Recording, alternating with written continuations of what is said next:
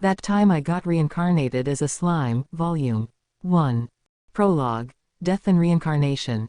It was just your typical kind of life. I graduated from college, landed a job at a sorta big general contractor outfit, and with my older brother taking care of our parents for me, I was currently enjoying all the myriad benefits of the bachelor pad life. Age 37. No significant other. I wasn't exactly short or frumpy or hideous or anything. But when it came to the opposite sex, apparently I had nothing to offer. I'd made efforts along those lines, with varying degrees of dedication, but by the third rejection, something fizzled out within me.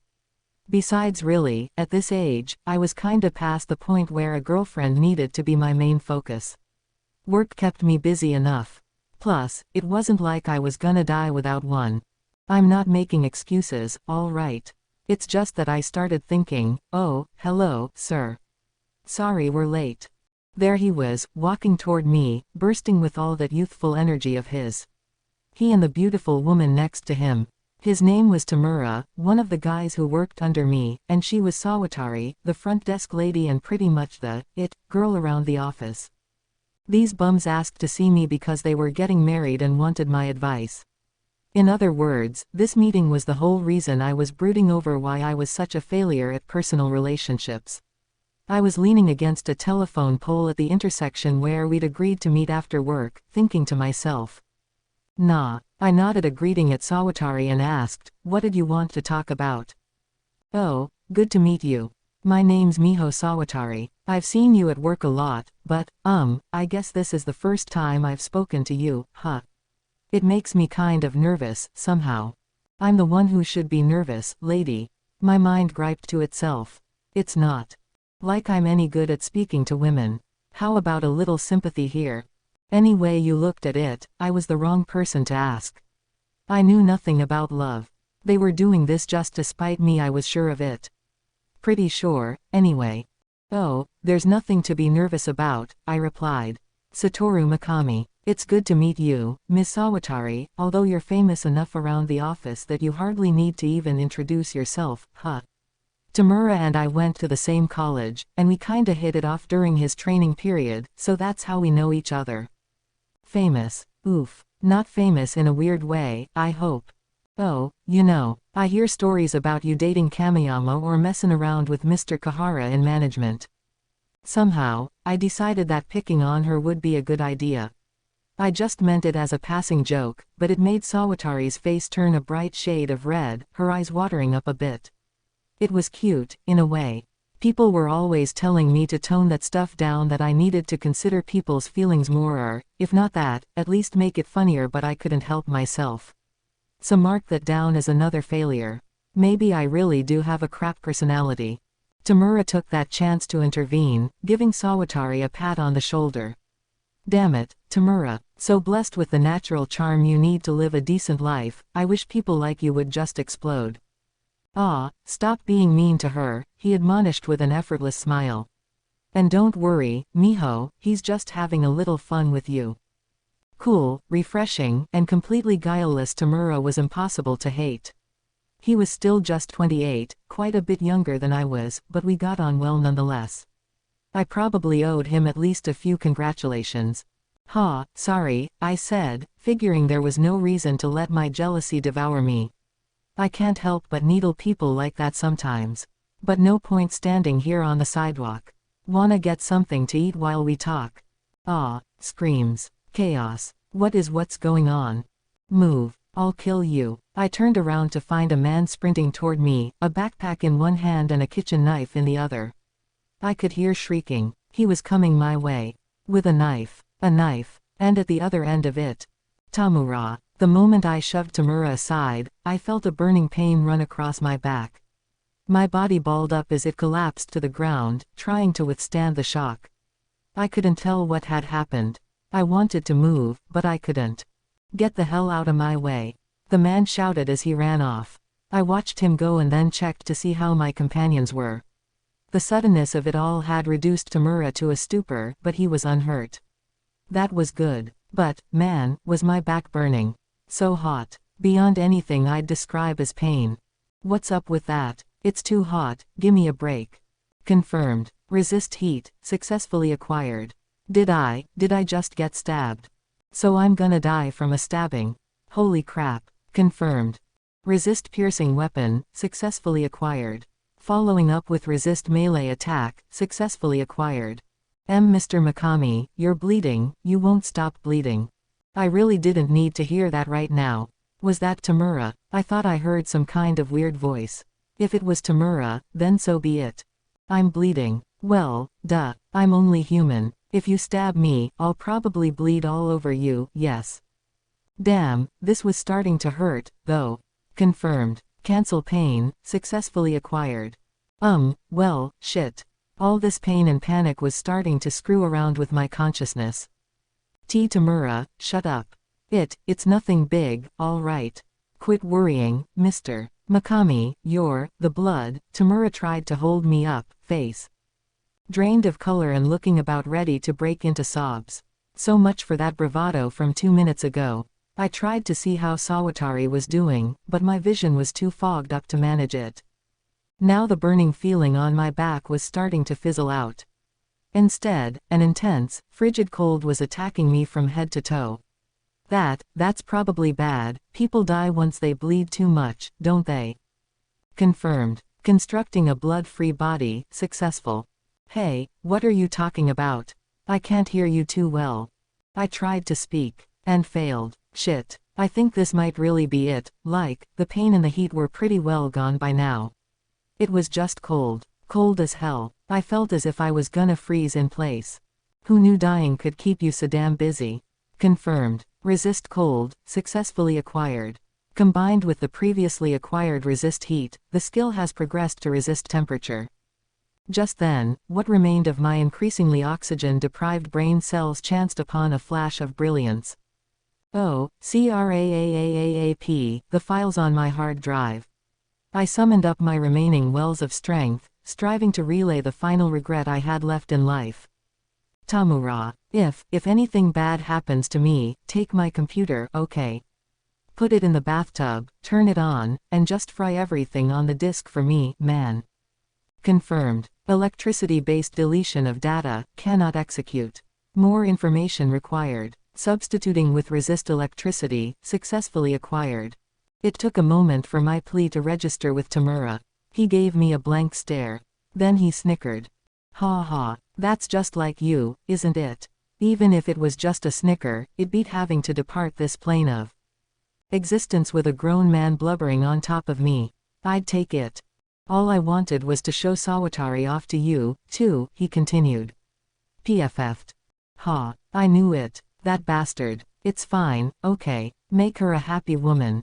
I wrung out the last bit of strength my body had to offer. Just kill my PC for me. It was just your typical kind of life. I graduated from college, landed a job at a sorta big general contractor outfit, and with my older brother taking care of our parents for me, I was currently enjoying all the myriad benefits of the bachelor pad life. And I was a virgin. Imagine that. Floating off to meet my maker in completely unused condition, my manhood was probably crying its single eye out right then. Sorry I couldn't make you a real grown-up. If there's such a thing as reincarnation, I'm gonna go on the attack next time, I promise. I'll hit up everyone I see, stalking my prey before I go in for the kill. Okay, not like that, but... Confirmed. Unique skill, Predator, successfully acquired. I mean, here I was, looking at 40 without ever losing my virginity. Like an old sage meditating in the mountains. Another few years, and I probably could have been the great sage of celibacy. Not the road I wanted to take in life, but there you go. Confirmed. Extra skill, Sage, successfully acquired. Evolving extra skill, Sage, into unique skill, Great Sage, successful. Hey, someone mind telling me who's talking? What do you mean, unique skill, Great Sage? Someone tryin' to start something with me. There's nothing unique about that. If you think I'm finding that funny, I'm not. That's just mean, man. Before I could continue down that train of thought, however, I fell asleep. Weird how death's nowhere near as lonely as I thought it'd be. That was the last thought I had on the mortal plane. Chapter 1. My first friend. It was dark. Too dark to see anything. Where was I? What even happened, for that matter? Someone was picking on me for being a celibate sage or something, and then. That was enough to jumpstart my mind again. My name was Satoru Mikami. Just another 37-year-old in a suit. And when I shoved my coworker aside on the street, some random maniac stabbed me. Good. I remembered all of that. Which meant I must be fine. No need for panic. That wasn't like me anyway. I was known for having a cool head. The last time I panicked, it was grade school and all I did was wet my pants, just a little bit. I tried looking at my surroundings. Then I noticed I couldn't open my eyes. Odd, I thought as I tried to rub them and my arms didn't respond. And more to the point, where's my head, anyway?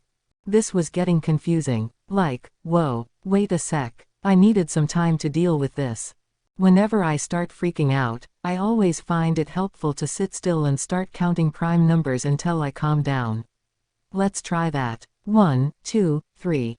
Wait, 1 doesn't count as a prime number, does it? Now wasn't the time for this. I couldn't let myself think about this stupid crap. This was bad, wasn't it? Like, what's going on here? Was I, like, past the point of no return, unless I did something? Panicking, I checked to see whether I was hurt anywhere. I didn't seem to be. Physically, I felt terrific. No cold, no heat, perfectly comfortable. That, at least, came as a relief. Now for my hands and legs, oop. Not so hot there. No response from any of my limbs. What's up with that? Getting stabbed in the back wouldn't force the doctors to amputate all my extremities, would it? I'd kind of like those back. Then there was the whole, can't open my eyes, thing. I was in a world of darkness, where I couldn't see a thing. An anxiety like none I'd ever felt before began welling up in my mind. Am I, in a coma or something? I was conscious, certainly, but had I gotten detached from my central nervous system, maybe? Oh, man, anything but that. I mean, think about it. When you throw a guy into a dark, enclosed space, it takes practically no time at all for him to go insane. And that was exactly where I was, and I couldn't even die in peace any longer, it looked like. If insanity was all that waited for me here, that was enough to take the wind out of anybody's sails. Just then, I felt something brush against my body. What's that? I focused all of my senses on this unknown sensation. It felt like grass against what might have been the side of my stomach. Concentrating on the sensations, I slowly began sussing out what was around me. I could feel the pointy edges of some nearby leaves prick against my body. It made me a little happy, really. I was in total darkness a moment ago, but now I had my sense of touch back, at least. It made me so overjoyed that I made a beeline for the grass, and creep. I could feel my body sliding flat against the ground. I moved. This, at least, was clear evidence that I was not on any kind of hospital bed. The feeling beneath my stomach took the form of hard, jagged rock. It still didn't make much sense to me, but I appeared to be outdoors. So I headed toward the grass, keeping my senses keen against what I touched, although I still wasn't quite clear on where my head was. There was nothing to smell. I wasn't sure whether I had that sense or not. Really, I had no idea what I was shaped like.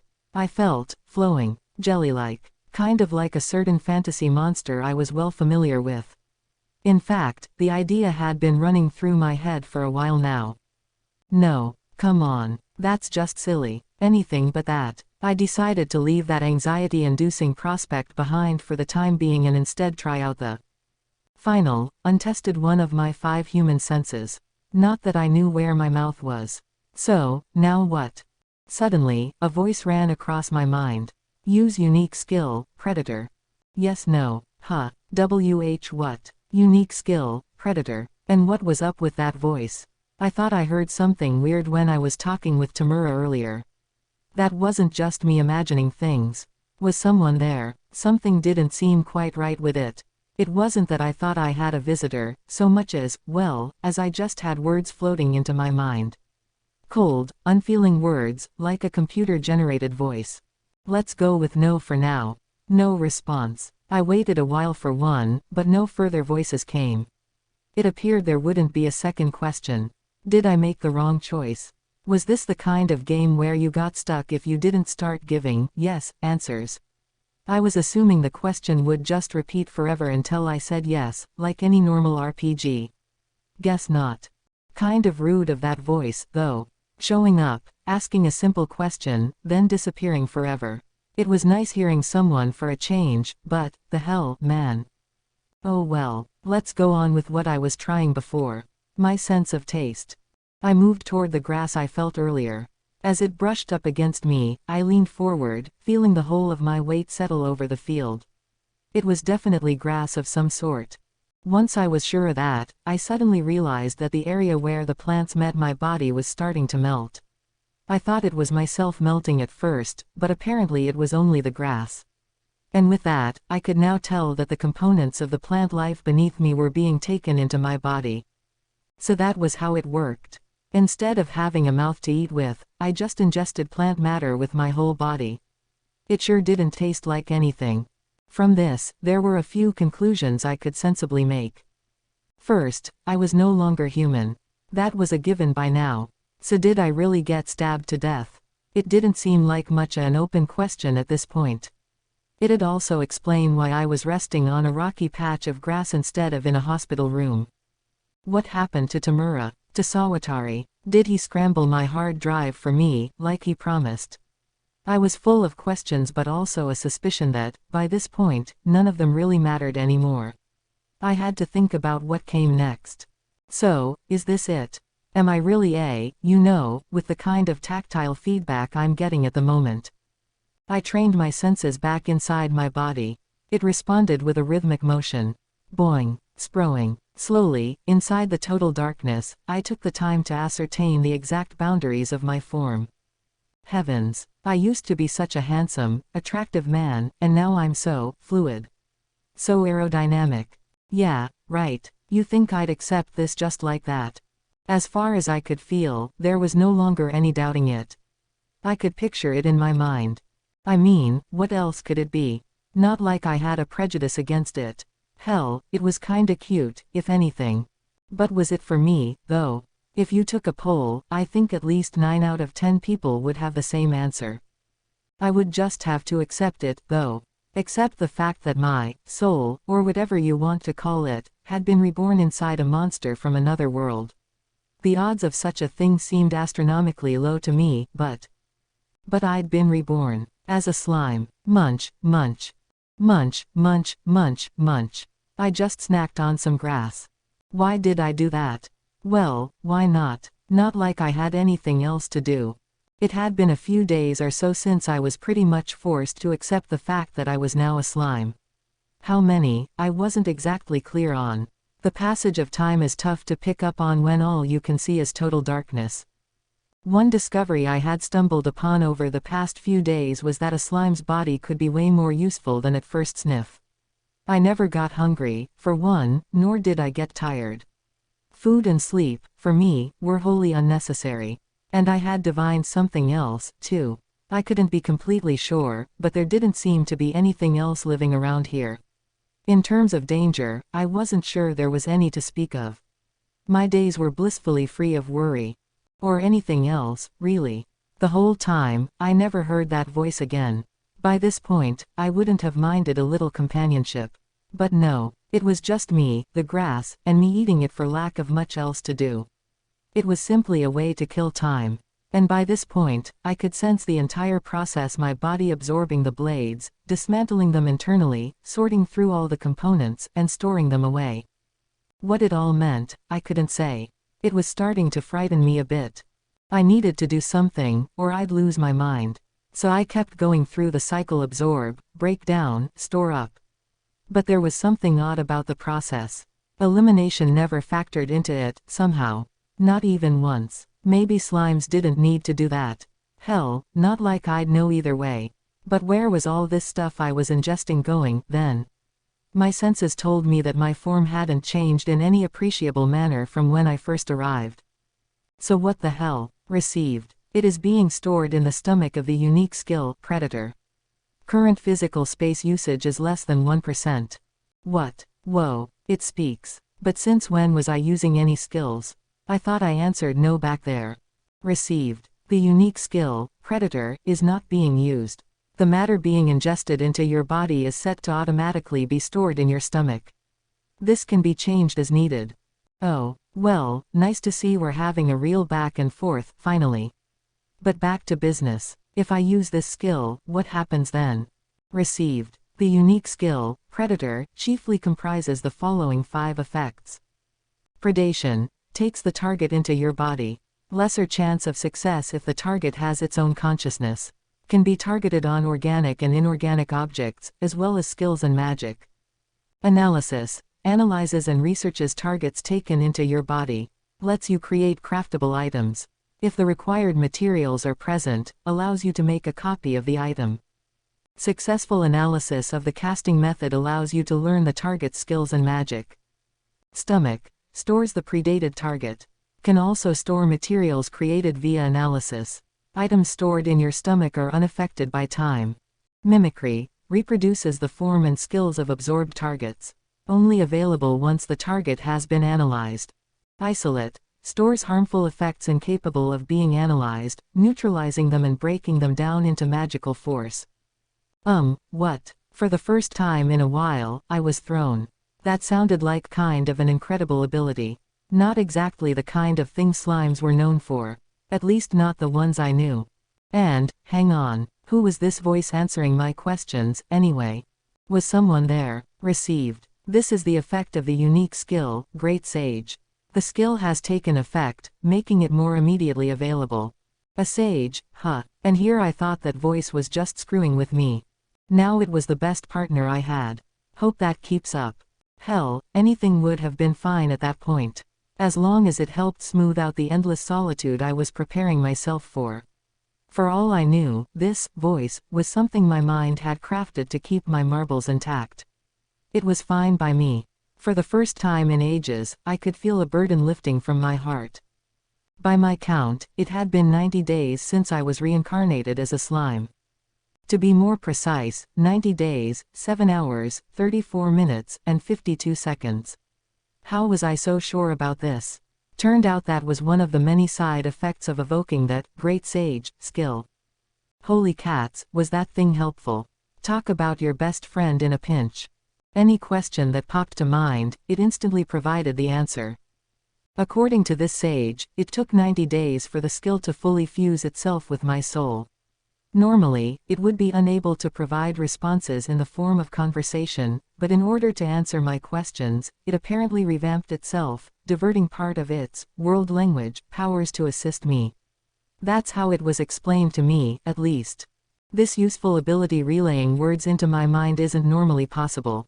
As it explained to me, this world language was heard only when there were great changes to the world or when you either earned or upgraded a skill, something that normally didn't happen all that often. These skills were obtained only rarely, when the world recognized that you had grown in one way or another. Evolution, meanwhile, was something most people never got to experience in their lives. It was all Greek to me, but if that was how it was, I was willing to accept it. So the Great Sage was answering my questions at the moment, but otherwise it was this totally passive thing. No real sentience or anything. Unless I spoke up, it would never talk to me of its own volition. That was the only real drawback, but tossing words around with someone again was a wonderful feeling, even if it was a one-way street.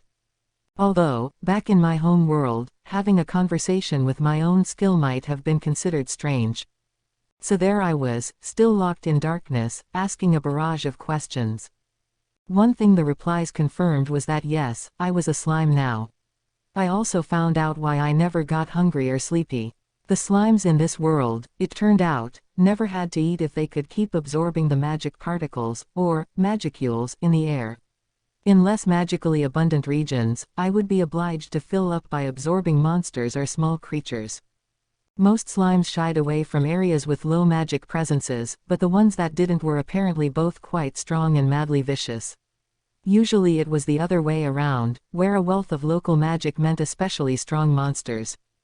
In other words, the area I took up residence in was so laden with magic that I didn't even have to eat. As for the sleep question, received. The body of a slime consists of a mass of completely identical cells. Each individual cell may function as a brain cell, a nerve cell, or a muscle cell. Since the operational cells used for thought are rotated in and out at regular intervals, there is no need for you to sleep. This raised the question of where my memories were being held, exactly. Maybe it was kind of like a RAID setup on a computer. That would be close enough, came the response. Considering its lack of personality, the sage certainly came up with some snappy replies. Speaking of which, the Great Sage skill consisted of 5 effects. Hasten thought. Boosts perception speed by 1,000 times. Analyze and assess. Analyzes and assesses the target.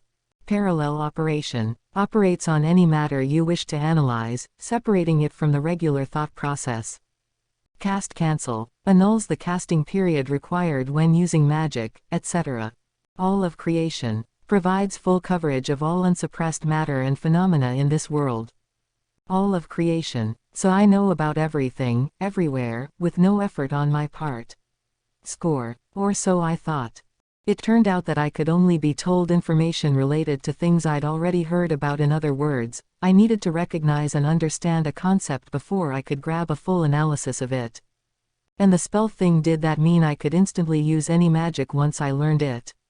And, there was magic in this world and stuff. The Great Sage replied with a big yes. Well, once I knew that, I just had to try to learn a few spells myself. I checked with the sage to see if it could help me cast magic, but that was a no-go. It was worth a shot. Still, I had another great idea. Could I link the Predator analysis skill with Great Sage parallel operation? Received. It is possible to link Predator analysis with Great Sage parallel operation. Do you wish to link them? Yes, no. Yeah, not that I had anything to analyze yet. Wait. Or did I? That grass in my stomach. The stuff I had been eating to pass the time. What was that? Not like I had anything else to do. Let's give it a try. Off you go, Sage. Analysis complete. Hypocoute herbs, a type of ingredient used in healing medication. Only thrives in areas blessed with high local magic densities. Fusing its juice with magicules produces recovery medicine. Grinding the blades and fusing them with magicules produces a salve that closes wounds. Wow, that was what I'd been snacking on. Talk about an unexpected windfall. I immediately set out to create some medicine of my very own. The process took place inside my body, so it didn't really feel much like crafting, but the analysis took less than a second, and within another 3-ish, I had my very first potion. 5 minutes, and I could have had 100. And while I didn't have anything else to compare it to, using my Great Sage skills to assess them resulted in a high-quality rating. So there you go. I was happy enough with it, at least. It all went so fast, too. I asked the sage about it, and it said the process usually took more time than that. Linking it with parallel operation must have been the right idea, I suppose. To test that theory out, I unlinked it long enough to create a single potion. It took 50 minutes. Damn, that was slow. Looks like I had the foresight to stumble across some mega-compatible skills to combine. Not that I knew what I was doing at all. Some of your garden variety weeds were also sprouting here and there, but most of the local grasses were hypocoute. How about that? So I decided, as a little insurance, to predate all the herbs I could in the area and turn my stomach into a little recovery potion factory. I didn't have much else to occupy my time. It was still pitch black in here. There was no doubt about it. I had put my guard down. I had a partner who granted me skills and the ability to engage in kind of passive conversation, and I let it get to my head. I suppose that had a lot to do with how for 90 days in a row, I never ran into any other creatures. No danger to my life whatsoever. But either way, I had let my guard down. For an instant, I was like, huh. I felt a sudden sensation that I had grown lighter or heavier or, unstable. Did I fall in some water? In the past 90 days, I hadn't felt so much as a drop of water hit my body. I'd assumed I was in a rain-free cave or some other kind of shelter, so I had never even entertained the possibility before. I had probably slipped into a river or something. Rivers don't exist indoors, so maybe it was some kind of underground creek in this cave I was in. Up to now, I had been careful with every step I took, making sure everything remained steady in the darkness. But after learning about my skills, getting full of myself, and using predation to eat a pasture's worth of grass, I had stopped paying attention to what was under me. I was always like that. Getting cocky, then screwing it all up in the end. I'd proclaim to a customer, "Oh, absolutely. That won't be any problem at all," and then have hell to pay. It had happened over and over. I still remember the spiteful looks the rest of my team gave me for it. Too bad I didn't think to stop myself in time. What kind of idiot runs off into parts unknown when they can't even see? If I survived this, I was gonna give myself what for. Of course, given my personality, I doubted I'd learn anything from it. It was funny how serenely I was handling this whole thing, though. Not like I had much in the form of arms or legs I could flail about in horrified panic. Guess it's over, then. Pretty short lifetime even by slime standards, maybe. I said my final prayers, awaiting my inevitable suffocation. Suffocation never came. Why not? Did I not fall in the water? Time to call on the sage, maybe. Received. A slime's body operates exclusively on magicules. Oxygen is unnecessary, and therefore, says breathing. That is why you have not been engaging in that behavior. Oh, right. I wasn't paying attention, but I guess there wasn't any breathing, was there? Made sense. Even after 90 days, I was still learning something new. But now wasn't the time to celebrate. I had fallen into water, and even if I wouldn't die, it did still put me in kind of a bind. What now? I couldn't really tell whether I was floating or sinking. My lack of limbs precluded any attempt at swimming. Would I wind up at the bottom sooner or later and be able to creep my way back to the surface? Or was I doomed to bob around in the middle of the current, never reaching much of anywhere? Though, if anything, it felt less like a violent torrent and more like I was being rocked in a cradle. Very gently rocked. It felt pretty good, even. Something told me this wasn't flowing water after all. Maybe it was a lake, not a river. I didn't feel as though I was being taken anywhere. I was just kinda bobbing up and down, like a plastic bag, and it didn't feel as if I'd ever hit bottom. If things stayed this way, I was in big trouble. What now? Just then, my brain cells or my slime body, I guess, came up with an ingenious plan. Maybe I could go all predator on this water and then spit it out for some water jet propulsion. Would that work? Only one way to find out. Not like I could do anything else. So I started drinking, filling my predator stomach up to approximately 10% of its capacity. Then, I expelled it like I was wringing out my stomach. The sense of release was exhilarating. Suddenly, I heard a voice in my mind. Water pressure propulsion skill acquired. It was the first time I recognized it. This had to be the so-called world language. There was no mistaking it, since the sage spoke only when spoken to, but the two voices did sound exactly the same. But I didn't have a moment to ponder over this. The more pressure I applied on the water, the more pressure I felt on myself, and I was rocketing forward at astonishing speed, as if I was about to launch myself into the sky. The acceleration was intense. Honestly, maybe it was a good thing I couldn't see. Instead, I just basked in the sensation of my body zipping along through the darkness. Well, let me clarify. If I could have seen my surroundings, I'm sure the fear would have been intense, but not being able to see was just as terrifying. If you've ever been on a roller coaster in an amusement park in total darkness, perhaps you'd understand the feeling. My mind flashed back to my previous life and the single day I spent visiting a certain paradise under the rule of a certain rodent. At least his magical dreamland offered safety harnesses. By this point, I wanted to punch myself for coming up with the idea. And trying it out right after thinking it up. Come on, man. What happened to some kind of, preliminary safety check? The terror was starting to affect my train of thought. How long would I keep accelerating? How much water did I spit out, anyway? As that thought occurred to me, I felt my body crash headlong into something and bounce off it. I braced myself for a wave of paralyzing pain, which never came.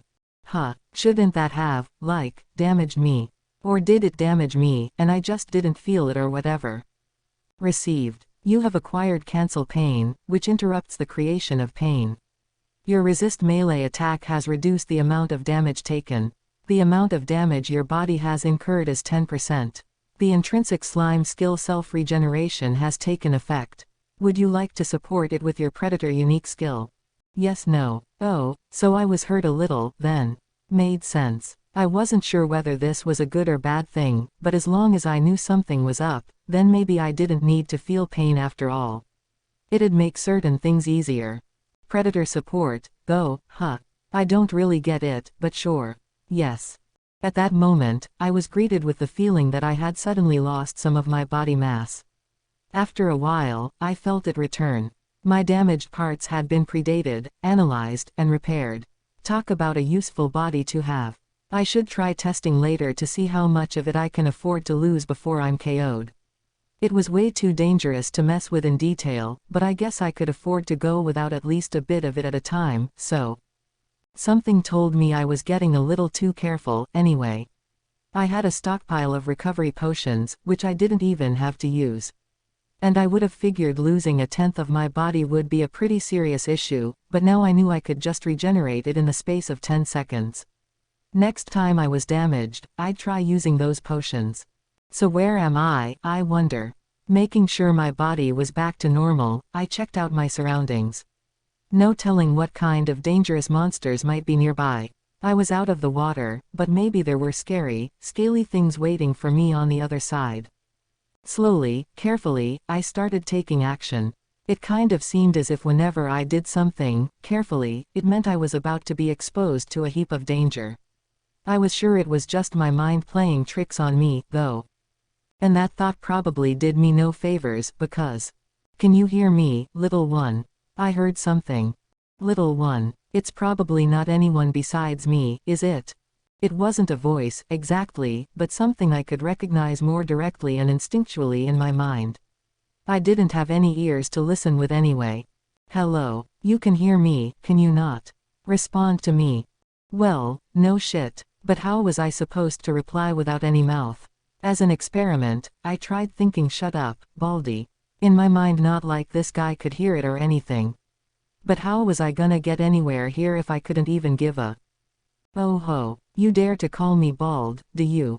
Rather a lot of nerve packed into such a little body, no.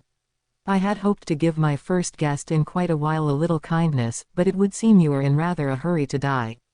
Oh, geez, could have warned me that would work first.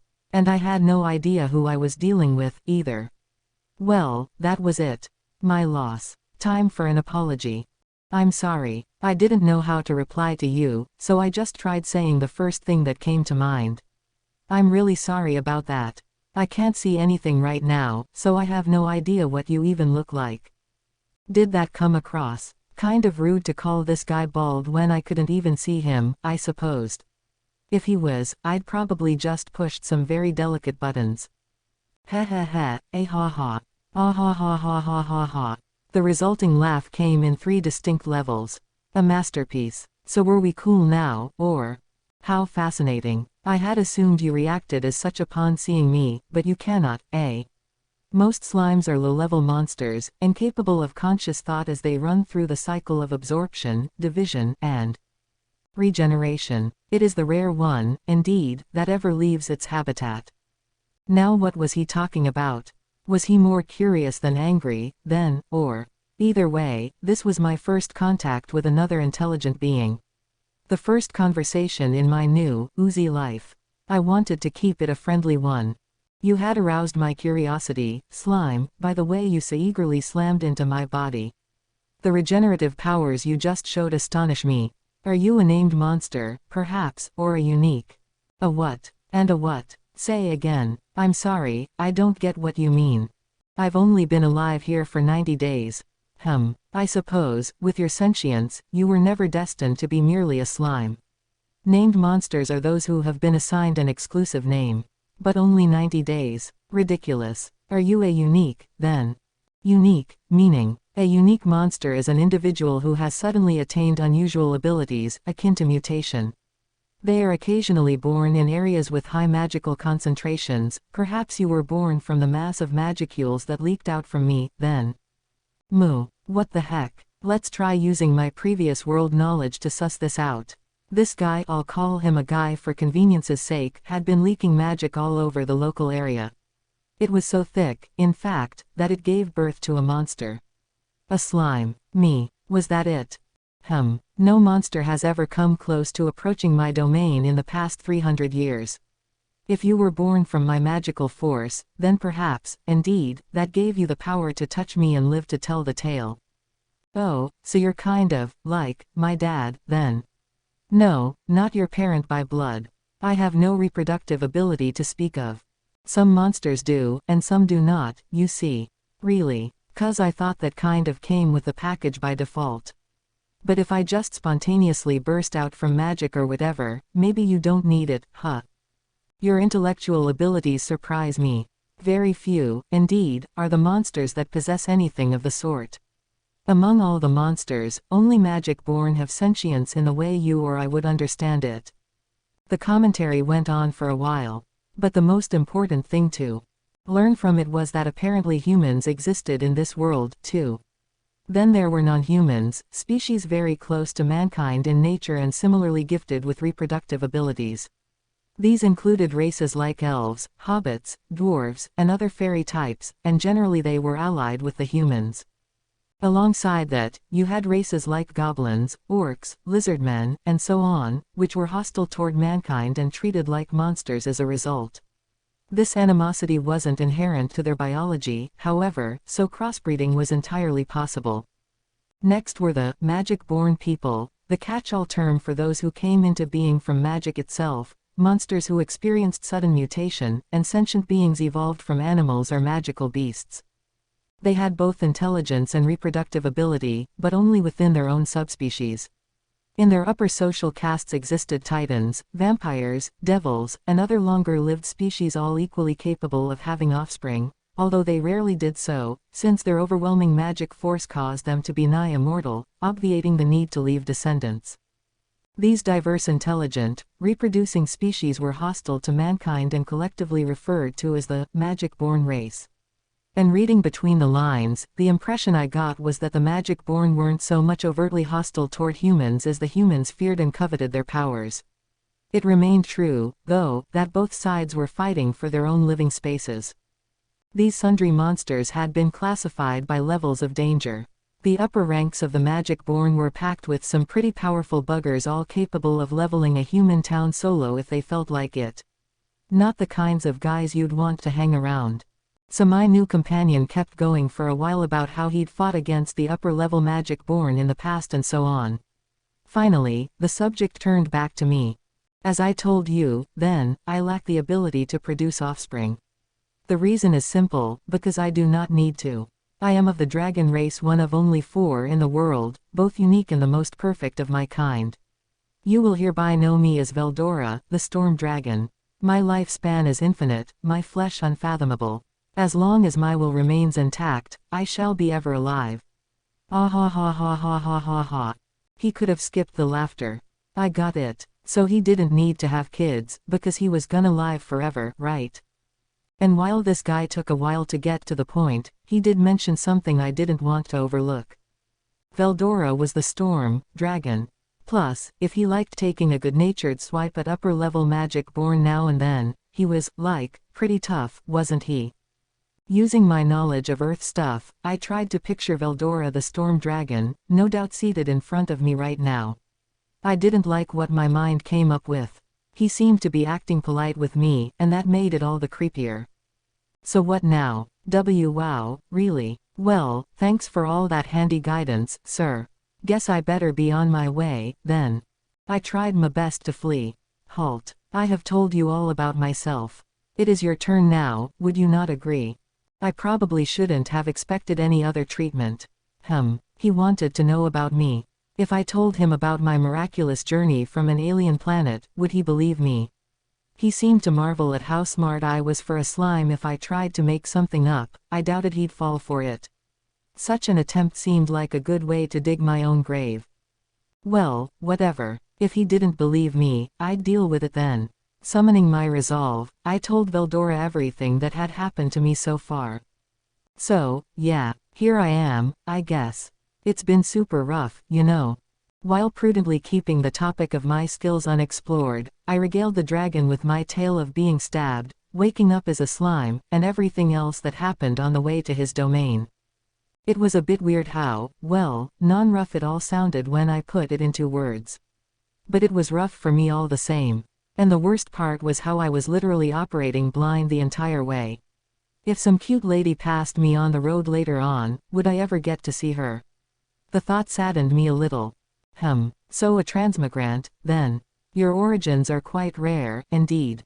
Huh, are they? And you, transmigrant, this isn't any big surprise to you. What's with that reaction? So these, transmigrants, were common enough that he had a name for them. What was so rare about it, then? HMPH. You do see transmigrants, on occasion. Their memories from the past are burned into their souls, due to a powerful will. There are some, indeed, who retain every memory of their past lives. But a transmigrant from another world, that is quite uncommon. A regular soul, by itself, would have no hope of surviving a journey across realms. It would dissolve midway, taking its memories with it. Someone retaining their full mind and becoming reborn as a monster out of pure magic, I cannot recall any past example of that. Quite peculiar, indeed. Transmigrants from other worlds, it seemed, kept only part of their memories at best. Someone like me, who still had them all, was pretty well unheard of, not that I cared too much. He had just told me something I couldn't afford to ignore. A soul, by itself. So you could travel to this world without getting reincarnated or anything. Huh, am I that unusual? 'Cause it sure doesn't feel that way. Are there people, then, who come here from other worlds without being trans-whatevered? There are. None have succeeded in traveling to another world from here, but there are more than a few that have completed their travels here from elsewhere. They are known as visitors, or otherworlders, and they bear knowledge of things that do not exist in this world. They acquire, as I hear it, some manner of special power when they make the journey here. Beyond that, there are records of transmigrants, who as I said bear knowledge of other worlds. Not all of them choose to openly identify themselves as such, though, I imagine. Interesting. I didn't know whether they came from the same planet I did, but it might be good to chat with them a bit. There might even be some from Japan, for all I knew. It was probably best for my sanity to have a goal while I was here, besides. I see. In that case, I think I'll try and track down some of these, otherworlders, as you called them. Maybe I'll find someone from my own land. Well, one moment. You said you cannot see, yes? Oh, yeah. And it was a pain in the ass, yes, but as long as I took my time and kept from getting myself killed, I was sure I'd run into some fellow visitors. Probably. Let me help you see, then. What? Damn. This guy, I mean, Veldora the Storm Dragon, he was acting way too nice to me, wasn't he? Could I really trust him? Really? Indeed. On one condition, however. What do you say? I didn't like the sound of that, but, what the hell? What kind of condition? A simple one. When I grant you the ability of sight, I beg of you not to fear me. That, and I bid you come visit and speak to me again. That is all. I trust my terms are agreeable to you.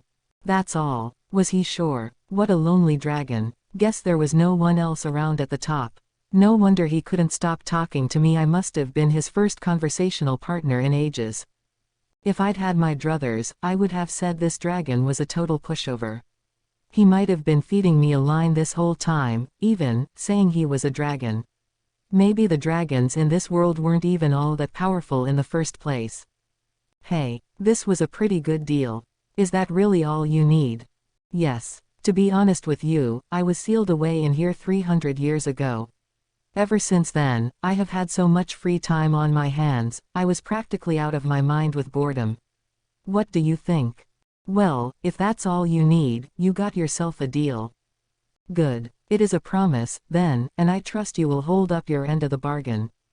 Of course. Maybe I don't look it, but you can count on me, man. Just ask anybody on Earth. They'll vouch for me. Hopefully he wouldn't try to. That would be bad. Very well. There is a skill known as magic sense. Can you use it? Oh, here we go again. More walls for me to deal with. So unfair. No, I can't. What kind of skill is that? It allows you to perceive the particles of magic floating around you. It is not a very powerful skill, and all it offers is a visual reference, so it is not difficult to acquire. Oh, sounds easy enough. Indeed, I can wield it as easily as I can breathe. I hardly even bother to think about it. Really, so once I learn that, I'll be able to see again. Precisely. This world is covered in sheer magic, although it is not spread evenly across its entire surface. Did you know, also, that light and sound both have the properties of a wave? Yeah, I've heard about that. Light waves and sound waves. Ah, how intelligent of you. Did you learn of that in your past world? You must have, I wager. But, indeed, you will be able to observe how these waves disturb the nearby particles of magic, then use that information to calculate how the area around you looks and sounds. Simple, yes. Not really. What kind of BS was that? I'm not really sure whether that sounds simple or not, actually. No, but that is what allows one to continue fighting even after losing both their sight and hearing. It protects you from surprise attacks, and that is all but a requirement for survival here, is it not? Why yeah, but, can we skip all that fighting talk and just get me seeing again, maybe? Very well. Allow me to help you acquire this skill, then. This is the only method I am aware of. Wait, can you do that? I'm kind of a newborn here. Worry not. You do have your memories from your past life, yes. And there, you gained knowledge about the nature of light and sound. Without that, not even I could help you, I wager. Luck is on your side, truly. True. I supposed it would be hard to explain sight to someone who can't see at all. I certainly couldn't manage it. I read somewhere that Helen Keller learned how to speak only by following cues she learned before going deaf at age 2. Maybe I could use my knowledge of Earth to harness this magic sense thing to figure out what the world around me was like. Worth a shot, I guessed. This blindness was getting to be a massive pain. Plus, I had the sage on my side. It could work this out. I'm ready to learn, sir. Now, no need for such ardor. It is quite simple. First, try moving the magic around you with the force in your body. I had an inkling of what he meant. It was the skill I'd probably adapted to blow myself out of the water a moment ago. Like this. I tensed up, trying to imagine the strength circulating through my body. I could feel something moving within the magicules my companion was talking about. I hadn't been conscious of it in the water, but it looked as though I could adjust the force by how much I tensed up. Before, I hadn't been controlling the water so much as I was controlling the magic dancing around in it. I was exercising my magical muscles, and the particles around me were reacting. It came to me surprisingly quickly. You are more gifted in this than I thought. Now, do you see the difference between the magic moving within you and that outside of your body? Whoa, maybe this actually was easy. Maybe I was more sensitive to the magic I absorbed now that I was conscious of the way I lived off it. Well, sure, that's the stuff I've been eating all along, right? If you understand that much, the rest is child's play. All it takes is feeling the movements of the particles outside of you. Yeah, that I didn't get. But I gave it a shot, doing as I was told and feeling out the particles surrounding me. And I found I could. I could sense them hanging in the air, riding air currents, moving around. All sorts of sensations. Let's ask the sage about this. Confirmed. Extra skill, magic sense, successfully acquired. Use the extra skill magic sense. Yes, no. It was that easy. Well, sure yes, then, man, talk about a rock I can rely on. The moment I invoked magic sense, my brain was filled with new information. A massive amount, something my human brain never could have. Processed the waves of light and sound pushing every single tiny particle around, and I processed it all, converting it into perceptible data. The thing about human eyesight is that it doesn't give you even a 180-degree view of what's in front of you. Now, all of a sudden, I could see a full 360 degrees around myself. The shadows of the rocks around me, the views hundreds of meters away. The moment I turned my attention to it, I could figure out what it was. If I were still human, all this perception data probably would have fried my brain circuits. But now I was a slime. My cells could provide muscle just as easily as brain power. So somehow or other, I withstood the torrent of information. Then, Synchronizing extra skill magic sense with unique skill Great Sage, successful. All information will now be managed by Great Sage. Suddenly, my vision opened up. The brain-searing sensation from before was gone, and then I could see so clearly that it was a wonder I wasn't able to do it before. Something told me that having the sage at my side was almost cheating. It wouldn't be going too far to put it that way.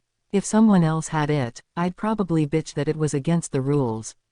Since I had it, though, no problem. Oh, I think I've got it. Thank you very much, I said, turning my attention to the creature in front of me. Holy crap, he really was a dragon. He was covered in scales that shone a dark shade of black, tougher looking than steel itself but supple and flexible. A big, evil-looking. Gah, you're a dragon. He looked positively demonic, towering far higher than I anticipated. My internal scream welled up, pouring out of me, and I don't think I could really be blamed for it. What a surprise. I feel bad for ever thinking this guy was pet-sized. This was, for real. Absolutely no doubt. The body, startlingly similar to a Western-style dragon's, shone like obsidian. There were 6 fingers on each hand, equipped with claws that looked ready to tear through whatever they found. The 2 pairs of wings on his back, one larger than the other, came to a point at their respective ends, like swords honed to perfection and ready to dice. Upon closer observation, the ominous scales covering his entire body actually radiated a dark purplish light, a mixture, perhaps, of their natural color and the unearthly force that made its way through the surface. There was something strangely beautiful about his vast shape, the picture of majestic dignity. I began regretting being so rude back when I couldn't take it all in, but that was all water under the bridge. Turned out, by the way, that I was indeed oval-shaped. Like a little bun. Kind of a light turquoise, maybe. Lighter than the daylight sky, but not by a lot. A rather elegant color, I thought. Shame about the whole being a slime thing. You do remember your promise, yes. And considering your previous complaints, you learned rather quickly, no? Oh, of course. I was just joking a little, is all. I can see just fine, and plus I can hear now, too. I really appreciate this. HMPH. You could have taken your time. So he was fine after all. A little scary looking, but he was awfully kind to me, for no good reason. He really was lonely, I imagined. It was unfortunate that he looked the way he did. Kind of like that little story about the poor red demon who wanted to befriend the humans. So what do you intend to do next? Well, for starters, I figure I might as well look for some other worlders from my home country. Not that I care too much if I don't, but, you know. Finding some would be better, but it's not as if we're guaranteed to become fast friends. Plus, with my brand new eyesight, scoping out the world could do wonders for me. Harvesting the light and sound around me had just expanded my world 1,000-fold. Now, finally, I could say goodbye to my days of literally chewing the cud in my tiny cave or whatever. That dragon, though. The more I stared at him, the more sinister and terrifying he seemed. And yet he didn't move a single inch. He mentioned a 300-year-old seal, right? By the way, Veldora, you said something about being sealed away. Yes, I perhaps underestimated my opponent slightly. I eventually began fighting with, shall we say, more urgency, but, well, it was rather too late by then. The dragon sounded almost proud of his losing performance. Magic was one thing, but I doubted there was a sword or lance in this or any other world that could scratch him. It wasn't as if I knew that much of this world yet. Maybe it was crawling with horrifying monsters even more powerful than him, or something. Was your opponent that tough? She was, quite strong. She was what the humans call a hero, one blessed with so-called divine protection. A hero. My days in front of a game console had made me well familiar with that term. Simply doing hero stuff didn't make you dragon-slaying material, though. A lot of recent games had turned their so-called heroes into foils or parodies of themselves. Besides, maybe things were still a bit more traditional around here. Now that I recall, Veldora continued, the hero also said she was summoned. Perhaps she hails from the same area as you. Oh, I dunno, where I come from, nobody's that strong, you know. Perhaps, but many other worlders come here bearing special powers. Powers that are chiseled into their souls in the midst of their journey. The summoned will always bear one such skill, a unique skill, one exclusive to them and them alone. Unlike the other worlders who come here by sheer accident, these people bear a soul strong enough to withstand the stress of the summoning process. The fact that said summoning process so rarely succeeds in this world otherwise proves as much. When you say, summoning process, do you mean magic, or whatever? Precisely. A process requiring at least 30 magicians conducting a ceremony that takes place over 3 days. It is rarely successful, but it is seen as a powerful weapon to have in one's arsenal, should the need arise. A weapon. Those summoned in such a manner are bound by a magical curse upon their soul, unable to resist the orders of their masters. Whoa, really? No human rights or anything. Human rights. What rights would one possibly expect in this, of all worlds? Do not entertain such fantasies in this realm, little one. The only law that reigns here is survival of the fittest. Might, as they say, makes right. Well, if you got summoned to this world, no point hoping that your old values applied over here, I guessed. Bit hard to accept that. So are you saying that other worlders pretty much get treated like slaves here? No, it depends. There is no domination stamp applied to them. If society accepts them, they are free to live their lives as they please. They can become adventurers or the like. Many otherworlder adventurers have sought my head, they learned the error of their ways soon enough. Hiya ha ha ha ha. So you're only forced into servitude if you were summoned here, huh? Not servitude, exactly, but I suppose so, yes. I like to believe I know a great deal about the humans, but a great deal is not everything. No, you're a dragon, besides. In way, he knew almost too much as a dragon. At least conversing together put me on his good side enough that he answered all my questions. So we kept talking, Veldora and I, dragon and slime, about all sorts of things. How had the fight gone with this hero? How strong was she? Her skin was pale in color, the dragon told me, her lips were bright red and small. Her long hair was a dark shade of silver, kept back in a single ponytail. She was slim, not that tall, rather small for a human. Her face was apparently covered by a mask, but there was no doubting her beauty. I asked him whether this beauty was enough to distract him, whether he was too enwrapped to defend himself properly. Enough of your nonsense, he bellowed back at me. Apparently she carried a long, curved sword. A katana, it was called. She didn't bother with a shield. Taking advantage of 2 unique skills, absolute severance and unlimited imprisonment, and a wealth of other magic, she, as Veldora put it, overwhelmed him. There was more than a trace of nostalgic contentment in his voice, or so it seemed to me. Something I picked up on as we spoke was that this dragon, I think he really liked humans. He kept calling them wimps, and garbage, and such, but from the way he put it, he never deliberately killed anyone who attacked him, not unless they went out of their way to rile him. One time, 3 centuries ago, just one time, he emphasized a certain chain of events made him reduce an entire city to embers. That was what made the people send a hero his way, and now thanks to that hero's unlimited imprisonment he was in his current predicament. I had trouble enough figuring out my own feelings about a lot of things. Other people's, I could only guess at. But I was starting to get the impression that, well, maybe this wasn't such a bad dragon at all. I mean, I liked him. And he wasn't anywhere near as scary as before. All right. Well, what do you think? Friends, then. It was kind of, no, really embarrassing to put it like that. I'd have been blushing right then, if I could. What? A mere slime, daring to seek the friendship of the mighty beast feared worldwide as Veldora the Storm Dragon. Oh, you don't have to if you don't want, but... You fool. You foolish fool. Who said anything about not wishing it? Oh, no. Okay, so, now what? Indeed, if you insist, I suppose I could consider it. I could feel him sneaking furtive glances at me. It would have been one thing if it had been a cute girl sitting next to me at the movie theater, but it was quite another when it was a death-dealing mythical beast. Not fun. Pretty funny, though. Yep, I insist. It's settled. And if you don't like it, then watch out, 'cause I'll never come back. No. So be it. I will become your friend. I do hope you appreciate the gesture. Hey. I wondered whether I could manipulate the other 3 dragons he mentioned like this. I was made to exploit people, and he was made to be exploited. A perfect match. Well, to future times, then. Indeed. To future times, yes, allow me to give you a name. In exchange, you will give one to us both. Why? Where'd that come from? It shall chisel into our souls the fact that we are of the same rank.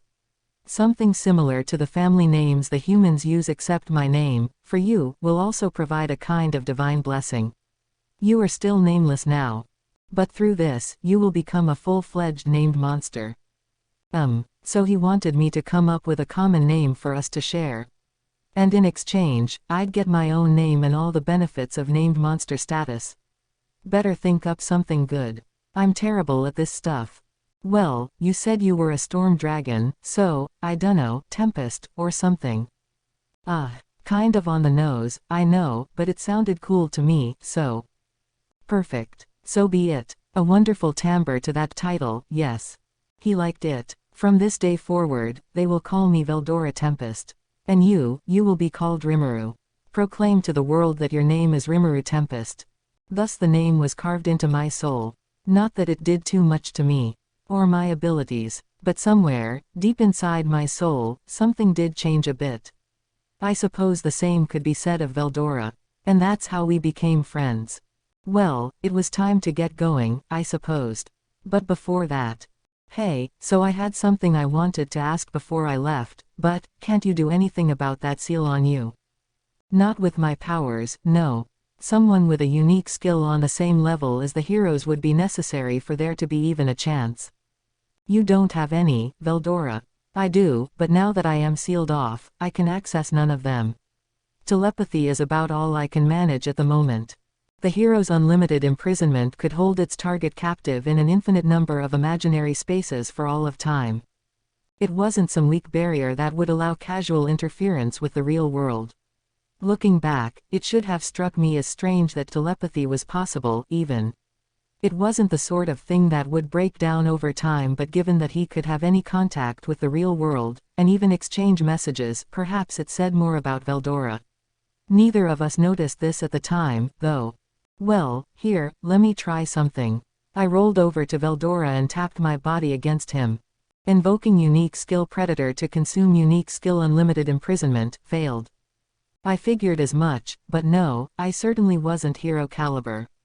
With a dazzling light, my unique skill tried to do its work but weakly bounced off without any further comment. I thought it might have made a small rip, but that was all. The barrier would repair itself shortly, no doubt. I was hoping that unique skill on unique skill would result in something, but it didn't. Was there anything I could do, though? Something. Received. Partial analysis of unique skill unlimited imprisonment complete. Reporting a potential escape route. Any escape involving a physical body is not possible. The chance of destroying the prison by physically damaging it is 0. Cannot analyze an escape route involving the annulment of imaginary space. One would need to be caught within the same unlimited imprisonment situation in order to analyze it from the inside. This is currently impossible.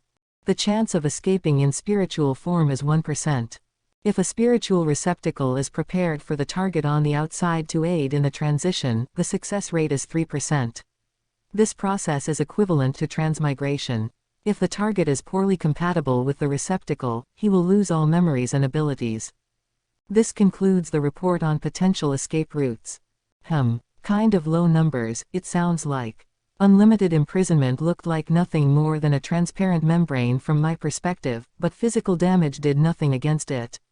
Maybe it had some kind of insurmountable defense attached to it, for all I knew. Hey, did you lay any damage on this hero at all? Or vice versa? I am glad you asked.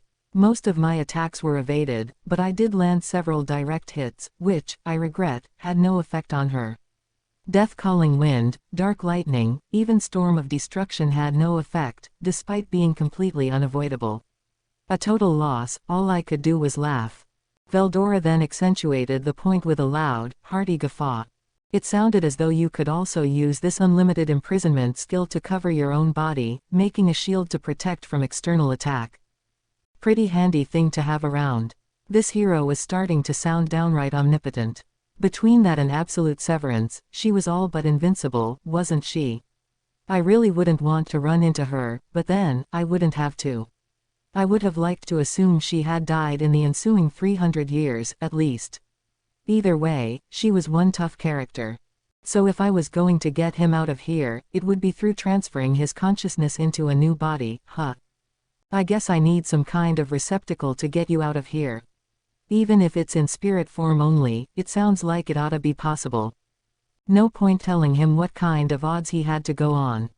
I'd just be hurting Veldora further if I dampened his spirits. There is a way out of here. Indeed, I feel my magical force will exhaust itself by no later than 100 years from now. My magic continues to flow out of me, even now.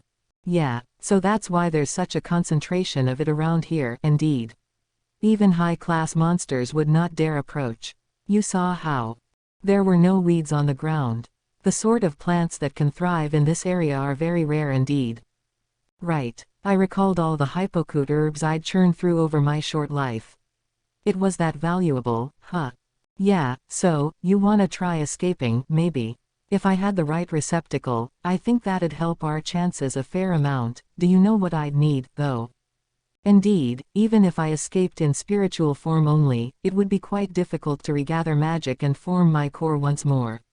You're creating a small tear in the prison helped my chances immensely, no doubt. As for that receptacle, the new core, if you can bring one to me, all I'd have to do is traverse myself over to it. Transmigration, I suppose. Yow. And here I thought he was a little slow. He knew exactly what I was getting at, didn't he? The exact same conclusion the sage had made. Pretty much, yeah. If it's something I can get on this side, I could look for it for you. To tell the truth, I do not need any core at all. You can keep a secret, I trust. As I said, I am both unique and the most perfect of my kind. A fully unique creation, one that takes purely spiritual form. I have no particular attachment to this body. It is merely the faith of those who live around me that forms the shape you see. There he went again, spouting off complete nonsense. As far as I could piece together in the ensuing conversation, the basic idea went like this. Using his consciousness alone, he could gather magicules toward him to form a physical body. Said body was currently being held in this prison, but that prison also prevented his will from collecting the magic he needed. Could he escape in consciousness form alone?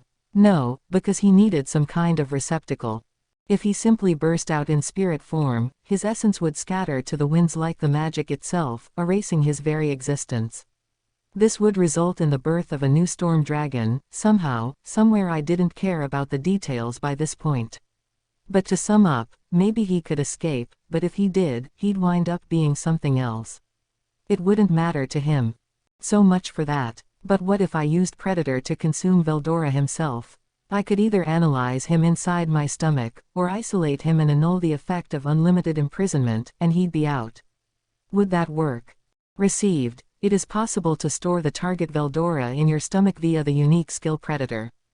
Really? In that case, if I could convince him of it, we could get going. If I couldn't, he'd have another century of isolation before he was reduced to non-existence. So I spent a few moments explaining the Predator skill to Veldora, and what I wanted to do with it. It'd be impossible from the get-go without the sage's help, but... Mwahahahaha. Fascinating. Please, go ahead. I leave myself at your mercy. You're that ready to believe me. But of course, it'd be far more fun to break through this prison with you than sit around and await your return. With the two of us together, this unlimited imprisonment could fall quicker than we thought. Now I got it. He was one, but now we were two. I liked his outlook. So the plan was I'd use Great Sage and Predator to analyze this beast, and Veldora would try to destroy it from the inside. No worries about Veldora dissipating away in my stomach. I was starting to think this could actually work. All right. So I'm gonna consume you, all right. Hurry up and get out of there. Heh. Right away. You shall make me wait no longer. Let us finally join together. Right. I summoned up my stores of resolve, touching him for a moment, then activated my predation skill. In a moment, Veldora's massive form disappeared from sight. It happened almost too fast. We were talking just a moment ago. Seeing him gone suddenly made me feel very small and very solitary. Using the skill on my first target created too much resistance to work at all, but with the help of a fully cooperative Veldora in all his hugeness, it couldn't have gone more smoothly. He and unlimited imprisonment itself were sucked in at once. Kind of a surprise it all fit in me, though. Checking my stomach usage, geez, 25%. How big was that thing, anyway? Then, conduct analysis of unique skill unlimited imprisonment. Yes, no. This better work, I prayed as I thought yes to myself. A cataclysm shook the world on that day. It was the only way to describe the reaction when the disappearance of the storm dragon Veldora was confirmed. It wasn't every day that a special S-ranked monster simply vanished without a trace. Monsters, as well as adventurers, were ranked on a system of 6 grades, from A to F. Pluses and minuses could be attached to these grades for extra precision. This system was first put into place by a man named Yuki Kagarizaka, a rumored otherworlder and one of the few to assume the topmost rank of Grand Master in the Free Guild. It was quickly adopted, thanks to being much easier to understand than the previous, somewhat arbitrary 4-tier system of Novice, right-pointing arrow, Beginner, right-pointing arrow, Intermediate, right-pointing arrow, Advanced. The special S rank combined the S rank, which comprised Demon Lord class foes that deserved more than simply an A, with a special tag reserved for those above even that class monsters capable of single-handedly engineering calamities or natural disasters. A scale-breaking rank, existing wholly outside the 6 traditional ones. Normally, an A-rank monster alone would be dreadful enough to threaten the existence of a nation. Someone like Veldora was dangerous enough to plunge it into despair. 300 years of penance had done nothing to affect the dragon's rank as a natural disaster-level threat. Just because he had disappeared didn't mean he couldn't be reborn somewhere, posing a new menace before long. But 20 days after the initial report of his disappearance, the Western Holy Church issued a report that, as far as its investigations could tell, Veldora the Storm Dragon both no longer existed and showed no sign of existing anytime soon.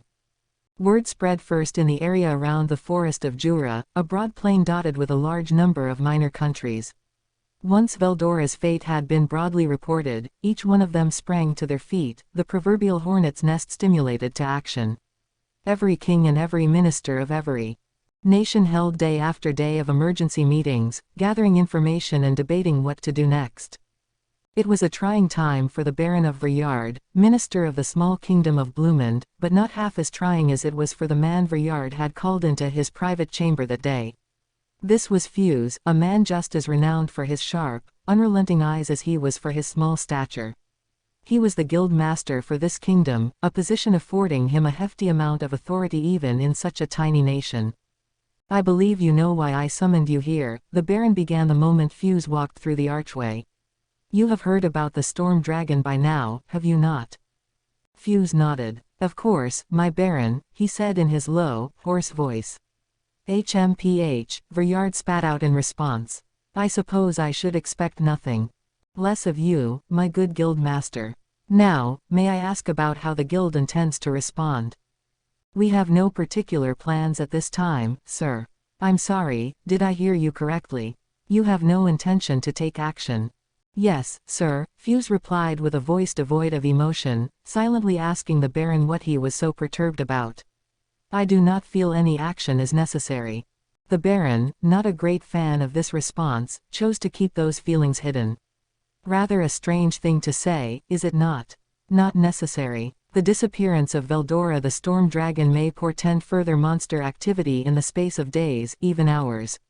And you are taking no measure at all against it. It would strike me as rather strange to do so, sir, for taking such measures is the job of the state. I am responsible for the Free Guild, not for providing volunteer work when bidden. This was the truth, as far as Fuse was concerned. The Free Guild was an independent, non-governmental agency.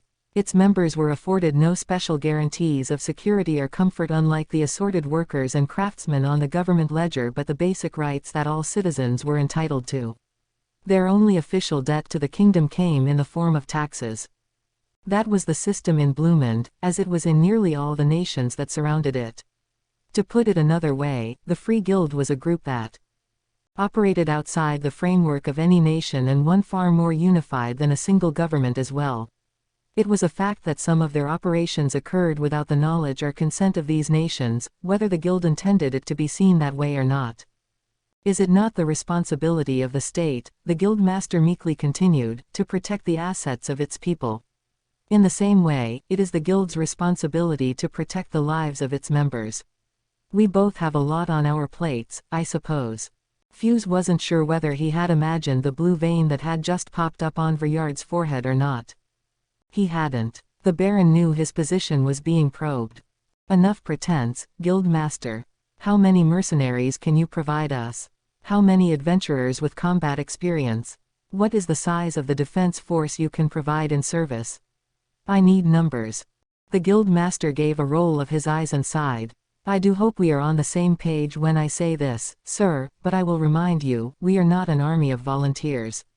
If we are talking about a mobilization based on the terms of our agreement, I can provide you the equivalent of 1/10 of our members.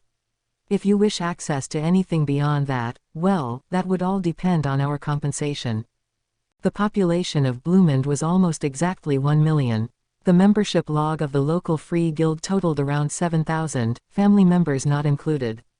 Thus, if the kingdom decided to invoke its agreement with the guild and muster 10% of its members, 700 in all, these fighters would officially join the command of the national army. Such an order, of course, would apply only to guild members who belonged to Bloomond and no other nation. All free guild members fell under the same banner, but their home nations were also clearly stated in the logs for this reason. What's more, while a nation had the right to define its own mobilization period under this agreement, it was also obliged to give the guild a 1/5 discount on taxes collected during the entire period. This allowed governments to rapidly summon a powerful force, and the guild to make sure its men would not be obligated to the state for too much of their time. For a group like the guild, which was required to pay salaries to all deployed members in advance, it was the obvious approach to take. Besides, even if a government asked for every man the local free guild had, there would be no way to handle them.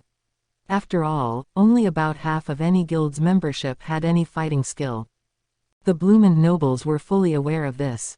Normally, they wouldn't have their top minister attempt to bully the guild master into better terms, but the times demanded otherwise. The monsters were stirring, for one, but even beyond that, they had more pressing motivations. Very well, enough of this. Are you trying to wring the truth out of me, Fuse? Fuse's eyebrows raised a little at the mention of his name. Veyard rarely, if ever, called him by it. He turned his eyes toward the Baron for the first time. The area near Veldora's prison was meant to be absolutely impenetrable, he said. Now that route may potentially be open to direct navigation, and that means we must consider the possibility of the Eastern Empire taking action. Ah, certainly so, the Baron replied. Whether they were letting Veldora be or were simply afraid of the seal being broken, we have been detecting sudden new movements in the Empire after a long period of silence. Do you understand what that means? If they can navigate that forest, this kingdom will be swallowed up instantly. And we can forget about the Western Holy Church providing us any meaningful support. The countries around the Forest of Jura have no meaningful alliance with each other. We will all become Empire vassals in the blink of an eye. No support from the Church. I fear not, no. They never were terribly interested in wars between mere mortals in the first place.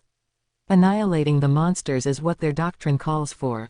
Quite so. If we could have them deploy even one of their paladins, the Empire wouldn't be so quick to move. Not needing to prepare for monster attacks would buy us some time, at least. I doubt anything could stir the Church to action, Fuse said. The destruction of a nation or two does nothing to affect their own finances. They cannot help everyone, nor even their own flock. He took a moment to gauge the Baron's face. Veyard looked exhausted, as if he had aged rapidly in just the past few days. It was understandable. The two of them were childhood friends. And even though Veyard was merely a baron, if the public knew of Fuse's close contact with a member of the nobility, it would create assorted difficulties for the both of them. They both had to pretend to use each other for their own personal gain, which was why they usually portrayed their relationship as surly and resentful.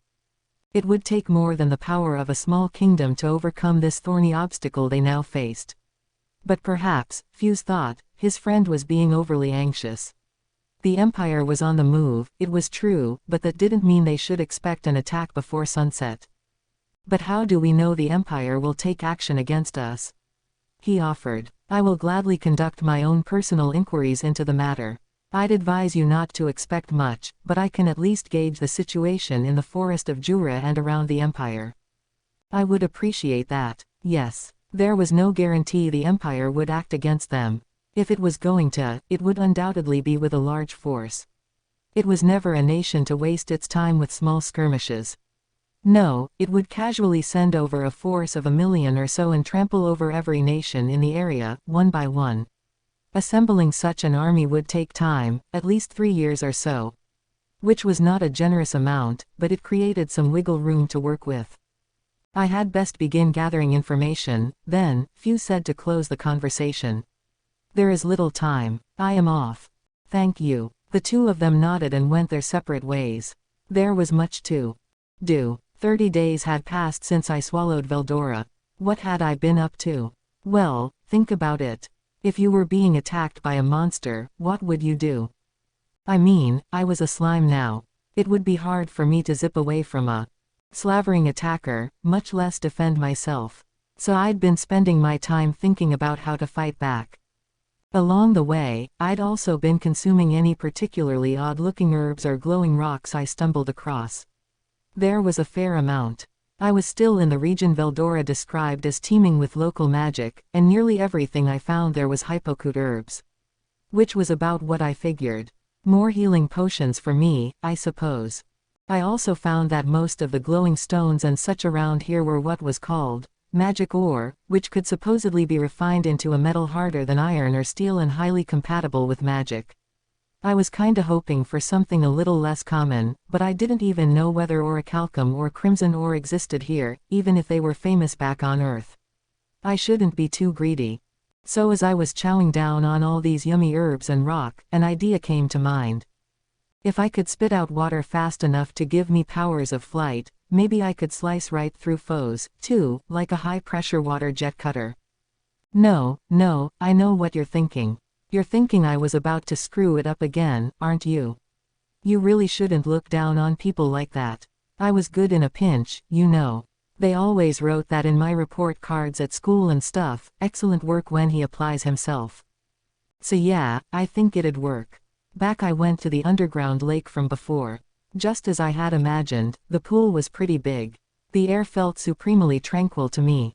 There were no creatures around, not even in the water, I assumed, what with all the magic soaked up inside it, which made it all the quieter. Pure, unadulterated nature. Truly a sight to see. But back to business. I moved right into the action phase last time without testing a single thing, which was fairly ill-advised. That, and I ejected too much water at once, propelling myself far quicker than intended. No game plan whatsoever. This time, I'd keep it at water pistol level, expelling. Just a bit at a time.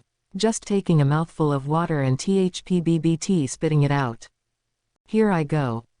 Not much water coming out. Too small of an exit hole. I expanded it a bit. Water shot out with a little more energy this time, dousing a nearby boulder I was targeting. A promising sign. After a few more minutes spent adjusting my water levels, I decided to boost the pressure just a tad more before opening wide. Launch. Then again, gradually upping the output as I kept my water gun practice going. It was starting to take form, yes. But, okay, while a shot of water might sting a bit, I didn't think it'd deliver a particularly decisive attack. So now what? I thought to myself as I took a dip into the lake to gather my thoughts. Whenever I was tired, that was my cue to hit the bath for a bit. I wasn't just splashing around for kicks, all right. Besides, it also gave me a chance to use magic sense and observe myself floating and sinking in the water. I reminded myself of a jellyfish, kind of. Maybe I could vibrate my body's surface to create currents or something. I gave it a shot, running magical force across my skin to control the particles around me. The vibration ran across my entire body, so I tried to point it in a single direction, and that was all it took to get me moving. Nice. I spent a little while whizzing around the water like that, enjoying the experience. A nice change of pace, to be sure, but I totally wasn't just messing around, all right. Let's keep that straight. Skill, current movement, acquired. I thought it was the sage for a moment, but it turned out to be the world language instead. That bit of playing around just earned me a new skill. Oh, but it wasn't playing around, okay. I was just relaxing a bit. Thanks to that, though, I could now flit around in or on the water at a pretty decent clip. If need be, I could use water pressure propulsion to speed things up, too. Considering I didn't need to breathe, fighting in the water might actually give me an advantage, for all I knew. Good for fleeing into, at least. That and other matters like it were on my mind as I left the lake. Break time was over, and it had certainly borne fruit for me. As I was relaxing, I had come up with a few new concepts. If I was going to keep pursuing the water gun approach, I'd have to apply constant pressure to my jet output for an extended period of time. Instead, I decided to picture the cylinder of a car engine, applying pressure to my inside while releasing a comparatively small amount of water per go. Adjusting the pressure and the diameter of my output hole allowed me to adjust the force of expulsion, just like before. And thankfully, just as I'd hoped, it worked. A small jet, ejected sharply out of my body, slapped itself against the boulder and it actually broke the rock slightly where it hit. Success, I think. Better keep practicing before I forget the knack. Adjust output diameter, adjust pressure, and try putting a bit of spin on the water as you eject it, too. There was a lot to think about as I kept rehearsing it. But that was it. That was the mental picture I had to keep in mind. Slicing through with water. I had to make the jets as thin and flat as possible, applying just the right spin to them. So I gave it a whirl. And it worked. The cylindrical shot of water fought through the air resistance fast enough to leave afterimages, just like a blade, then slashed its way right through the rock. With enough force to astound even me. It was the pinnacle of my efforts, the best results of my week of practice. Skill, water blade, acquired. Skills, water pressure propulsion, current movement, and water blade, acquired. Combining and upgrading to extra skill, control water. Whoa, it really did work. Extra skills were supposed to offer a completely different level of force than regular ones. Now I had a way of defending myself. It was just about time to head off. Well, finally, 120 days had passed since I got reincarnated at the banks of this cavern lake. Was I nervous? Yes. I still couldn't talk, exactly. I had no vocal cords, and I'd been poking around my body for something I could use as a substitute, but no dice yet. Staying here until I had more success was one option, but unlike with the water blades, I really had nothing to go on. For now, it'd have to be telepathy or nothing, and if my would-be conversational partner couldn't use that, then so be it. Not the greatest of situations, but there you go. Either way, I couldn't goof around in here forever. I wanted to see the outside world, and if I could, I'd love to run into some fellow Japanese otherworlder castaways. Learning some magic could be fun, too. It was time to get started. No time like the present, and all that. Veldora wasn't giving me any particular responses or signs inside me. It almost felt as though I'd lost him, but I knew that wasn't the case. We had a promise, besides. Next time we meet, I better have some funny stories I can share with him. With an internal sigh, I traveled down the lone path upward from the broad underground cavern I had grown used to, my mind on the wide world to come. Who knew what would be awaiting me? I hardly knew what to expect, but I knew I wanted it. The girl and the demon lord. The main thing I remember is the fire raining down. The grip of my mother's hand against mine felt so light, fleeting, and I was too terrified to see the way ahead. An incendiary bomb went off nearby, turning our surroundings into a sea of flame. Where were we supposed to go? It was burning all around us. Ishizu Izawa felt myself teetering on the brink of desperation. Ah, is this where I'm going to die? Even at the age of 8, I understood that well enough. I had no relatives I could rely on, I lived alone with my mother. My father had been drafted into the war so long ago that I didn't even remember what he looked like. I was never quite sure whether I should be happy or sad about that, but either way, it had become my normal life, and I had to accept it for what it was. Me, and my life, and my fate to die in the flames. And then, you want to live. If you want to live, heed my voice. A voice echoed in my head. Did I want to live? How should I know? I was too young to answer that question. Still, though, looking at my mother, now just a pair of hands after she had shielded me with her body, I couldn't stop the tears from coming. And I thought to myself, I want to live. Confirmed. Responding to Summoner's request, successful. I can't take it anymore. It's too scary, it's too hot. Help me, Mom. I lay there and cried, no longer fearful of the flame, as I wished life for myself. Confirmed. Extra skills, control flame, and cancel flame attack, successfully acquired. Then my wish came true. Just, not exactly the way I'd hoped for. When I next awoke, I was inside the lair of a monster, a lone man in front of me. He had blue eyes, long blonde hair, a well-defined face, and long, slitted eyes. His skin was so pale, I thought I could almost see through it. His sheer beauty would make nearly anyone mistake him for a woman. His name was Leon Cromwell, one of the most powerful figures of this world, a so-called demon lord ascended from the human race. Also known as the Platinum Devil. He sized me up. Another failure, he whispered, seemingly disappointed at the sight of me, and he showed no further interest in me after that. Perhaps that was why he never bothered killing me, not even with the serious burns I had all over my body. I was close to death, and I didn't even matter to him. Just a frail little girl clinging to life and no doubt dying soon enough if left alone. I couldn't stand that thought. I was still alive. I didn't want to be abandoned. And I never forgot that experience. That moment of frustrated desperation as he sized me up and tossed me away. That memory wound up following me for the rest of my life's journey. At the time, I had nobody to turn to, none of the strength I needed to survive. The only chance I had to keep going was Leon, my demon lord. He symbolized power to me, and being abandoned by him literally meant death. I suppose I must have instinctually understood that, because without even thinking about it, I had extended a hand out toward Leon. Help, help me, but the longing arm I stretched out to the demon failed to reach him. I gave up on myself, and with that came the anger.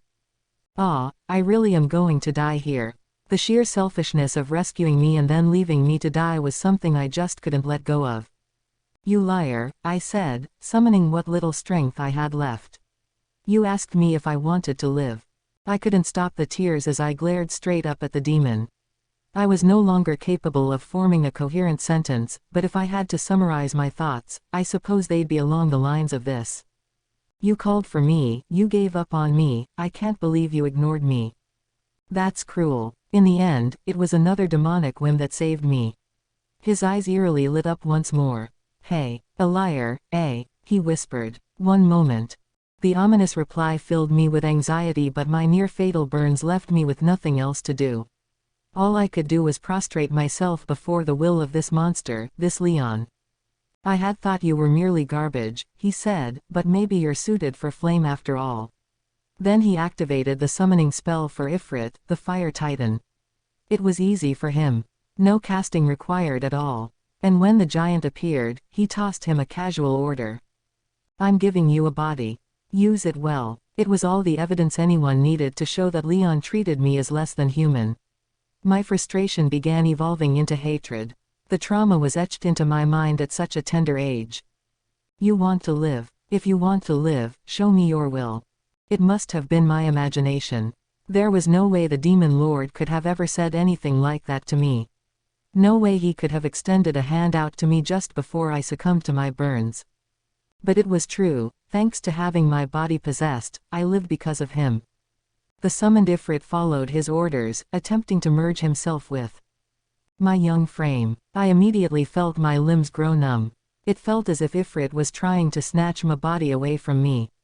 Just as Leon ordered, he was attempting to commandeer my body for his own use. Confirming. Do you wish to be possessed by Ifrit in order to live? Yes, no. As I cowered at the ghastly force flowing into me, I silently prayed to myself. I don't want to die. Not yet. But, I can't let my old self disappear. Confirmed. Possession by Ifrit, successful. Ifrit's possession is stabilizing Shizu Izawa's magicules, successful. Furthermore, unique skill, Deviant, successfully acquired. Thus, thanks to a wild series of coincidences, I managed to survive. Chapter 2. Battle of the Goblin Village. The path from the underground lake to the surface took the form of a single long cavern path, which I was currently bouncing and oozing my way along. I was moving quite a bit better than I'd originally pictured. Even in the dank darkness, harnessing magic sense made it look as bright as a sunny day to me. Back when I was blind, I was too focused on my footing to notice, but slimes can actually truck along pretty quickly when they want to. I never got particularly fatigued, but there was no real reason to hurry either, so I tended to keep it at a regular walking rate by human standards. This was definitely not because my last flirtation with exuberant locomotion landed me square in the water. As I plodded on, I found that the path was blocked by a large gate, the first man-made object I had seen in this cave. Very suspicious, but it didn't throw me off much. It was just like any of the dozens I had seen before in RPGs. Every boss room usually had a gate in front of it. So how to get it open? Water blade my way through the bars. It seemed like a decent idea, but as I thought it over, the door opened by itself with a creak. Flustered, I scurried over to one side of the path and watched. Phew, finally got this thing open. The whole lock-in mechanism must have rusted out, someone said. Yeah, I'll bet. Nobody's even tried going in for 300 years or whatever, right? Replied a second voice. There is no record of anyone attempting an entry. Are you sure we're safe? We are not leaving ourselves open to sudden attack, commented a third. Gah ha ha ha, laughed the second one. Come on, maybe this guy was invincible a few centuries back, but it's just a big overgrown lizard, you know. I told you guys about how I bagged a basilisk solo once, didn't I? It'll be fine. I was wondering about that, actually, the third replied. Are you sure that's the truth, Cobble? A basilisk is a B+ ranked monster. You truly handled that by yourself. Quit playing dumb. I'm B ranked, you know. Some huge reptile ain't gonna faze me. Alright. Just keep your guard up, if you could. And remember, we can always use my escape skill if things turn sour. Can we save the friendly chit-chat for later? The first interjected. I need some quiet. It's just about time for me to activate concealing arts. 3 of them, it sounded like, none of them making much an effort at stealth. And I understood everything they said, too. Odd. Received. Your magic sense skill can be adapted to decipher sound waves that have willful meaning stored inside them. Okay, so I couldn't speak to them, but I could get what they were saying. That was good. I was never too gifted at foreign languages. I was always one of those kids in the back of the class, bitching all like, why do I need this? I'm never gonna live outside of Japan, anyway. Save it for somebody who will. Now that I was actually in that position, something told me that excuse wouldn't work for much longer. Time to hit the books, I guess. But that wasn't important. What should I do? That was a tougher question than opening the door, for sure. I didn't know what they wanted, but if I had to guess, they were adventurers. Treasure hunters, maybe. These were the first humans I'd encountered in this world. I had an urge to tail them to see what they were up to. But, ooh, if a slime who couldn't speak their language showed up, what would they do? Slice me up with impunity, I'd bet. Better save it for next time. Safety first. I could save the human stuff for when I could talk to them. The slim man leading the trio did something, and the 3 of them suddenly began fading from sight. Not entirely, mind you. He did mention a concealing something or other, some kind of skill, presumably. I wonder what he learned that for. Not for sneaking into people's bedrooms, hopefully. How scandalous. I'll have to make friends with him later. Once the trio went out of sight down the path, I sprang back into action. No need to rush this. It wasn't as if this would be my last chance to meet people. Slow and steady wins the race, as the ancients said, and I believe them. Through the door I went, and before any of them could come back to check on things, I was gone. Proceeding a fair distance from the door, I arrived at an intersection with several paths branching out from it. Which one would bring me to the surface? Thinking about it wouldn't help much, so I chose a path and headed on down the cavern path. Flick, flick. Our eyes met. Slowly, I averted mine. There was a gigantic, ominous-looking serpent in front of me, a jet-black one with thorned scales, tough skin, and an appearance that made the snakes of Earth look positively cuddly. This creature in my path made me feel like a deer or a slime in the headlights. My mind went blank. Maybe I'd be okay if it didn't notice me. Slowly, I tried to slide myself back. No luck. The black snake reared its head upward, matching my movements. It flicked its tongue at me as it silently menaced me with its eyes. Damn it. It's not letting me off the hook. We didn't need to exchange any words for that much to be clear. Should I fight it? I had this killer finisher that I'd spent the last week training for, didn't I? It's just that, fighting a monster like this would take a bit of an extra oomph. In other words, I was crapping my pants. But hang on. Get a hold of yourself. Thinking about it, I've been through scarier stuff before. Remember Veldora? Compared to that dragon, this guy, hell, maybe it's not so scary after all. Maybe this is all gonna work out. With a somewhat calmer mental state, I took a moment to size up the dark snake. It must have been thinking that it had stunned me into silence, that I was unable to move.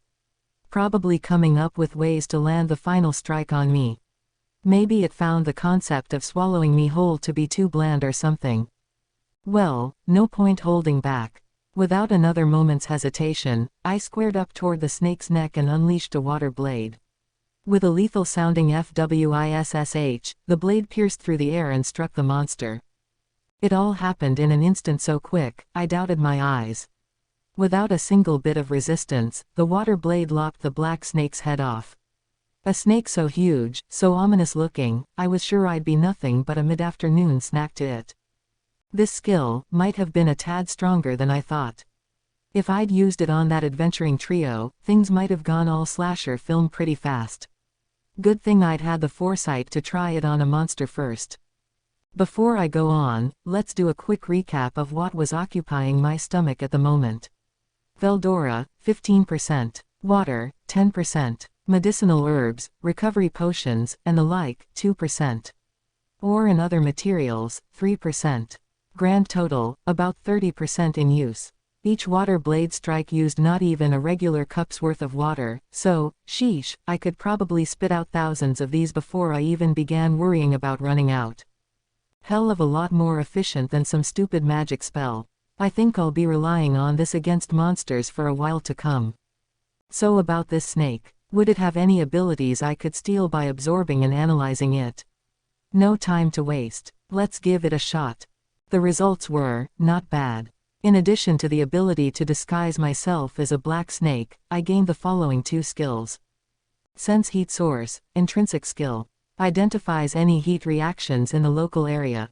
Not affected by any concealing effects. Poisonous breath, intrinsic skill.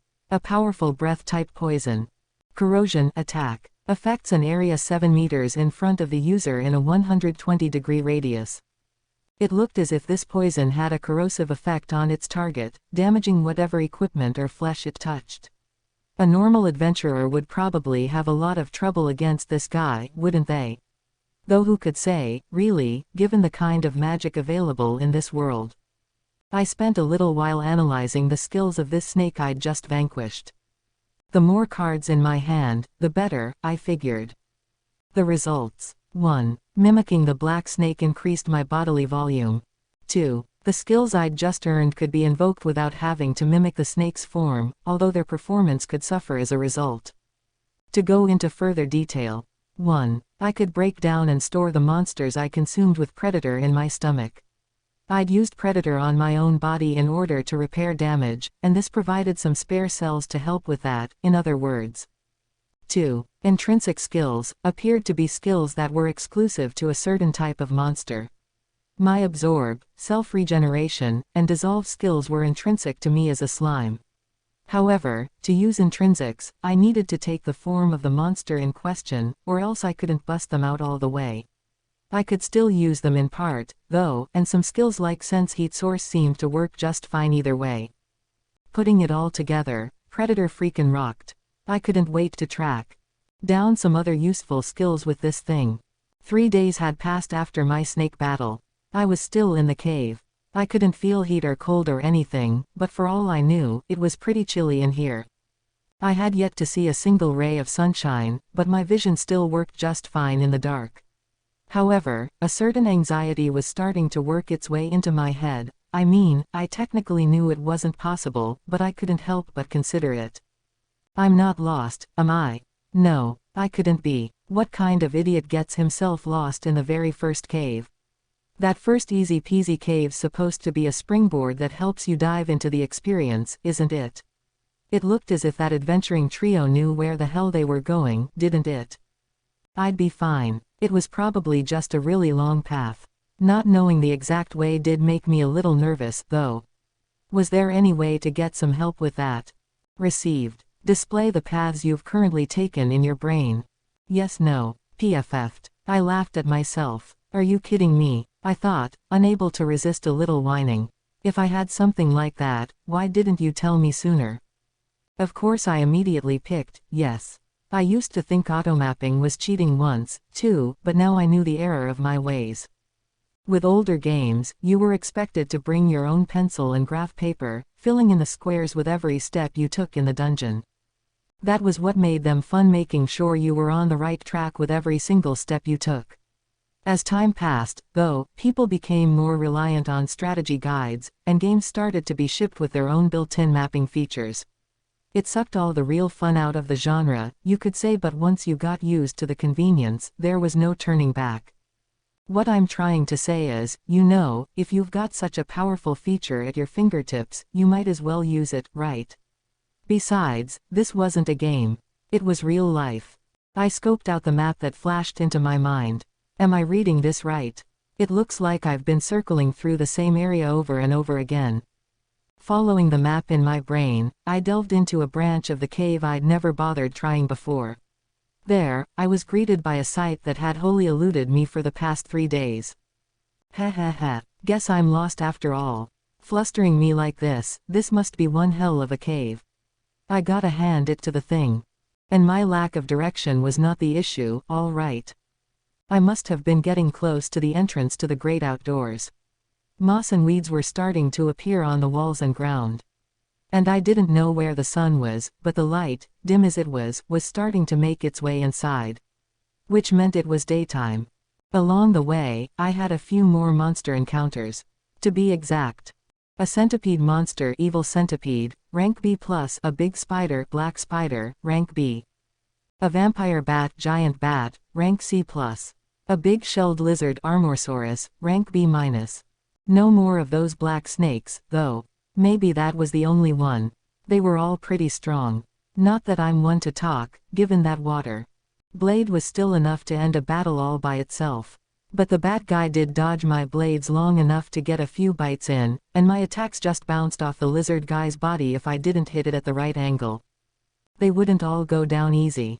The centipede concealed itself long enough to attack me from behind, but between magic sense and sense heat source, I had enough of a bead on my surroundings that I was fully prepared. One water blade tossed behind me was all it took to end that encounter. The spider, on the other hand. Oof. I always had a hang-up when it came to bugs in the first place. It was as if I was physically repulsed by them. Just one look was enough for me, thanks. Transforming into a slime must have powered up my mental fortitude as well, though enough that I fought that guy without running away screaming. Sorry, dude, you're getting full blast. 5 water blades at once, thrust deep into its thorax. I didn't want it in my sight for another moment. Not that it stopped me from consuming it afterward, though, nor any of the other guys. Survival of the fittest and all. The spider and centipede gave me a little pause, yes, but I soldiered on. If any cockroach monsters showed up, though, I was definitely making a sprint for it. It wasn't a matter of winning or losing. Just because I could didn't mean I always should. Between this and that, I managed to absorb quite a few monsters in this cave. Let's go over the skills I acquired. Black snake, poisonous breath, sense heat source. Centipede, paralyzing breath. Big spider, sticky thread, steel thread vampire bat, drain, ultrasonic wave shelled lizard, body armor. Whenever you get a new toy, you want to use it, right?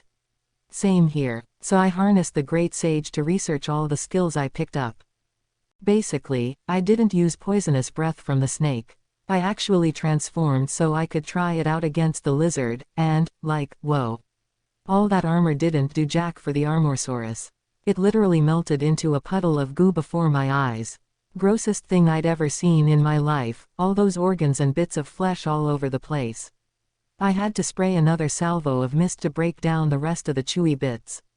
Last time I'd have to see that, hopefully. Really, this breath was almost too much a force to be reckoned with. I didn't want to use it much, if possible. Sense heat source, though, was awesome. Pretty much every living creature emits heat. Combining this with magic sense meant that I was all but impossible to ambush. There was no telling what kind of magic or special skills I'd run into once I started dealing with humans or intelligent high-level monsters, so I couldn't afford to let my guard down. Next up, the centipede. I hardly wanted to mimic that guy, what with how it looked and all. Its breath had about the same range as the black snake's, and its form was about the same size as well. As I figured, trying to use it in slime form limited the range to only about a meter. It could come in handy for a surprise attack, I supposed, but if a foe was already within that radius, I'd be sunk unless I transformed or ran, so. The lizard's armor, as I mentioned, put up zero resistance whatsoever to poisonous breath. I couldn't expect much from it. Besides, I already had resist melee attack, so there wasn't much point. Using it in slime form just made my external surface a bit tougher, kind of like the metallic slimes that show up in that one RPG series and give you lots of express. It gave a nice metal sheen to my light turquoise body. Whatever it did to me must have changed the way the light reacted to my surface. I didn't want to test how I took damage with that on, though, so its effect remained a bit of a mystery. That little extra tint might help scare my foes into submission, though. That about wrapped up those three. The real meat, so to speak, lay in the other two. They were pretty darn fascinating. First, the spider. Who wouldn't want to imitate that famous superhero who does all the spidery stuff? Firing webs from his hands powerful enough to let him swing around skyscrapers and all that. Sticky thread, it seemed, was originally meant to let the user encase their prey in webs, rendering them immobile. But could I use it to do some fancy web rope slinging of my own? Let's try it. Point it at that tree branch, and whoosh, swing. So, onto steel thread. What? Sticky thread. Never heard of it. Just some skill that leaves you hanging around motionless in the air. Pass. Onto steel thread. I guess this is meant to block your foe's attack. The spider uses it to help it create an effective, i.e., labyrinthine web, the sage told me. So I busted a thread out and whipped it against a tree. Whoosh, snap, and lopped the trunk right off. With magic sense, I could tell that this steel thread would be extremely difficult for the naked eye of a human to detect. If I worked with it a little, I bet it could be a decent weapon. I spent a little time doing just that in case it would come in handy later. Finally, the bat. To be honest, out of this entire zoo, I had the greatest expectations for the bat. But I mean, geez, drain. If it hits, you could use 70% of your target's skills for a limited period of time. Big whoop. Predator was far more effective. Talk about a precipitous drop in quality. And what's the point of sucking someone's blood when you can just analyze their data instead? I'll just toss that one aside. Ultrasonic wave, on the other hand, piqued my interest. This skill had the effect of confusing your foes or making them lose consciousness, but it was originally used for echolocation. Just like bats back on my home planet, you could use these sound waves to suss out exactly where you and other objects were positioned. But the skill didn't matter to me. The sonic waves it emitted did. This slime was about to get his voice back. Talk about a stroke of luck. Instead of having to reinvent the wheel from the cells I had, I could just absorb a relevant monster and take the skill for myself. Can I form it into a voice, though? That's the tricky part. So I continued my research. Restlessly, foregoing all sleep, not that I needed it, I walked around for 3 days and 3 nights, testing it out. The end result. I come from outer space. Perfect. It was still a bit distorted, like someone tapping at their throat while yelling through a box fan, but it was definitely a voice. Now all I had to do was fine-tune it. Trying my best to calm my excitement, I began the long, arduous voice adjustment process. These supersonic waves were so useful. I thought I remembered reading something about a weapon that used sound waves. A sonic buster or sonic blaster or something like that. Could I do that? Received. There is a chance that the skill, super vibration, may be derived from ultrasonic wave. This cannot be acquired at this time. So I need to derive it or change the skill somehow. Not much to go on, but nothing doing for now, I guess. Not like everything's gonna be handed to me on a silver platter. Maybe I'm getting too greedy, but the more cards in your hand, right? No need to push things along too fast, though. Obtaining vocal cords is a huge coup by itself. I should be happy with it. Looking back, I'd obtained a ton of skills in pretty short order as I wandered around, continuing with my research as I aimed for the exit. And while it took some time, I eventually made it. The outside. The first time I got to bask in the sunlight of this world. Feels as if it's been a while, going outside like this. It has been several months, come to think of it. Hopefully the light wouldn't burn or melt me like a vampire, although as a monster, I would reportedly have an instinctual knowledge of what would be dangerous to my continued existence. People do things they know are bad for them all the time, right? No joke. We could learn something from these monsters. The cave, it turned out, was in a forest. The exit was just a hole at the foot of a mountain more of a small hill, really, which stood out against the vast trees that surrounded it. In fact, thanks to the dense foliage, this hill was the only point you could see the sun from. Take a step into the forest, and all appeared to be dim darkness again. Climbing to the top of the hill, I saw some kind of strange pattern carved into it. A magical pentacle or something. Sure seemed like it. Maybe those adventurers I bumped into were responsible. Guess it doesn't matter much. A wise man keeps away from danger, as they say. I sidled off. A fair amount of time had passed since I left the cave. The sun was starting to set, which indicated that I must have reached the cave exit right around midday. I had a surprisingly accurate internal clock, and it would have been nice if it could have aligned itself with a standardized sense of time. And the moment I thought about it, it happened. Sheesh. Is it this easy to do stuff like that?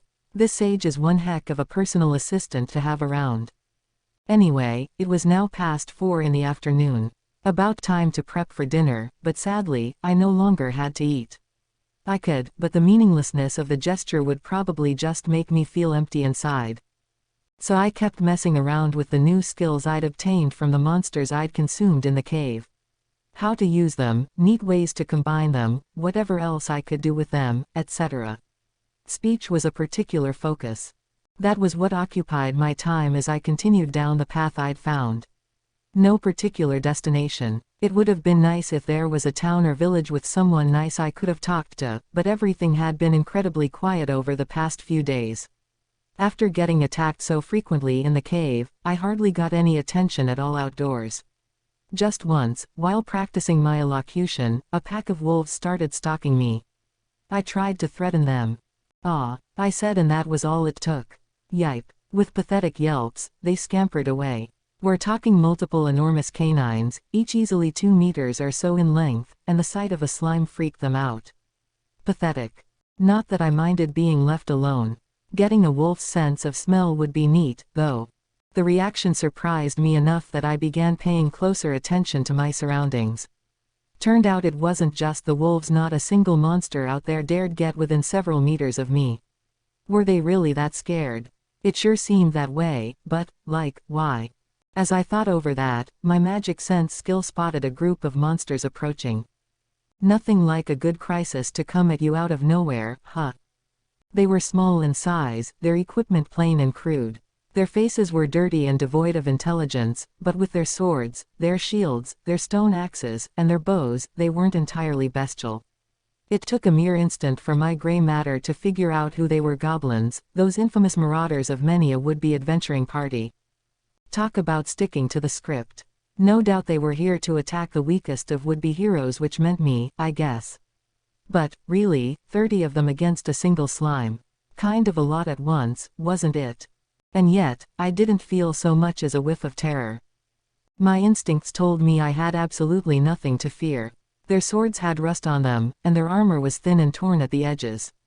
Some of them were dressed in nothing but stained rags. Compared to the hard-scaled lizards and the spiders with massive serrated blades on their feet I had dealt with before, I couldn't imagine their gear inflicting any damage at all on me. Besides, if things got hairy, I could just go into black snake mode and poisonous breath them all into puddles of goo. As I sized them up, the goblin's apparent leader opened his mouth. "Gra, strong one, have you business here?" Huh, goblins talk. Or maybe magic sense is helping me decipher their grunting. And come on, strong one. First they're surrounding me with their weapons, then they're rolling out the red carpet for me. What do they want? It got me curious. They didn't look ready to descend upon me immediately. It might be a good chance to test out my speaking abilities. No better time to start than now.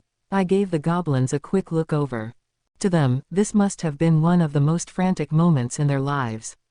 Their eyes, as well as their weapons, were trained on me, although at least a few of them were ready to flee at the least provocation.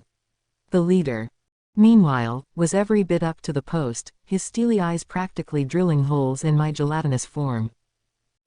They seem intelligent enough. Maybe this conversation thing could work out after all. But will they understand me? I focused my thoughts on my still newborn voice and gingerly tried a few words. "Good to meet you, I guess. My name is Rimuru. I'm a slime." The goblins murmured among themselves. Does a talking slime surprise them? Maybe. I thought, only to find a few of them already prostrating themselves before me, weapons tossed away. Weird. Gare, strong one. We see mighty power of you. Please, quiet the voice of you. Did I put too much force into it? Maybe making myself understood wasn't such a big deal after all. Plainly, I was freaking them out. I figured an apology was in order. "Sorry, I don't have this fine-tuned too well yet. We need no apology from such great form of you." Guess that worked. This is turning into some decent practice. I was impressed that plain old Japanese worked on these guys. With all the politeness they gave me, I figured I should return the favor, but given how terrified some of them were, I might as well show off the confidence they thought I had. "So what did you need from me? I don't have any business around here." "I see. Village of us is ahead. We felt strong monster nearby, so we came to patrol." A strong monster? I didn't spot anything like that. Gee ga, gra ga ga, such joking. You cannot trick us, even with form of you. These guys totally have the wrong idea. Apparently they thought their powerful intruder had disguised himself as a slime. These were goblins, the world-famous lower caste of the monster totem pole. I shouldn't have expected much. The goblins and I spoke for a while longer, and before long, I wound up receiving an invitation to their village. They were willing to put me up for a bit, even. Pretty nice guys, given how scraggly they all looked. So I accepted. I had no need to sleep, but a little rest never hurt a guy. Along the way, I got to hear a bit of the local gossip. It turned out the god they worshipped had recently disappeared. Without it, the local monsters had started acting up a lot more than before. At the same time, more human adventurers, powerful ones, as they put it, were starting to invade the forest. And so on. And funnily enough, the more we spoke to each other, the more clearly I began to understand them. It must have been my magic sense skills getting more accustomed to however the goblin language was wending its way through the particles in the air. Maybe getting in some practice with goblins before my big human debut was a good idea after all, I thought as I followed along. The village was shockingly dingy. Maybe I shouldn't have expected much from a goblin's den. They guided me to what I supposed was the most structurally sound of the buildings.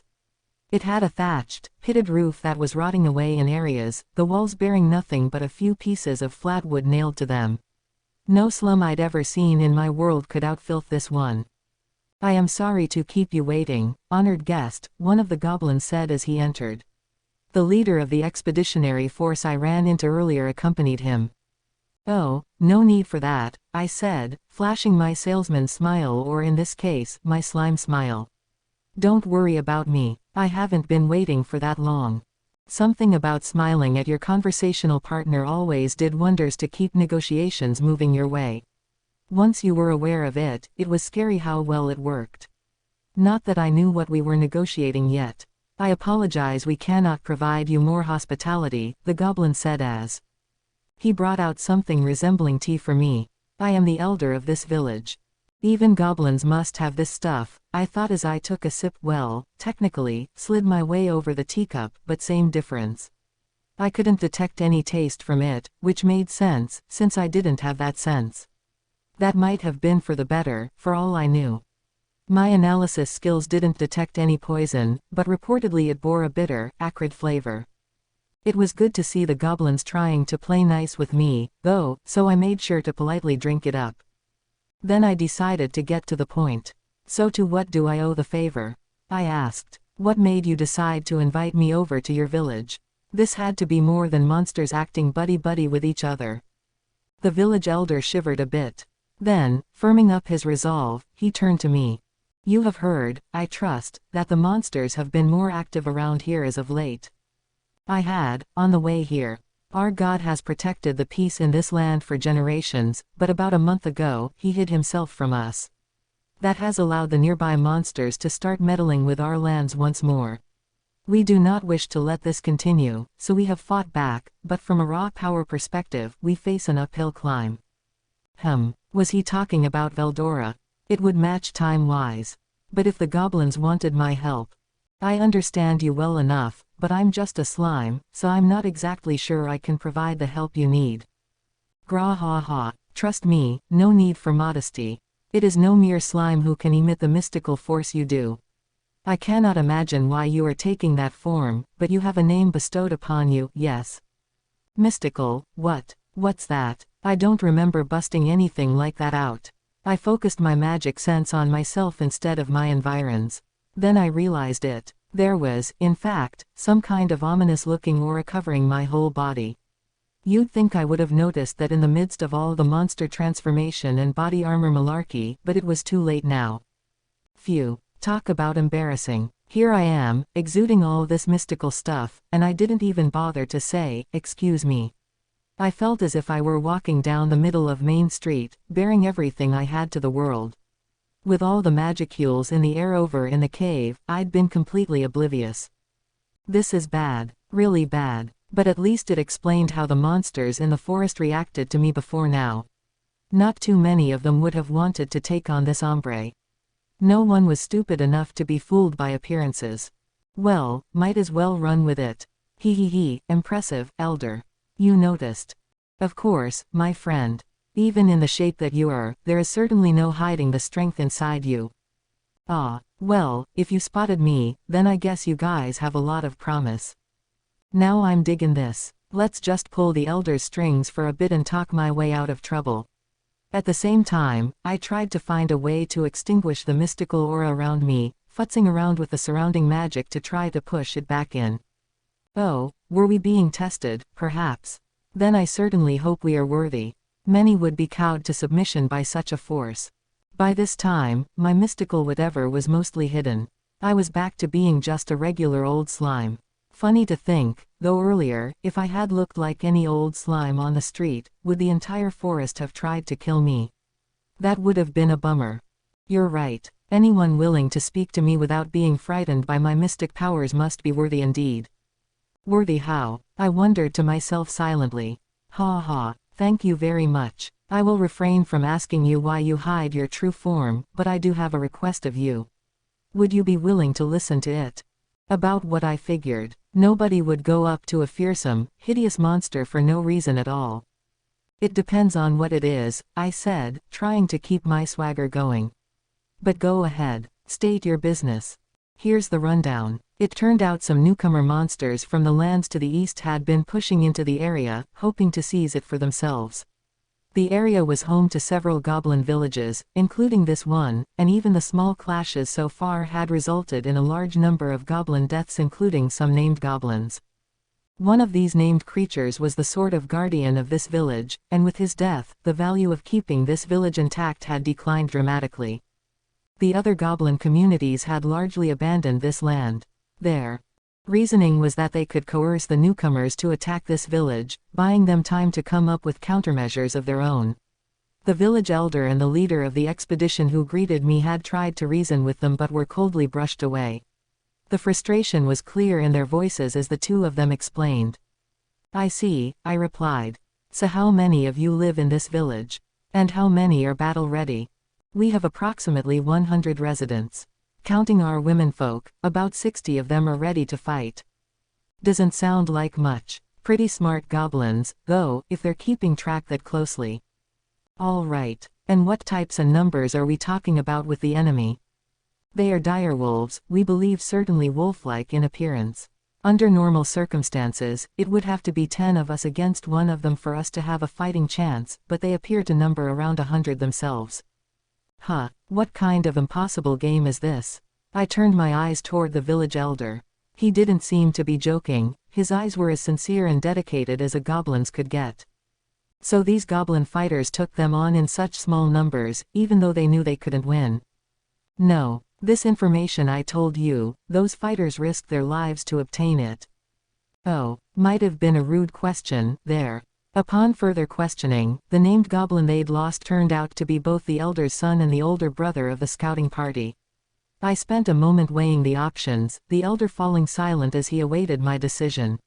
It might have been my imagination, but I could have sworn there were tears in his eyes. I was probably just imagining it, though. Tears don't go too well with monsters. Better pump up the swagger, I figured. That's how a feared monster should rightly act. Let's get something straight, elder. If I help this village, what do I get in return? Do you even have anything to give? Not that I minded helping them out on a whim. But it took 10 goblins to maybe beat one big dog or whatever, and they'd be facing a pack of 100. It wouldn't be simple. I think a little black snake action could take care of them, but I can't just snap up this job without thinking a bit. We shall give you our allegiance. Please, grant us your guardianship. If you do, I promise we will swear our loyalty to you. Honestly, as gifts go, that's not much. But after experiencing 90 days of silent solitude, even talking to goblins was kind of fun. The thought of saving this dive probably would have disgusted me back in my human days, but right now, I was a monster. No need to worry about falling in a puddle and picking up some infectious disease any longer. Plus, those eyes on the elder. I could tell that he was truly relying on me to say the right thing. I reflected on my past life. When someone asked me to do something, I always did it. Even if I bitched and moaned about it at first, even if the guys at the office yelled at me about it, I was never able to say no to my manager or clients. All right, your request is granted, I nodded sagely, and that's how I became the guardian of a goblin village. The direwolves ruled the roost over at the plains to the east, enough to give endless headaches to the merchants who plied their trade between the Eastern Empire and the kingdoms around the forest of Jura. Each one of them was the equivalent of a C-ranked monster, hardy enough that an adventurer could find his leg bitten off if he wasn't paying attention. The real threat, however, came when they roamed in packs. Only when a talented alpha was leading the horde did the direwolves show their real worth. The entire pack would act as a single mind, a single creature, every member acting in lockstep. Such a pack, in full motion, could easily be rated a B. The eastern plains were located next to a wide grain-producing region, a vital lifeline for the Eastern Empire and one kept very well secured. No matter how cunning the direwolves were, no matter how advanced their skills, penetrating the Empire's defensive lines remained a difficult task. Even if they made it through, doing so would rouse the full fury of the Empire, putting the direwolf race's very future into question. The pack's leader was fully aware of this.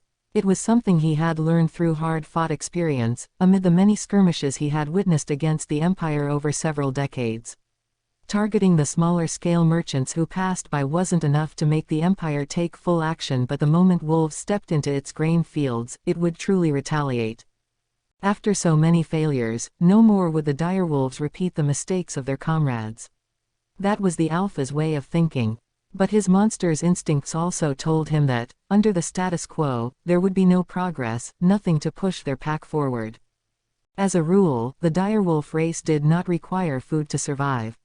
Attacking and consuming humans provided them with a nice little snack, but those didn't hold much in the way of magic. To the pack, their real sustenance lay in the world's magicules. They would need to attack stronger monsters or slaughter humans in droves to evolve into calamity-level creatures. None of these options were particularly accessible to them. The Empire was just too powerful. But merely picking off passing merchants would never do anything for their dreams of evolution. Then they heard tales of the Southlands. A fertile territory, one with a forest that offered all its blessings a vast store of magic.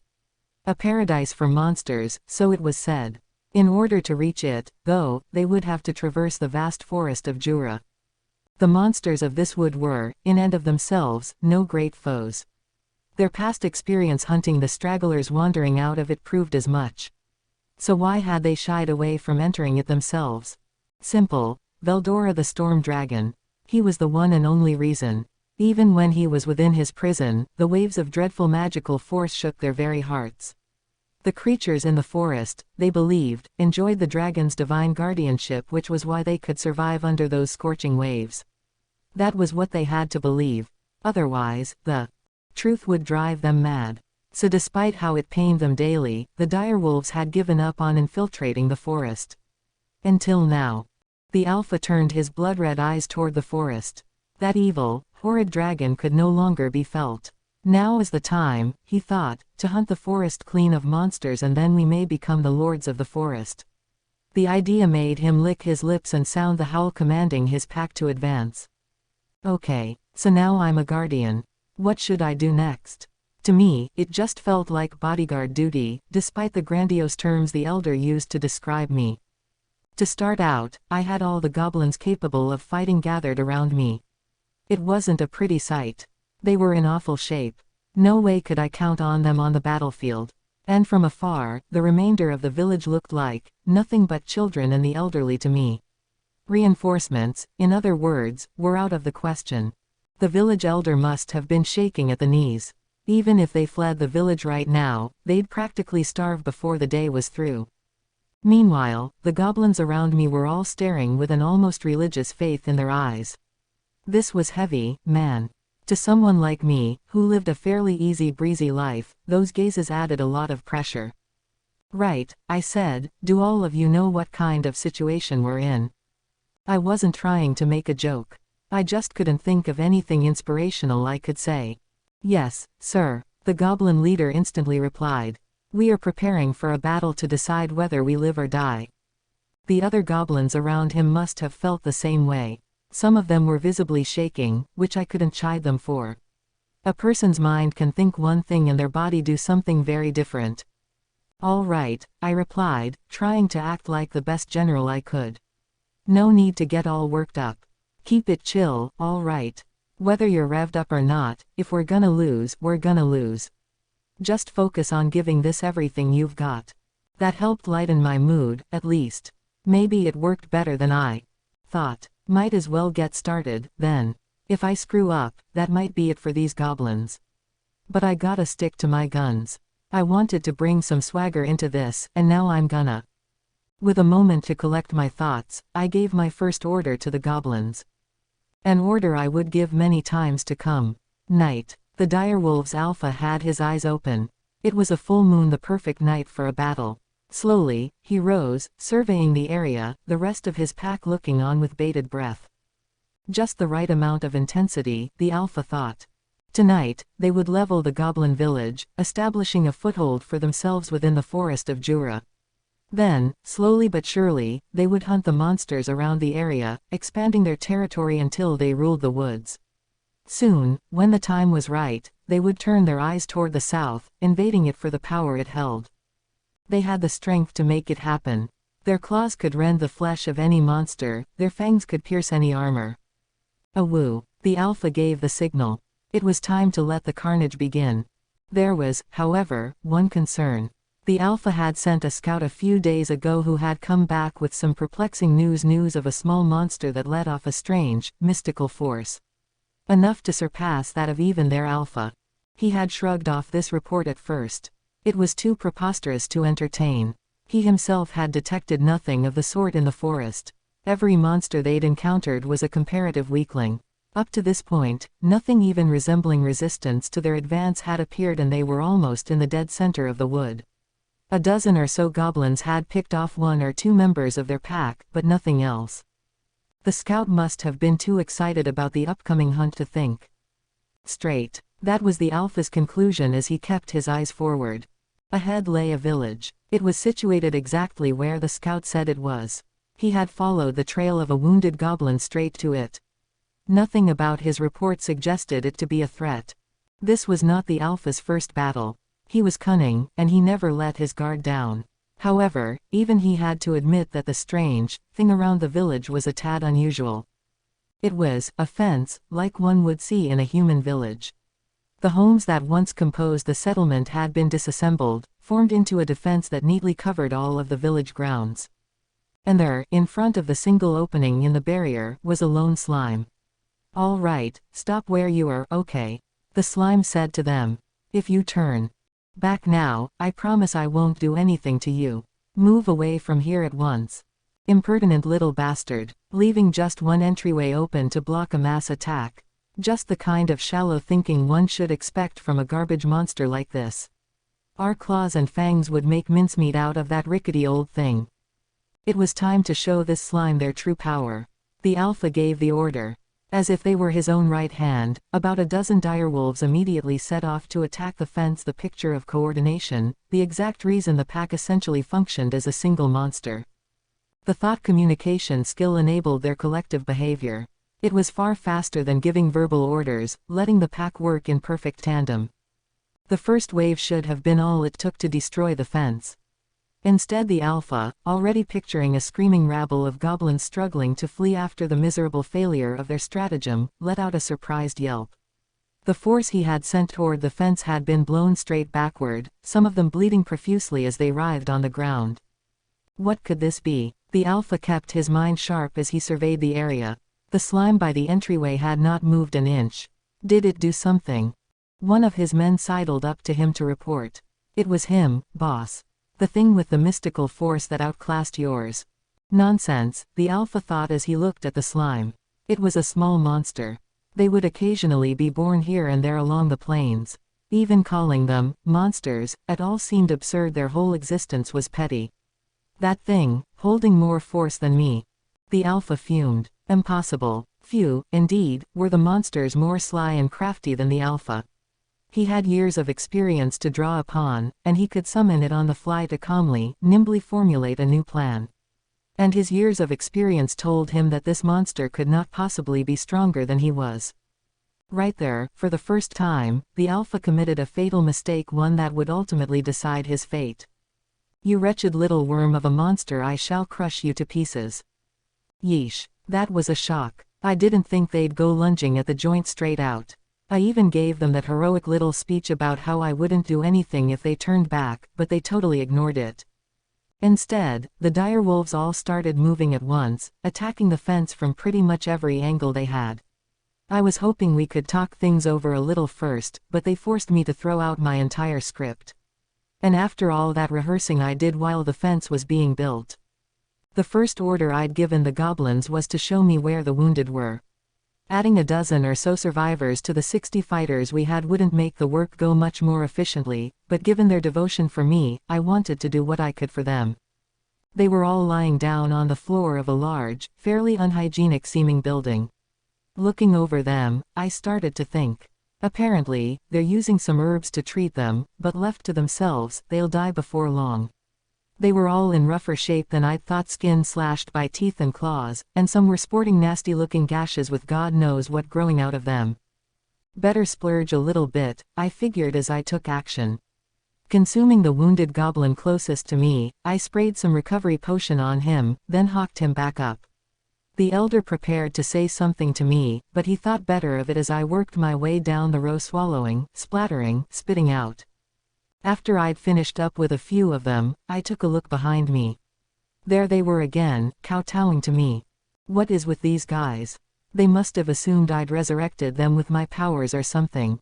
To avoid future misunderstanding, I opted to just spit the potions out directly from there on, healing the goblins' wounds out in the real world. The healing process took a little time, but it worked. Once I was done with everyone, I gave the remaining goblins a new order: the fence.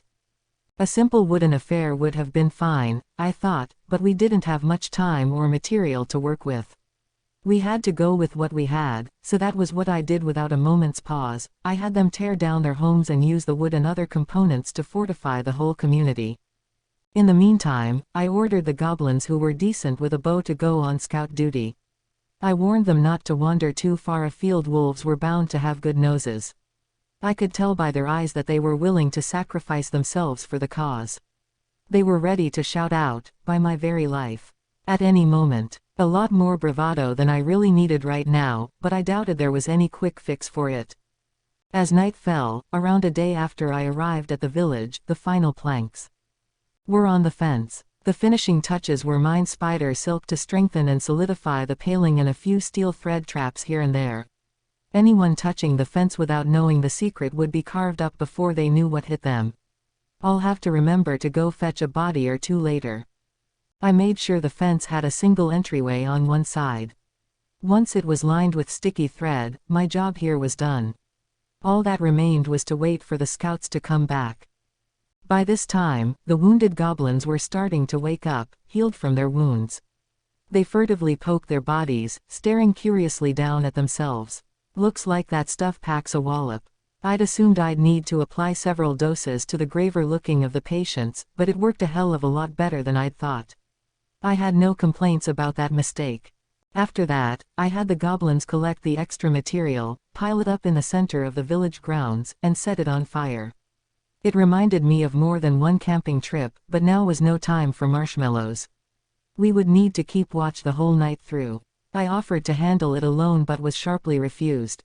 Nothing doing, Sir Rimuru. We could never allow you to shoulder such a heavy burden. She is right. We will handle watch duty for you. Please, Sir Rimuru, take the time to rest a little. The rabble around us echoed their approval. I appreciated the thought. They had to be far more exhausted than I was by now, but I agreed to handle the watch in shifts and rest when I wasn't on duty. Just before midnight, the scouts returned some wounded, but all safe. The dire wolves had begun to move, they said. Funny how I thought they were these ugly, filth-ridden monsters 2 days ago. Now I was starting to feel actual affection for them. If I had my way, I thought as I applied the final sticky thread to the entryway, I'd like to get them through this without losing a single one. So that was our prep process, more or less. Hostilities were underway, so there wasn't much else I could do. At this point, we had to stick to the plan. I wasn't convinced the fence was strong enough to hold, but fortunately, the dire wolves couldn't grab hold of it long enough to do much. The traps mostly sprang just as I'd planned. That was a relief. Anticipating this, I had ordered small slits built into the fence at regular intervals. Those openings were for arrows so the goblins could attack from the inside and interfere with the enemy's movements. They opened fire, and even with their crappy aim, they made more than a few direwolves scream their last. A few of the enemy force tried to pry the spaces open and break in that way, only to have their heads caved in by the stone axe-wielding goblins on either side of each hole. 2 hours wasn't nearly enough practice time, but this village was playing for keeps. They listened to everything I said, understood it, and took action. And we were reaping the rewards. The wolves were strong, yes, capable of taking on a gaggle of goblins at once, and maybe they were even stronger as a pack. But if they were powerful solo, we could just strike 'em all together. If they were powerful as a team, we'd make sure they couldn't team up.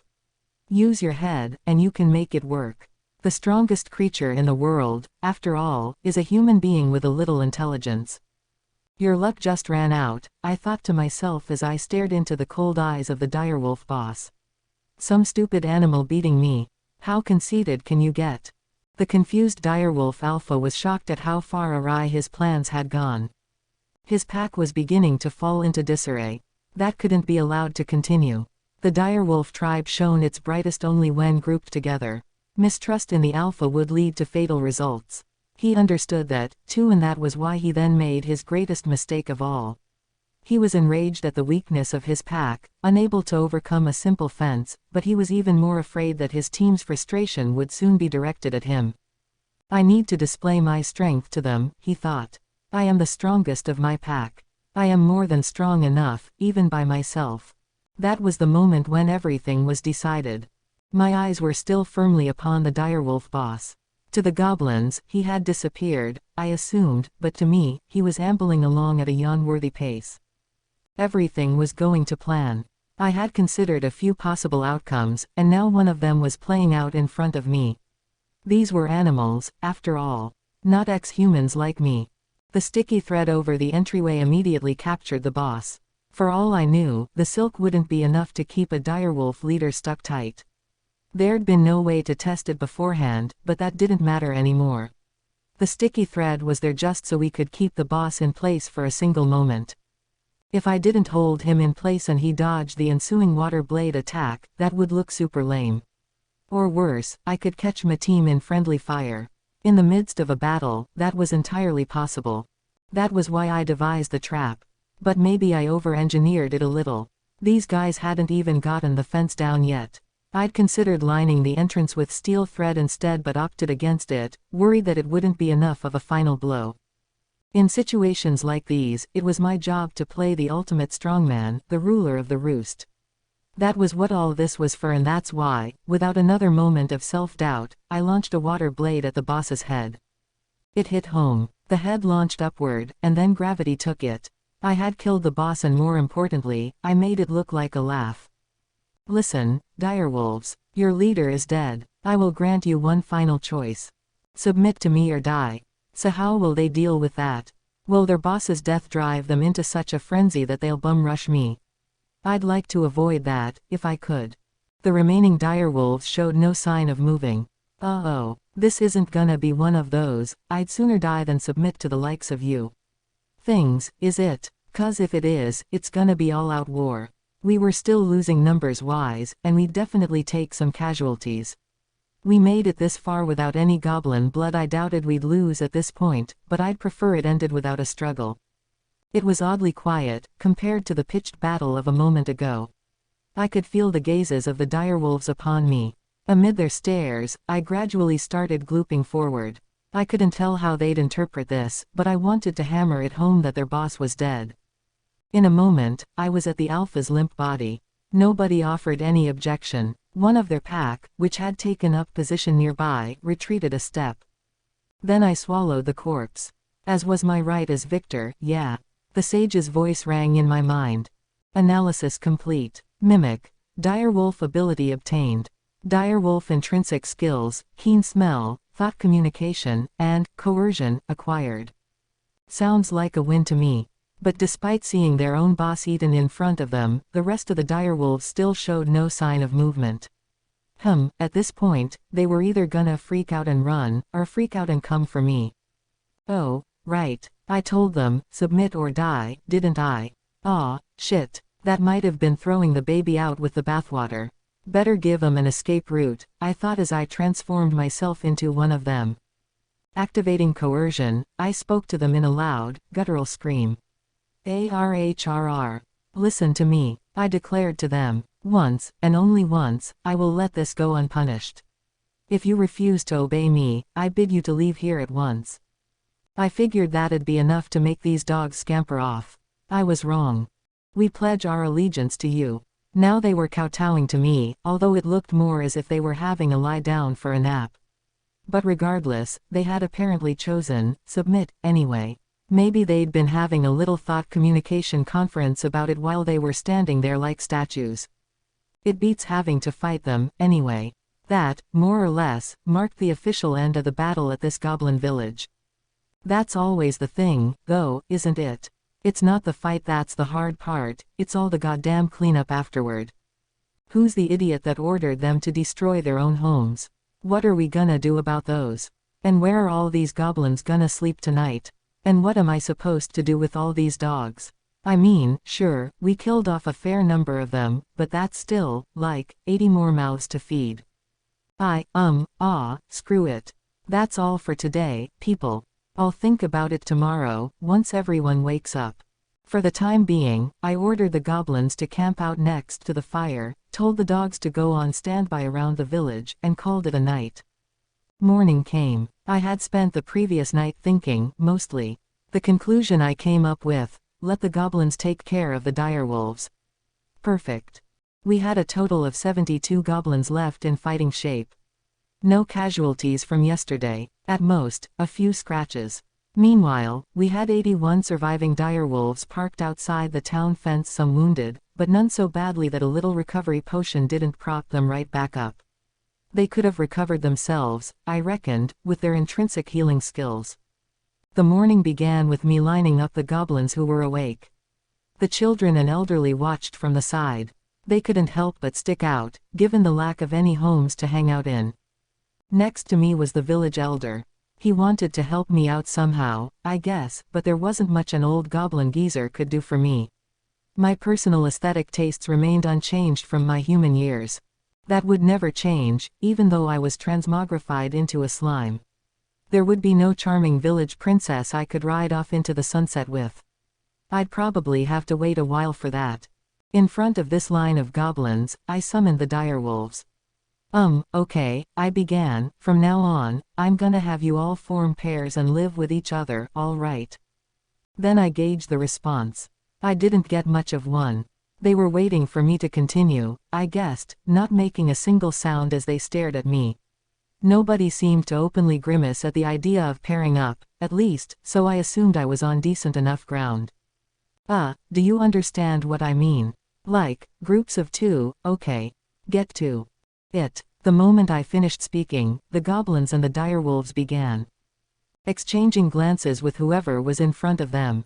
Slowly and meekly, they followed my order. Yesterday's enemy is today's friend, and all that.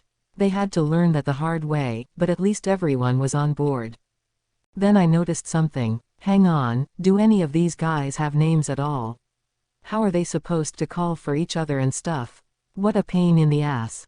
Elder, I said as I watched the pairing process unfold to my side, it's too inconvenient for me to refer to you and your people. I'd like to give names to you all. Would that be all right?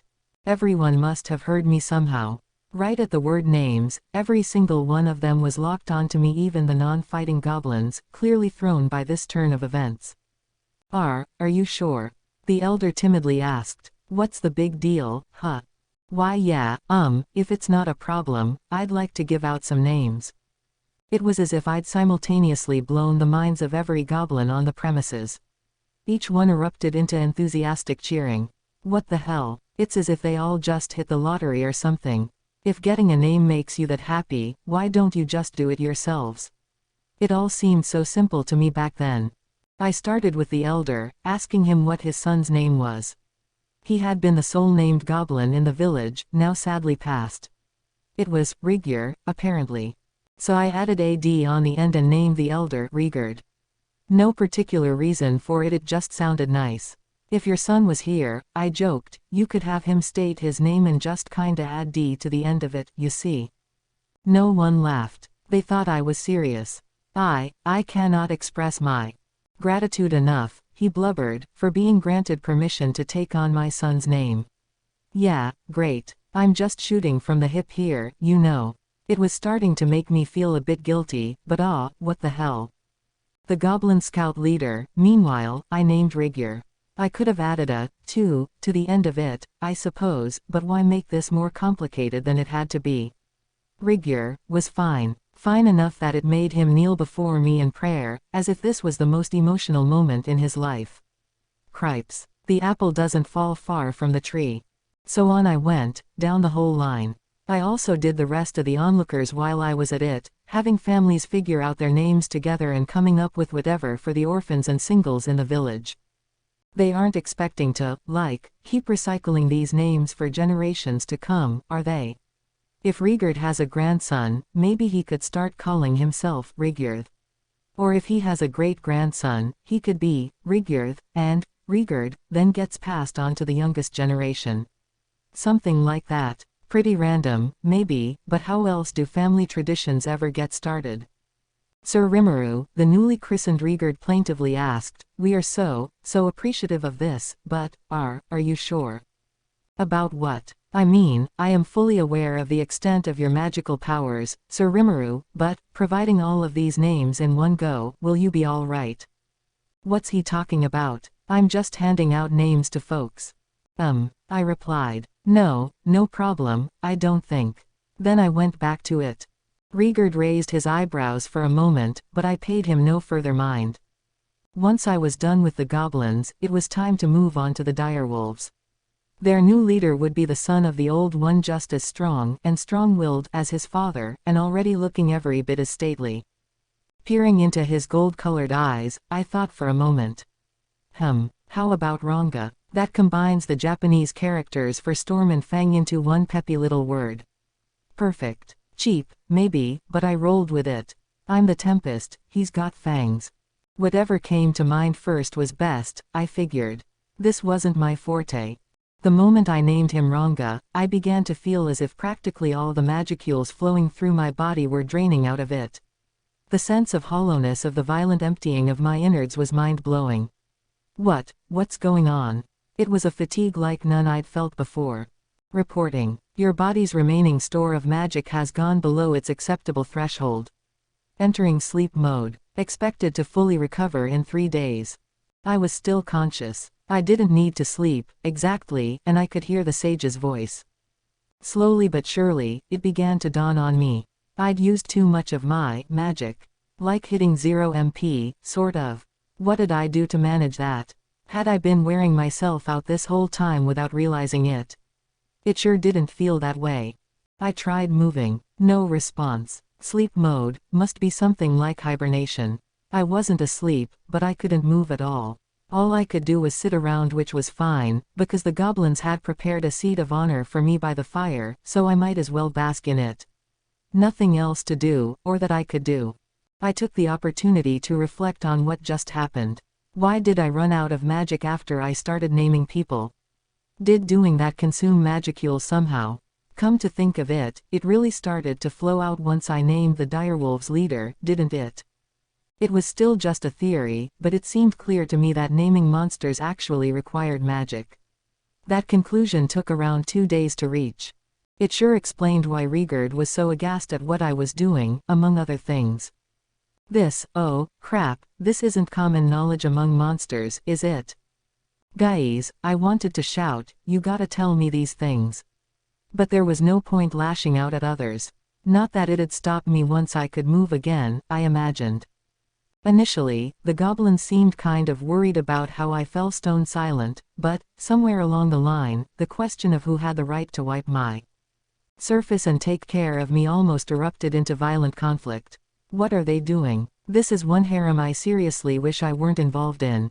I was starting to feel like a magic lamp people could rub for 3 wishes. Finally, the 3rd day passed. Recovered. Despite depleting my magic earlier, I felt stronger and more magic-rich than I had before my little accident. Magic was the power to exert force upon the world, and the particles around me were the energy driving it. That seemed to be about the extent of it. Is it one of those, that which does not kill me makes me stronger, types of things? I pondered experimenting with it further but decided against it. There didn't seem to be much need, and if I died in the process, I'd look like an idiot. Yet another case of me going overboard too soon. Anyway, the worker goblins, realizing I was awake, began congregating around me. They were joined by the direwolves, who were streaming in from their outside base. Which was fine, but... hey, guys. Have you all, gotten bigger? They had. Goblins averaged a little under 5 feet tall. Now they were all nearly a full foot taller. The guy next to me looked as if he was pushing 6.5 even. These are goblins, right? And check out the wolves. I remembered them being a lot browner. Now their fur was straight on black, with a lustrous sheen. They had grown, too, with the bigger ones now pushing 9 or 10 feet in length. I didn't remember any of them being much longer than 6 feet before. The one that really caught my eye was the wolf at their forefront, walking silently forward. I swear he had to be at least 15 feet. I could feel the mystic force lashing out of every pore. This was nothing like the boss I beat a few days back. Between his looks and his sheer force of presence, he had to be some higher-level monster. The star-shaped birthmark on his forehead and the magnificent-looking horn also raised a few red flags. Kinda scary. My master. This beast of my worst nightmares bellowed in a fluent human tongue. How it elates me to see you well once more. Holy, is this Ranga? What happened over the past 3 days? I was left to wonder that for myself as the cheering, howling monsters surrounded me. All right. So in the 3 days I was checked out, all the monsters around me grew. That was freaky. The only thing that could produce something like that was evolution, I suppose. So does naming a monster evolve them? And didn't Veldora go on about something like that for a while? The difference between nameless and named monsters. Oh, right. Something about how earning a name provides a sort of divine blessing that helps boost your ability as a monster. Hence the evolution. Well, hell, no wonder everyone was so happy. And no wonder it tapped all my magic reserves at once. Monster evolution happens fast. I'd say they didn't grow so much as become completely different creatures. The tepid, void-like eyes of the goblins now shone brightly with the pale light of intelligence. And the females, yow. They actually kind of look like women now. I was so shocked, I could barely even speak. Huh. It made me literally do a double take. These guys were like little imps a moment ago, maybe closer to baboons than humans, and now, well, to use their official terminology, the males were hobgoblins, and the females, goblinas, although the latter sounded pretty stupid to me. They had both evolved, and according to Rigurd, they had heard the so-called world language when they did something that all evolved creatures experienced. A very rare occurrence, and one that excited Rigurd to no end, judging by how he couldn't shut up about it. This wasn't entirely a happy thing for me, though. The female goblins had covered their entire bodies in rags before. Now, thanks to their evolution, the skimpy clothing allowed one to see certain things.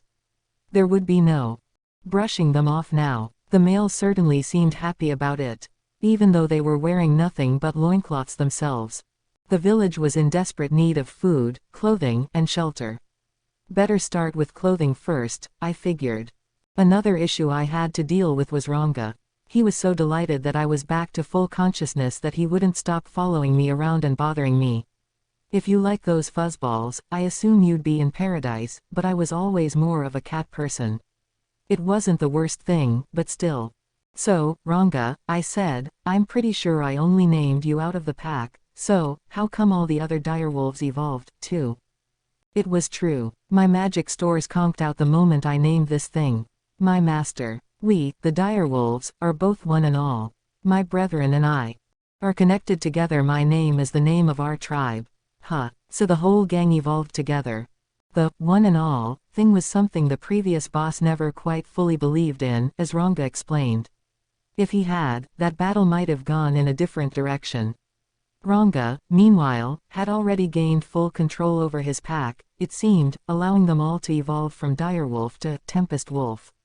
More power for everyone, is the way he put it. Nice work, I said, since he seemed to be desperately fishing for praise. He whipped his tail back and forth, a display that was adorable on such an enormous beast. On the other hand, a happy 5-yard wolf could produce nearly enough wind to launch me right out of the village. Hey, watch what you're doing with that thing, I warned him. The downtrodden look he gave in response made me chuckle, and the way he then shrank his body down to around 3 meters long made me stop. His race could adjust their sizes, apparently. How useful, I thought as I instructed him to stick to the small side from now on. The biggest issue of all, however, was where the heck we were gonna keep all these guys. The wolf-hobgob pairs seemed to be sharing households with each other by now, not that they had houses, so it was really more the hobs using the wolves as blankets. The lack of clothing was killing me, but housing also needed some attention. So, what now? I saw a mountain of food piled up before me. That solved one of our problems, at least. Once I used up all my magic, the rest of them began the evolutionary process. It took about a day to complete, and they wanted to celebrate with both that and the end a battle with a feast. The elder refused to allow it until I recovered, however, so instead they spent their time gathering the food first. I had noticed them sparring with one another over who got to shine me up during my departure, but not the evolution or food gathering efforts. This sleep mode made me well nigh defenseless, it looked like. I'd need to be careful with it. The way they began taking action without waiting for orders, at least, was much appreciated. The evolution process must have done wonders for their intelligence. It might have impacted their mental strength even more than the physical. And the food. Back in their regular goblin days, they'd eked out a living off fruits, nuts, edible plants, and whatever monsters and animals they could hunt down.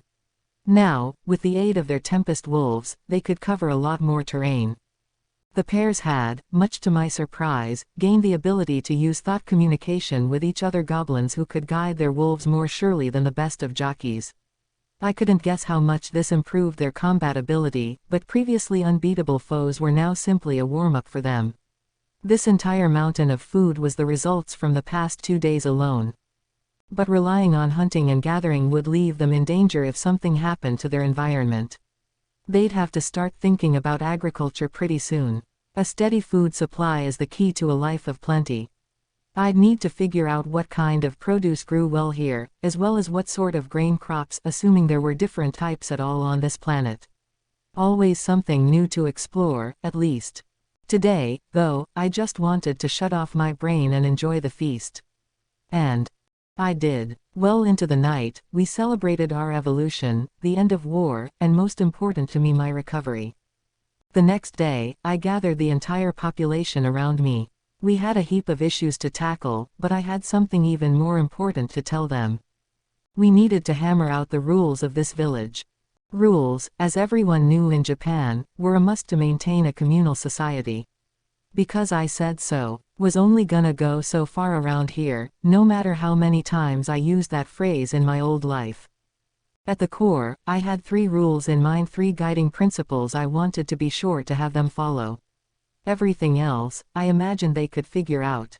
Everyone here, all right, I have some rules to give to you. 3, to be exact. The bare minimum I want all of you to follow. And so I laid out my standards. 1. Do not attack human beings. 2. Do not fight among your friends. 3. Do not look down upon other species. I could have gone with more if I kept thinking about it, but I couldn't expect them to follow too many from the start. Instead, I just stuck to the basics. But how would they take it? Could I ask a question?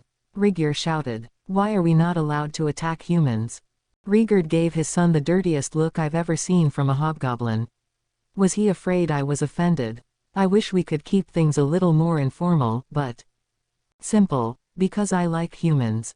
That is all. Ah, very good. I understand.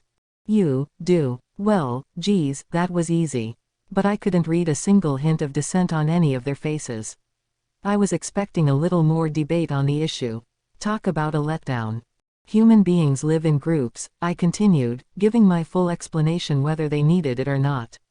If you lay hands on them, they may retaliate in force, and if they throw everything they have at you, I doubt you would be able to defend yourselves. That's why I prohibit interfering with them.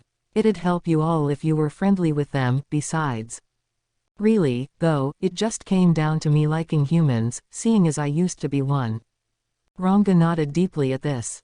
It seemed to make sense to him. He must have had his own reasons to think challenging mankind was a bad idea. The hobgobs, meanwhile, appeared even more convinced than before, so I didn't bother thinking about them much. Is there anything else? What do you mean by, do not look down upon other species? Well, all you guys are freshly evolved, right? I'm just saying, don't let that get to your head and start lording it over all the weaker species. Just because you're all a little sturdier doesn't mean you're some high and mighty race now. Sooner or later, your rivals will get just as strong or even stronger. And they'll want to get back at you. That'd suck, wouldn't it? I had the ears of everyone in the audience. Looks like that worked well enough. I was sure some of them wouldn't listen to reason, but it's best to try to nip these things in the bud, anyway. That's pretty much it. Stick to those rules as much as you can, all right. The first rules the village ever had were set in stone. Everyone nodded their approval, and with that, the curtain rose on a new life for them all. With local laws out of the way, it was time to start divvying up roles.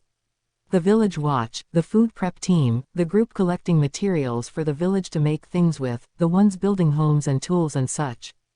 I decided to assign police duty to the extra thought communication wielding Tempest Wolves. There were 7 left after all the hobgobs were paired off, and with Ranga practically glued to my ass, that made 6 I could send on patrol. Beyond that, I figured I'd leave the assignment details to Rigard. Rigurd, I hereby appoint you, Goblin Lord. It will be your job to keep this village well run and well governed. In other words, I tossed everything onto his lap. As hard as possible. But think about it. I worked for a general contractor back on Earth. I'm no ruler. And if I got too wedded to this village, I'd never get a chance to visit a human town. Even if it meant being a tad pushy, I'd have to hand it off to him someday. I was expecting some blowback, but... Why yes, Sir Rimuru. I promise you that I, Rigurd, will devote myself body and soul to this vital post. He was sobbing tears of joy again. Fair enough. Let the king reign, not govern. Or at least let him bark out orders now and then, and leave him alone otherwise.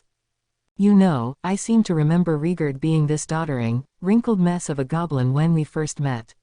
Now he's a hobgoblin in the prime of his life, fit, muscular, and bursting with energy. He might even be stronger than Rigurd. How did that happen? The more I mess with this magic stuff, the crazier it all seems to me. Very well, I crowed. It is in your hands now, Rigurd. Now, I was watching the construction work. It's terrible, isn't it? One could barely call the structures houses. These were stronger, smarter goblins now, but I suppose asking them to suddenly develop technical skills was asking a bit much. It pains me to admit so, Sir Rimuru. We never had a need for very large buildings in the past. Yeah, you guys are bigger now, after all. As for clothing, you guys are all exposing way too much flesh. Could you maybe pass some clothes around? Ah, yes. There are some people I know that we've had dealings with several times. Perhaps they could supply clothing that could fit our needs. In fact, with their skills, they might know how to build homes as well. Having worked for a contractor, I had an eye for decent building quality. In terms of what I could actually construct, however, my skill was limited to your basic Sunday afternoon DIY projects. Not enough to serve as a building foreman. If these businessmen could help with that, perhaps it'd be worth paying them a visit. I see, I replied. It wouldn't hurt to talk to them. What did you pay them with, though? Money? No, Sir Rimuru. We do have some currency that we confiscated from adventurers, but that remains in storage. Instead, we have obtained the materials we need via either barter or short-term work. Oh, so who are these guys? They are known as dwarves. Dwarves. The infamous smithing race. I gotta check 'em out. And while the loincloth crisis had captured most of my attention, something had to be done about their defensive capabilities. Their armor provided no more protection than tatters, and they couldn't even use it, because it didn't fit anymore. It was certainly an issue, and tackling it right now would be killing two birds with one stone. Just one problem. Almost nothing they had seized from passing adventurers was of much use any longer, and whatever money they had stored up couldn't be very much. What could we trade? Another problem to shelve for later, perhaps. I'll try visiting them. Can you make the arrangements for me, Rigurd? Of course, Sir Rimuru. I'll have everything for your journey by tomorrow afternoon. He sounded enthusiastic enough about it that I felt safe in his hands. He'd probably give me whatever money was left, too, not that I should expect much. Currency, though, it'd be funny if it was paper. Thinking about it, though, I didn't have much money to my name, either. The fact that currency existed at all in this world was a nice surprise, at least. I'd figured it did, but I'd had no idea how it was circulated at all. Once I reach a human town, I'll have to go around and check out prices. But that can wait until after the dwarves. After all the hard work getting this town in shape, a leisurely visit would do wonders for me. I'll be with my own humankind soon enough. Checking out one of the other races could help me learn a little more about this wacky world. Although technically a subrace of people, the dwarves apparently lived in large towns of their own. They had a king as well, although no goblin was ever permitted even a glance. Just being allowed into their towns was considered an all-time achievement for Goblinkind. I started to wonder about the state of goblin discrimination around here. I was a slime, after all. Would I be treated fairly? There were lots of anxieties to entertain, but I still couldn't wait to meet some of those little guys. The excitement remained fresh in my mind all throughout the rest of the night. The girl and the Titan. Being possessed by Ifrit saved my life. That, I could never hope to deny. If I'd been left there alone, the burns from the air raid would have killed me.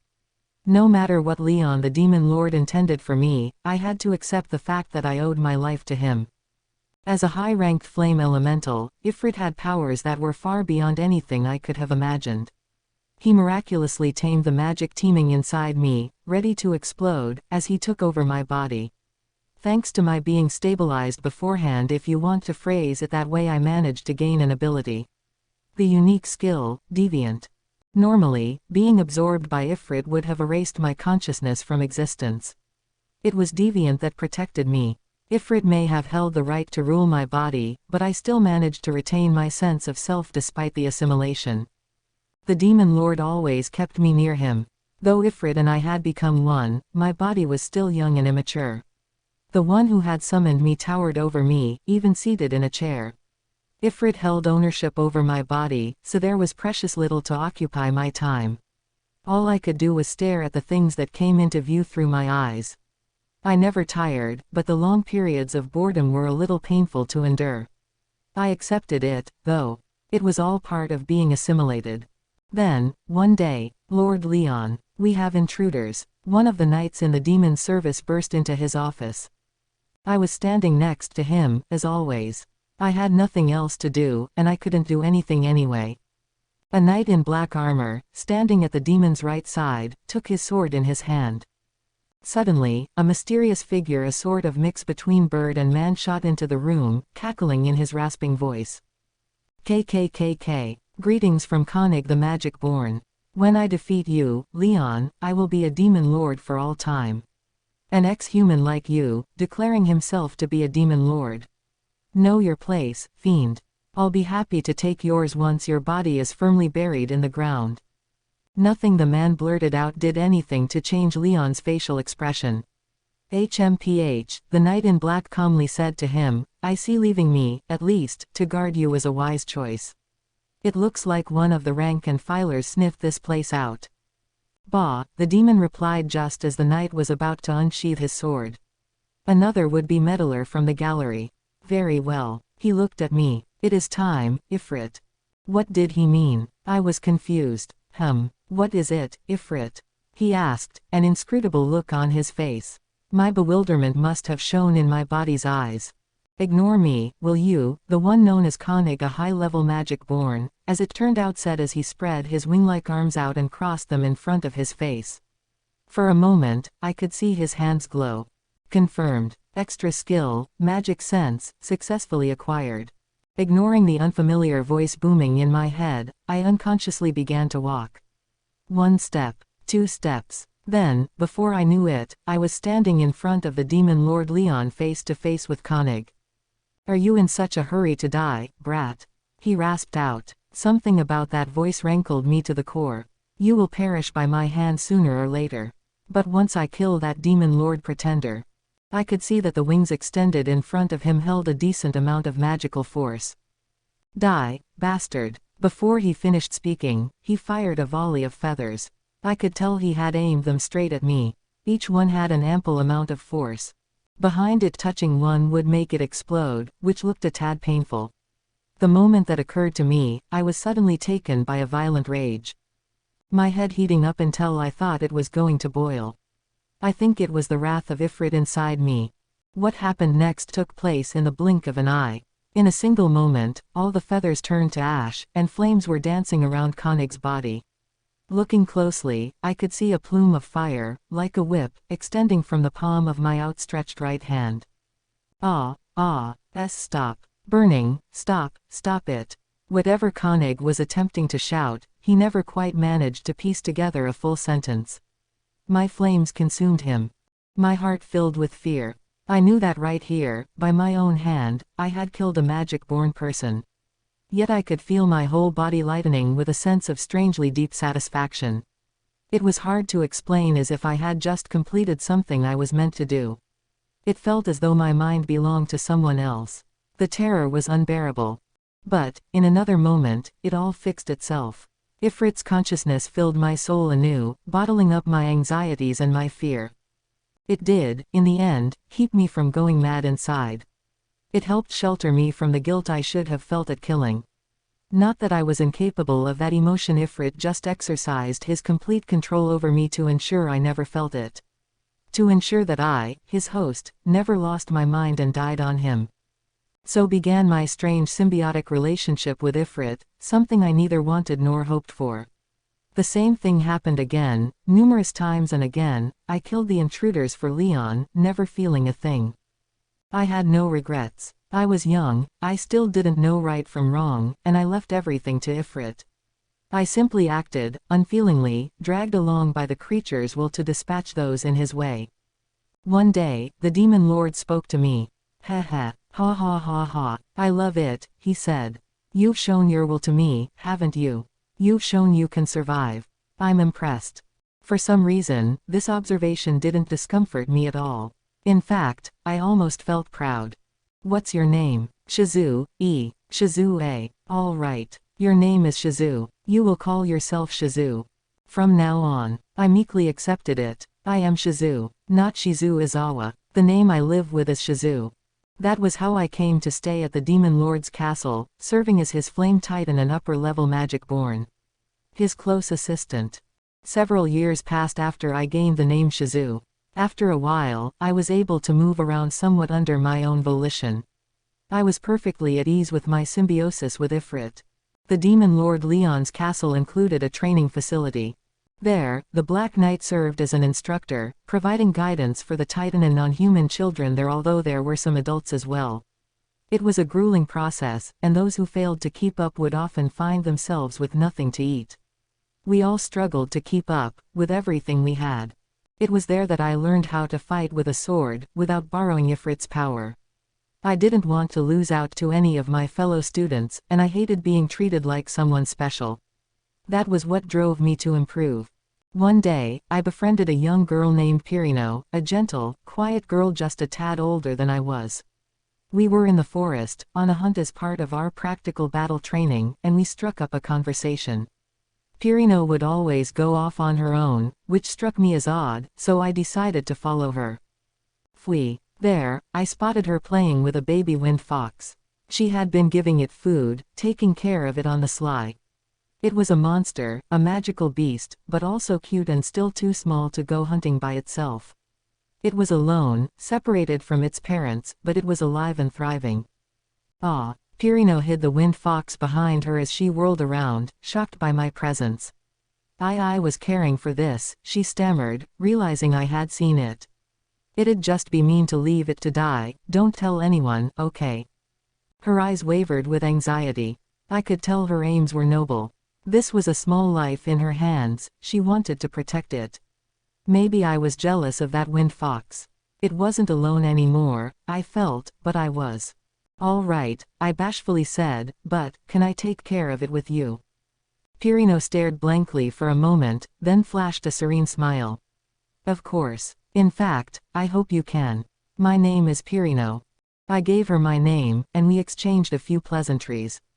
She was the first friend I ever had in my life. What did you name it? I asked her. Pirino gave me another look. Name it. Monsters don't have names. They can communicate with each other through their minds. But I'd feel bad if this guy didn't have a name, though. Hey, is it okay if I come up with one? Really? But they said we aren't allowed to name monsters, please. Come on, just once. I didn't quite understand what Pirino meant. No matter what it took, I believed the wind fox deserved a name. After a few more moments, she grudgingly nodded at me, and in another moment, we were both having fun coming up with names. Ultimately, we settled on Pizu, a mixture of Pirino and Shizu. It seemed to symbolize our newfound friendship, in a way. I was happy with it. It would always cry with glee like that whenever Pirino or I used its name. It must have liked what we chose, and I enjoyed the reaction. Pirino would smile, too. This is so much fun. I had been so alone, but Pirino and Pizu were there to soothe my heart. We came to visit Pizu on regular occasions. A few days after we named it, the wind fox grew from something we could keep on our palms to a creature about the size of our heads. It surprised us, but considering how attached it was to us, we didn't mind. If anything, we were glad it was large enough to hunt for itself. Sometimes, it'd even have a bird or wild hare for us when we visited. Do you think we could take it to the castle, Shizu? It's really smart, and maybe it could help out around the place, huh? Frankly, I wanted it to remain our little secret. But faced with Pirino's pleading eyes, I couldn't bear to say it. I didn't want my selfishness to sadden her. There were other assorted magical creatures being kept in the castle. A wind fox this intelligent and this friendly to people Pirino insisted could easily be recognized as a servant beast. That was the start of the tragedy. Fui. I suppose you could say it was just bad luck that we passed by the demon Lord Leon in a castle hallway. But it wasn't. It was our fault for assuming we had the strength to watch over anything in life. Run, run, Pizu. Coming across Leon spooked Pizu beyond all consoling. It leapt right out of Pirino's clasped hands, hackles raised at Leon in a show of intimidation. The act made my titan awaken. The moment it did, I lost all autonomy. Pirino was so close, but she sounded so far away. Ifrit didn't care how I felt and lashed out at the snarling Pizu. There was no stopping my body, no matter how hard I struggled, as it grabbed Pizu and incinerated it. With my very own hand. That wasn't the end of it. The flames from my hand formed a white, swirling vortex, attacking the girl that had brought Pizu to Leon. Without so much as a sound, it rendered her into a pile of ash that disappeared in moments. As if there were never anyone there at all. The flame elemental, finally satisfied at a job well done, gave a loving salute to his demon master before quieting down. What was that? I stood there blankly, unable to parse my new reality. My hand, my body, it moved by itself. Why did the flame, did I? It took several more hours to realize that Ifrit had determined not only Pizu but also its keeper Pirino to be enemies of the state. By my own hand, I had slain my friend. It made me sick. For hours on end, until nothing came out any longer. He should have just killed me, too, while he was at it. My entire body surged. With maddening regret and sadness, and then, like nothing had happened, I was serene. No tears spilled from my eyes, even though I wanted to cry. No madness overtook me, even though I wanted to lose myself in it. No voice escaped my throat, even though I wanted to scream. Did the magic-born titan take over my mind, too? My heart was buried in a swell of terror, and then instantly, the calmness came back. I was no longer even a person. No matter how much I wanted it, I would never attain the kind of happiness others were entitled to. From that day forward, I stopped crying. I had already cried all my tears out anyway. There was nothing left to shed. I had lost something far too important to myself on that day. And Leon, my demon lord, simply looked on coldly. Quietly, never punishing me. Chapter 3. Through the Dwarven Kingdom. As he'd so boldly proclaimed a day earlier, Rigard had everything I needed that afternoon. He had even chosen the team members for my expedition into the Dwarven Kingdom already. By the way, did Rigard really have to be our expedition leader, too? I was a little concerned about that, but he seemed to be all for it. Well, his father did recover his youthful looks and the enthusiasm to go with it. Maybe I was worrying too much. Once I picked up my luggage, Ranga eagerly allowed me onto his back. I boinged myself up and nestled into his fur. There was a lot more fuzz than I'd thought, and it sure did wonders for comfort. I braced my body with sticky thread to keep from falling. Not having any arms or legs was a real pain at times like these, but at least I had the skills to do something about it. Gotta use the tools you have on hand. I had actually been practicing a bit with my silk during the off hours. What red-blooded hero hasn't wanted to slap his enemies down with a lightning-quick whip strike? I didn't know if I could yet, exactly, but I had time. Practice makes perfect. My luggage primarily consisted of money and food, 3 days' worth. If we took longer than that, we'd have to forage a bit. We could have brought along some heartier rations that'd keep over longer periods of time, but I wanted to travel light, if I could. Not that I couldn't just swallow whatever up and bring it along, but I didn't want to get soft. I didn't need food anyway. On the monetary side, we had 7 silver pieces and 24 bronze pieces. Even I could tell that wasn't much. My expectations weren't high, though, so that was fine. We'd just figure out what to do once we showed up. For a goblin on foot, it would apparently take around 2 months to walk to the Dwarven Kingdom. We would be largely following the Great Ameld River, which flowed through the forest, up to its source in a mountain range that held the settlement we sought. These were the Kannat Mountains, which neatly separated the empire to the east and the small litter of nations here and there around the forest of Jura. There were, by and large, 3 trade routes that ran between the 2 pockets of civilization. One put you right through the forest, another was a more treacherous route through the mountains, the third was by sea. The Jura route would normally be the shortest and safest, but for some reason, it was only rarely taken advantage of. Most travelers challenge the mountains instead, what with the travel costs and potential sea monster interference a ship route presented. In addition to these 3 routes, there were a handful of other ways to reach the Dwarven Kingdom, but they all charged tolls. This was mandatory, supposedly to keep people from transporting dangerous goods along the paths. It was a decent enough option for small bands, but the larger caravans avoided them for the costs and time involved. They were safe, no doubt, and we'd have to consider one of them later, depending on how our finances held out. We had no business with the Empire, so there was no point traveling east to leave the woods. It was straight north to the Kannats. We wouldn't have to go up to any peaks, at least the kingdom was situated at the base of the mountains, in the upper reaches of the Great Ameld. A beautiful hub of civilization, by the sound of it, built into a gigantic natural cavern. That was the Dwarven Kingdom. So we followed the plan, tracing the Great Ameld River's route northward. It certainly kept us from getting lost. I had a map in my brain anyway, just in case. We had a guide with us, Gobta, who apparently ran a trip of his own to the kingdom once, so we followed his lead, and I took up the rear. These black wolves are fast. And they never seemed to tire at all. We had been going for about 3 hours without a single break, and we had to be averaging nearly 50 miles per hour the whole way.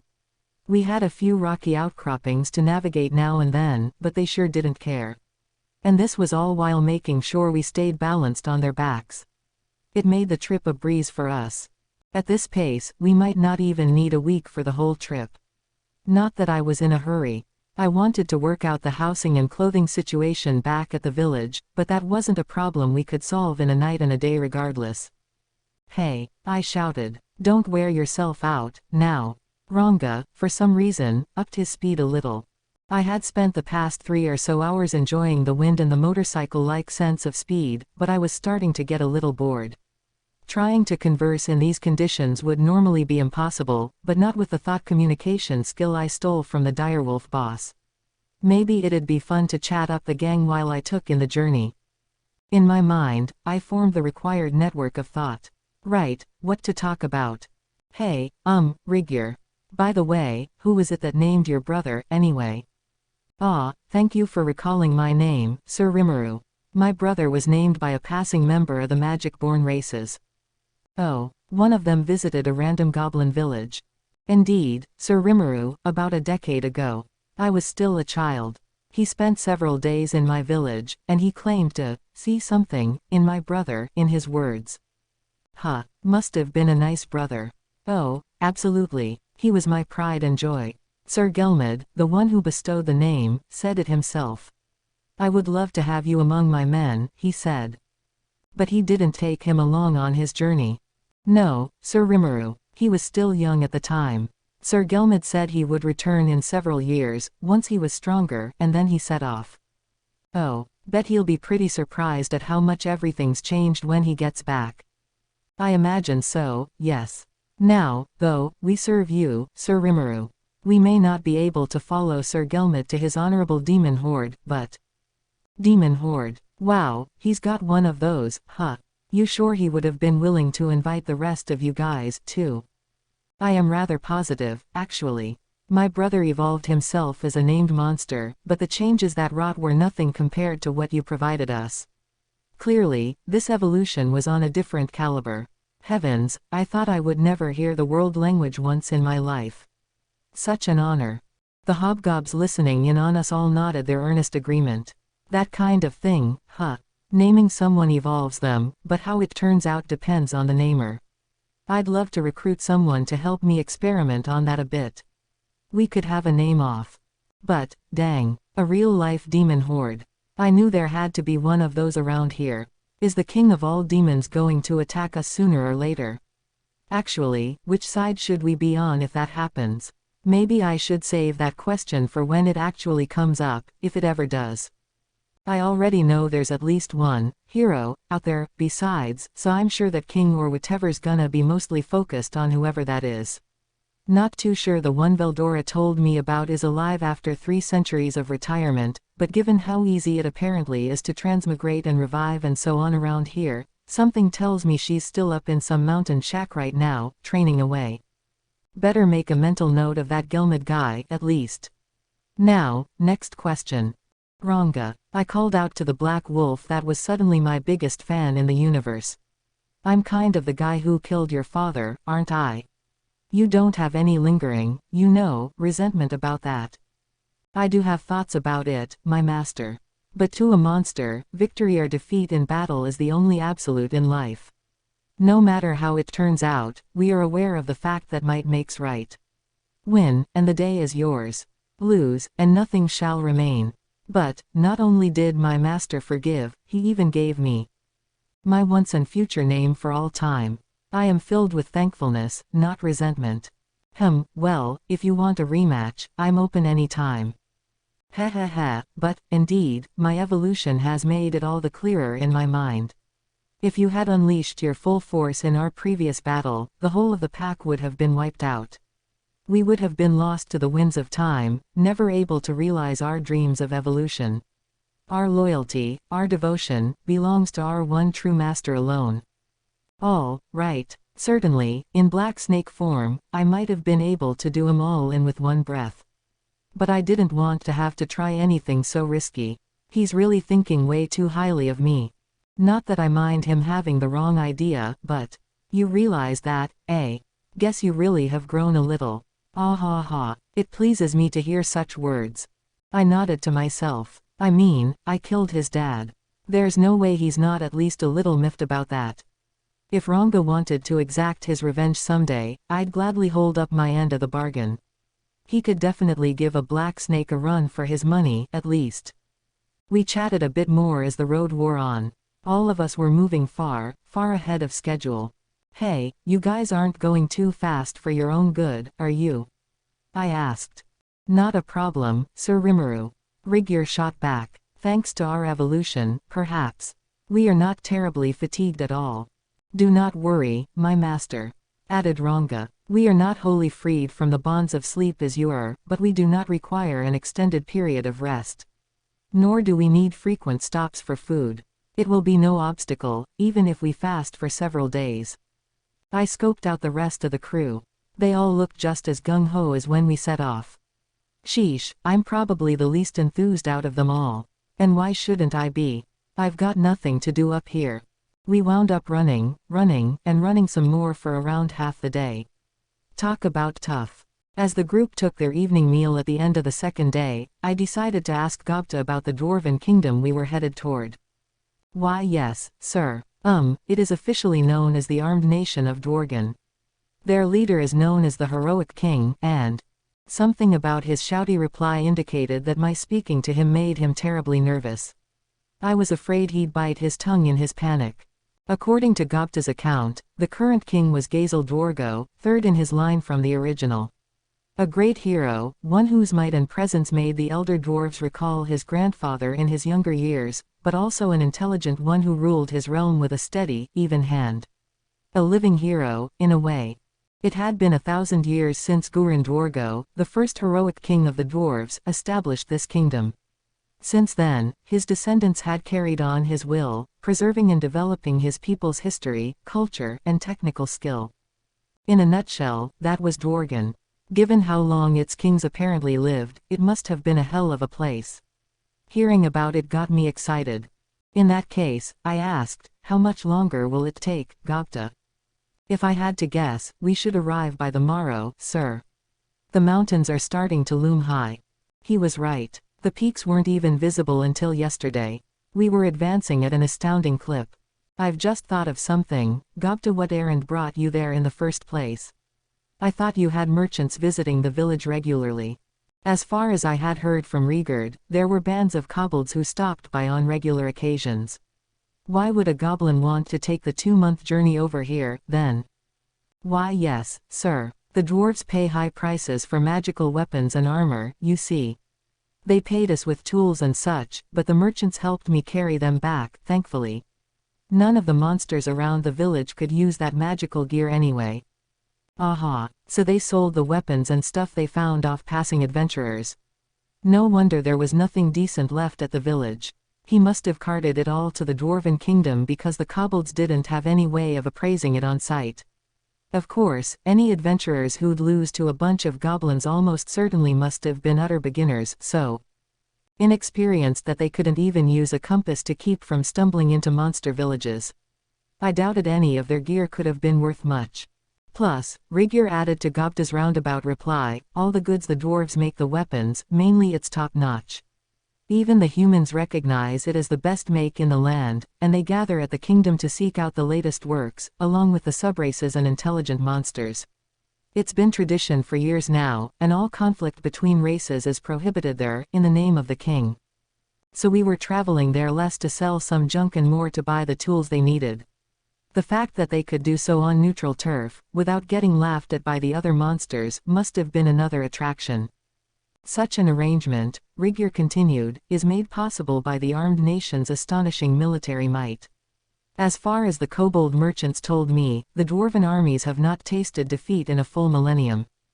The kingdom enjoyed the defenses of a massive, powerful, magic-driven army corps and a wall of heavily armed infantry. Any would-be attackers would find themselves first blocked by the infantry, then turned into dust by a rain of offensive magic. The equipment that backed up such an offensive juggernaut must have been very high-tech indeed, for this world. As Reincarnated put it, it was overwhelmingly superior to any human-made weapons or armor. I doubted anyone had the guts to mess with them at this point. It'd be the intelligent thing for a nearby nation to try to stay on their friendly side. No wonder none of their visitors were stupid enough to squabble with any other monsters within their territory. Still, dealing with any species, regardless of what they look like. The dwarves must be pretty chill dudes. Maybe I could make a few connections myself. In fact, I'd better. This was a realm where people intermingled freely with monsters. A land that began with the surface city and extended down, down, down. A kingdom armed to the hilt that walked the path of peace. No place in the world boasted as many weaponsmiths and merchants, and yet it sounded like the farthest point in the universe from any kind of conflict. A bit ironic, maybe. The way the Dwarven Kingdom was starting to sound from these conversations, I couldn't wait to arrive. Exactly 3 days after we began our journey, we reached the grasslands at the foot of the Canots. The city truly was beautiful, chiseled into the vast mountain cavern, a natural fortress created by nature. It was the armed nation of Dwargen in all its mighty glory. And, of course, there was a line to get in. The front gate was enormous, built to block free entry into the vast cave opening. This gate opened only whenever the army went inside or out, and that, I heard, happened just once a month. Today it was firmly closed, but at the bottom of the great doors were 2 small entryways meant for regular traffic. The right-hand one had nobody in front of it, probably meant for the nobility or any other lofty figures who showed up. The door we were waiting for was on the left, and while some people bore passes that allowed them free entry, others had to undergo luggage checks in a separate chamber. All of this, of course, was guarded by a security detail whose equipment certainly reminded you that this was the armed nation. They weren't clowning around. Once you were through security, you were pretty free to do what you wanted around the city, it seemed, but man, what a line. We were bound to spend more time waiting than traveling at this rate. Guess we're really here, huh? A nearby traveler ventured as I scanned the line of people down the corridor. That's a fancy gate. Look at the armor on that soldier. His companion exclaimed. We probably couldn't afford gear like that after 10 years on my salary. Yeah, I'll bet. Even the Eastern Empire tries to keep things peaceful with these guys in public, at least. With that kind of equipment, I see why. You said it. They sure ain't gonna give you a second chance if you try anything. The blowback would be one hell of a headache for any nation that tried it. Maybe the dwarves of this world weren't the kind, gentle, almost lovable beings I was picturing. They could be a lot more violent than that, for all I knew. Still, as a free city and a hub of trade across races and species, it maintained at least a public face of neutrality. The fact that the heroic king never allowed combat inside the city was fairly common knowledge among adventurers. I suppose that even in this world, you could afford to be neutral only if you had the muscle to back it up. As I mused over this, I began hearing some more sinister voices. Hey, check it out, there are monsters out here. We can kill 'em, right? We aren't inside yet. Yeah, what the hell are you guys standing in line for? You think we're gonna letcha do that, you little runts? Gimme your spot before we kill you. And leave your crap there, too, alright. Then we'll letcha go. I figured they had to be out of their minds, but then again, it was just me and Gopta. A bunch of loin-clothed goblins riding gigantic wolves would have been bound to stir up at least a little attention, and not the good kind, so I'd decided to go in solo with my guide. Rigir had wanted to join me, but I'd turned him down. They were all camped out at the forest entrance now, waiting for our return.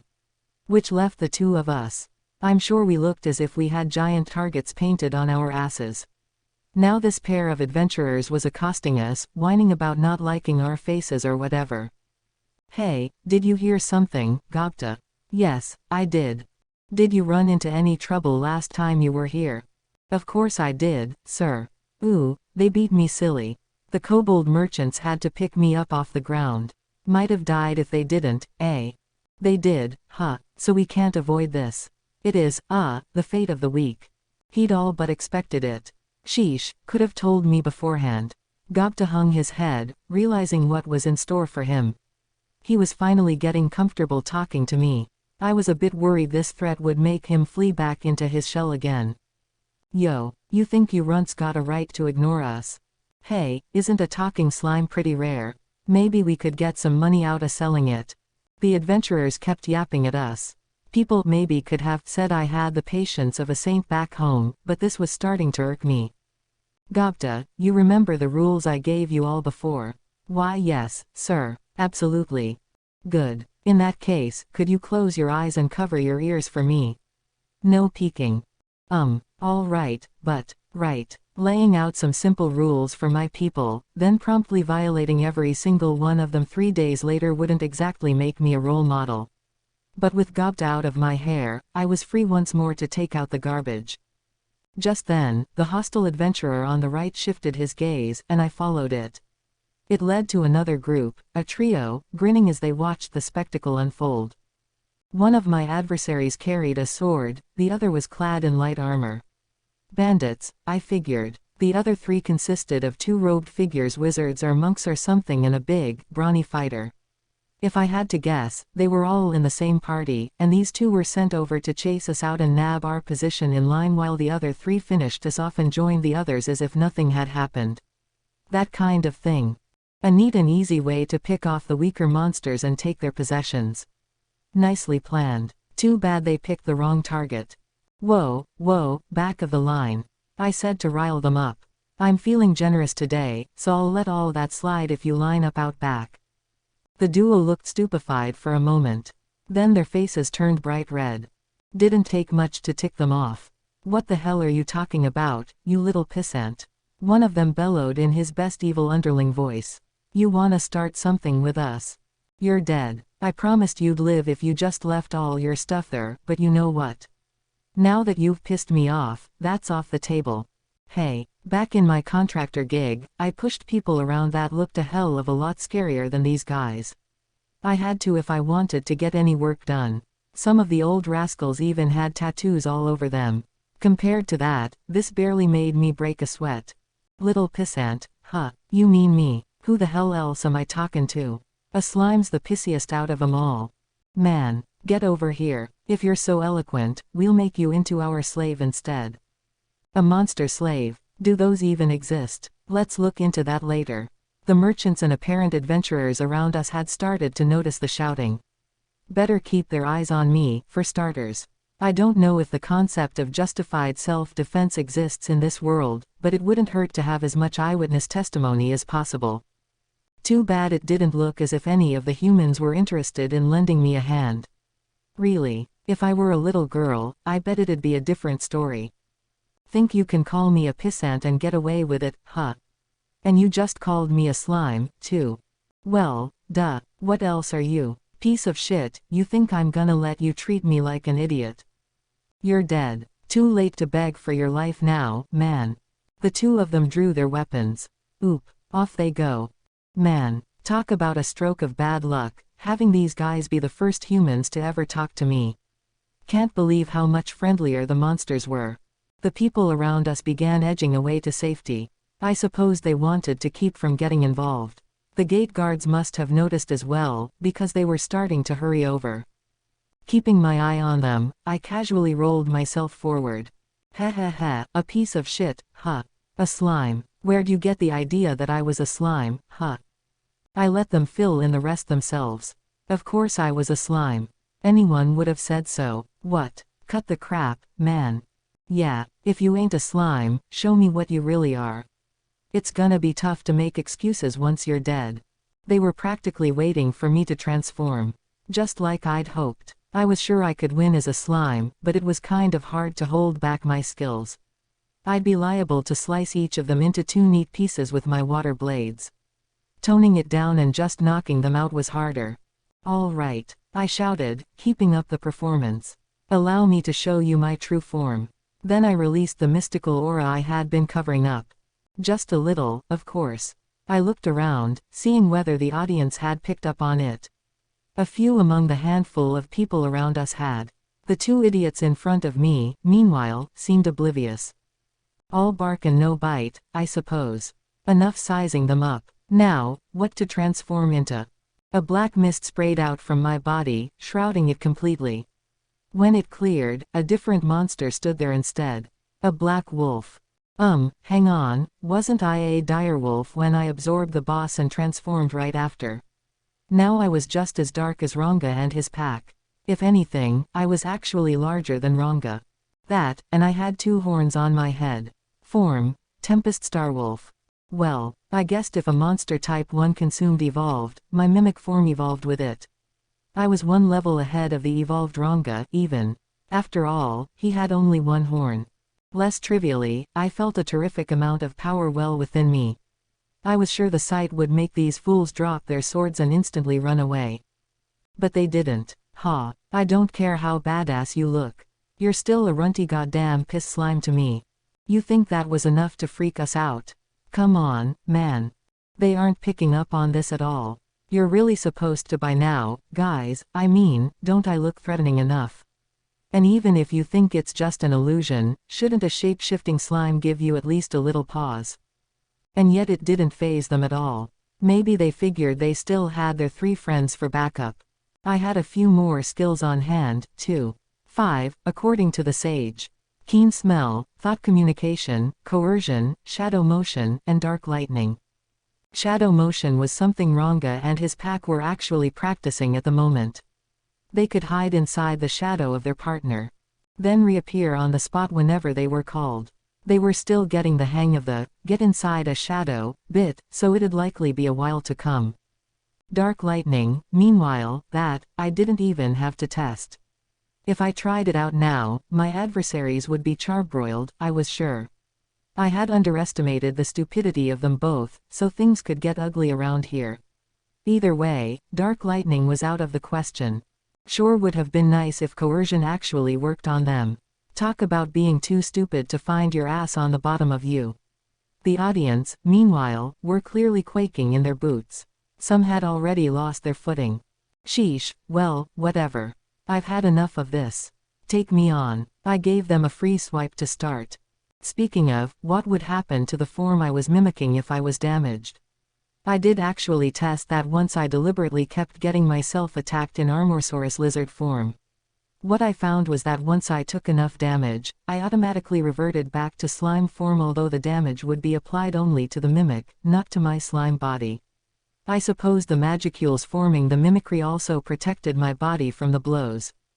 The restrictions I had to work with were the 3-ish minutes I had to wait before switching to another form, and the magic I had to consume for each mimic type.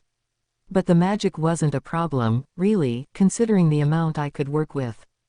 In other words, I could let these guys flail at me all they wanted. Even if they were a hell of a lot stronger than they appeared, I'd just revert to slime form and scoot off. Simple. Ha. Prepare to die. Answering my call, the swordsman lunged at me with a shout. Hurrah! Windbreaker slash. Is that a swordsman's skill? The blade of his sword started glowing green. But it didn't hurt me, sad to say. My hide snapped his mighty blade cleanly in half. As he attacked, his partner threw a set of 3 daggers at me. I appreciated the gesture. 3 at once had to be tricky to pull off, but none of them had enough force to even split a Tempest Starwolf's hair. What was that? I sneered at them, trying my best to play the villain. Figure. Really, though, what was that? I was completely undamaged. Was that skill name just for show? And no. That pelt of yours, it's too tough. It can't be, it can't be. My sword is crafted from silver. It's supposed to hurt monsters more. Silver's a relatively weak metal, isn't it? Brother. Hey, help me, you guys. Apparently the swordsman didn't care about saving face any longer. I guess that other trio was with him after all. Ha, it's over for you now. Oh, man, I really didn't think we'd have to wade into this, man. A transforming slime, huh. Interesting. Think I'll dissect it once it's dead. You haven't moved this whole battle, have you? Bet that magic fades away the moment you do, huh? Am I right, or what? The 3 of them prattled on as they joined their friends, making for a total of 5 surrounding me, and went on the attack.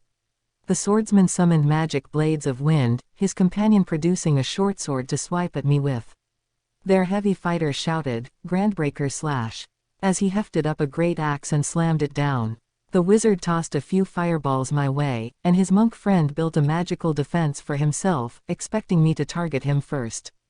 As parties went, it was rather well balanced. The only problem they had was that none of their attacks did a thing against me. Once the dust settled, the group lifted their eyes, daring to take a look at me. They were too shocked to speak. Maybe coercion would work now.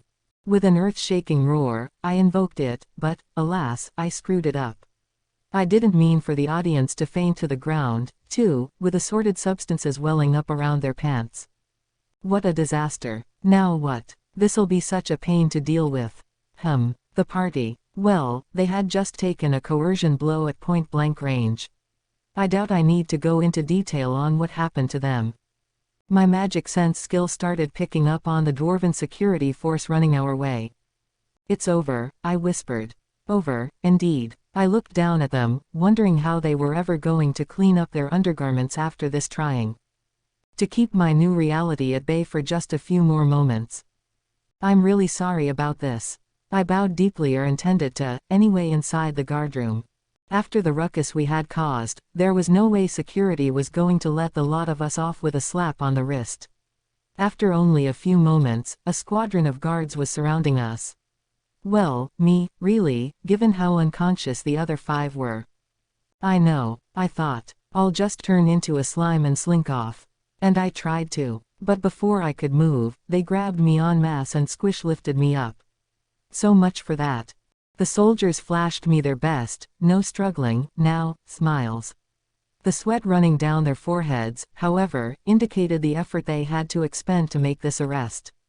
Wait. I shouted, doing my best frenzied Gopta impression. "We didn't do anything. We're the victims here." All right, came the smiling reply.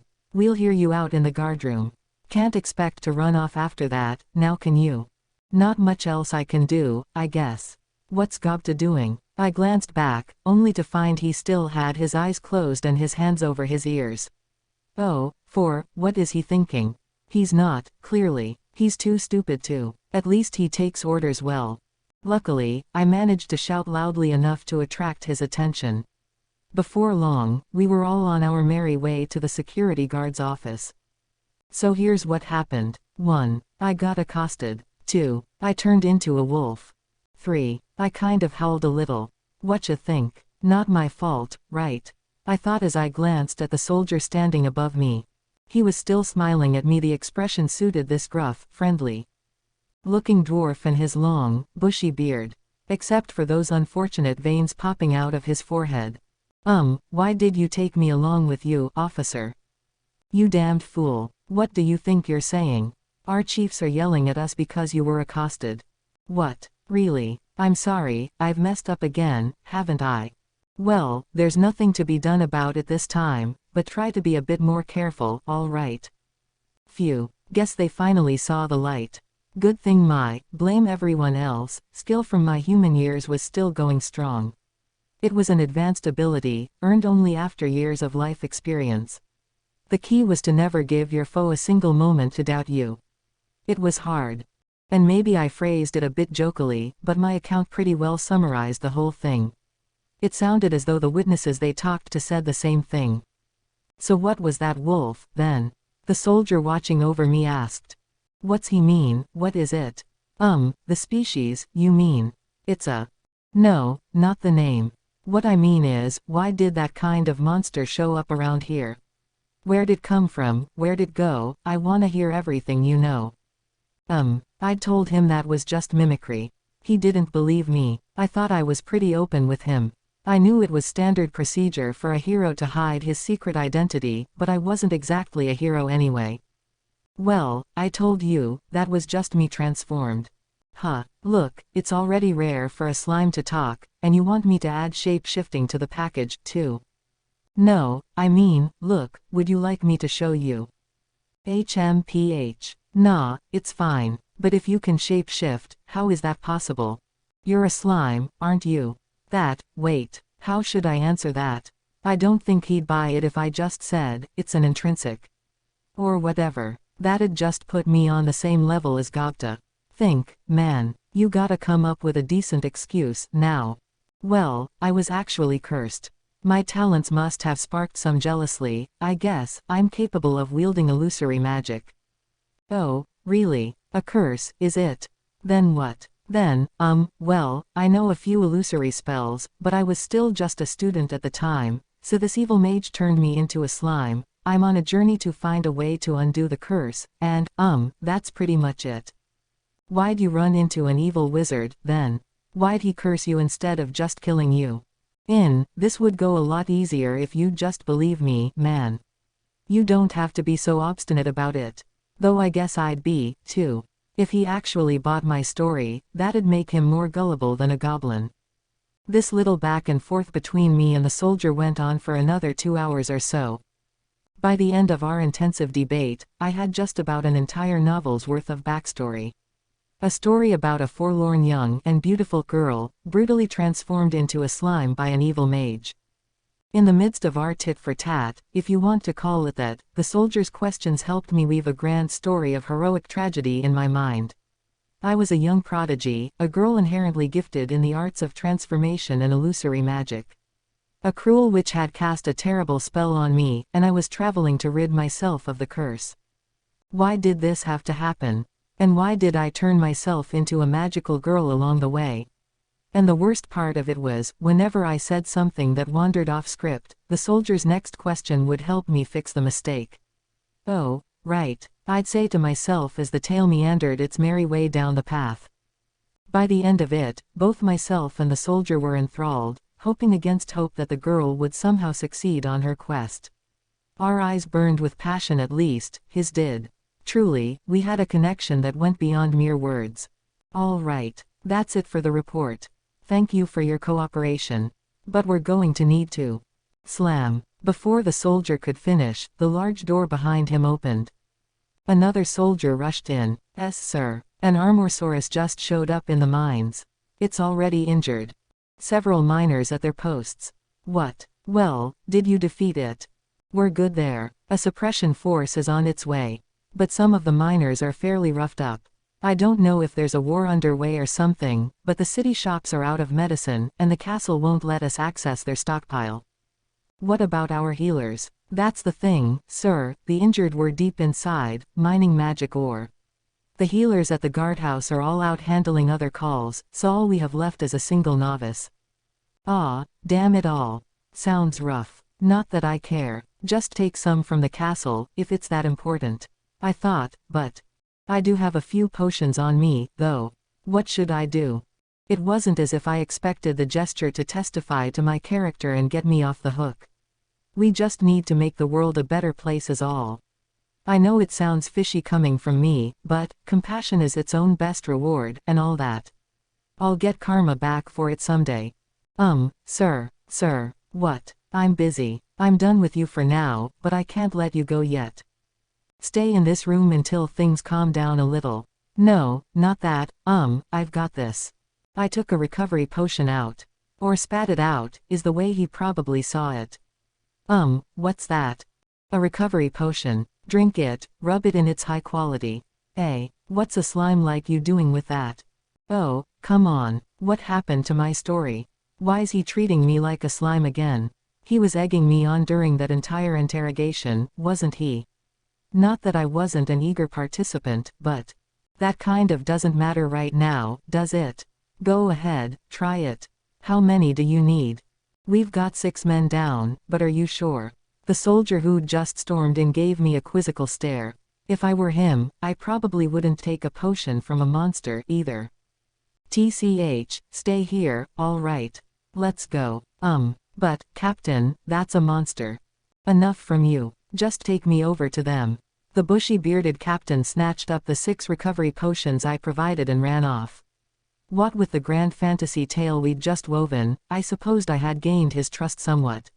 Maybe he was a nice guy after all. Didn't expect him to be a full-fledged captain, though. Is it over? Gupta asked after silently nodding at everything I'd said before now. No, but I guess we'll sit here and see what happens. Got it, sir. Then we stared into space. The soldiers who peeked in on occasion would give us confused looks, but otherwise, not much happened for an hour.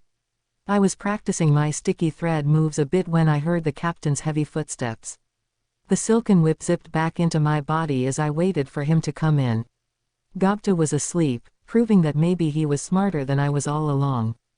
Thank you, sir, the bearded captain thundered as he stormed into the room, head bowed. The miners filed in behind him. You're the one with the potions. Thanks a ton. My arm was pretty torn up. I didn't think I'd ever work again, even if I survived, thank you. Quote. The last guy didn't say anything before they all left, but I was fairly sure he was thankful, too.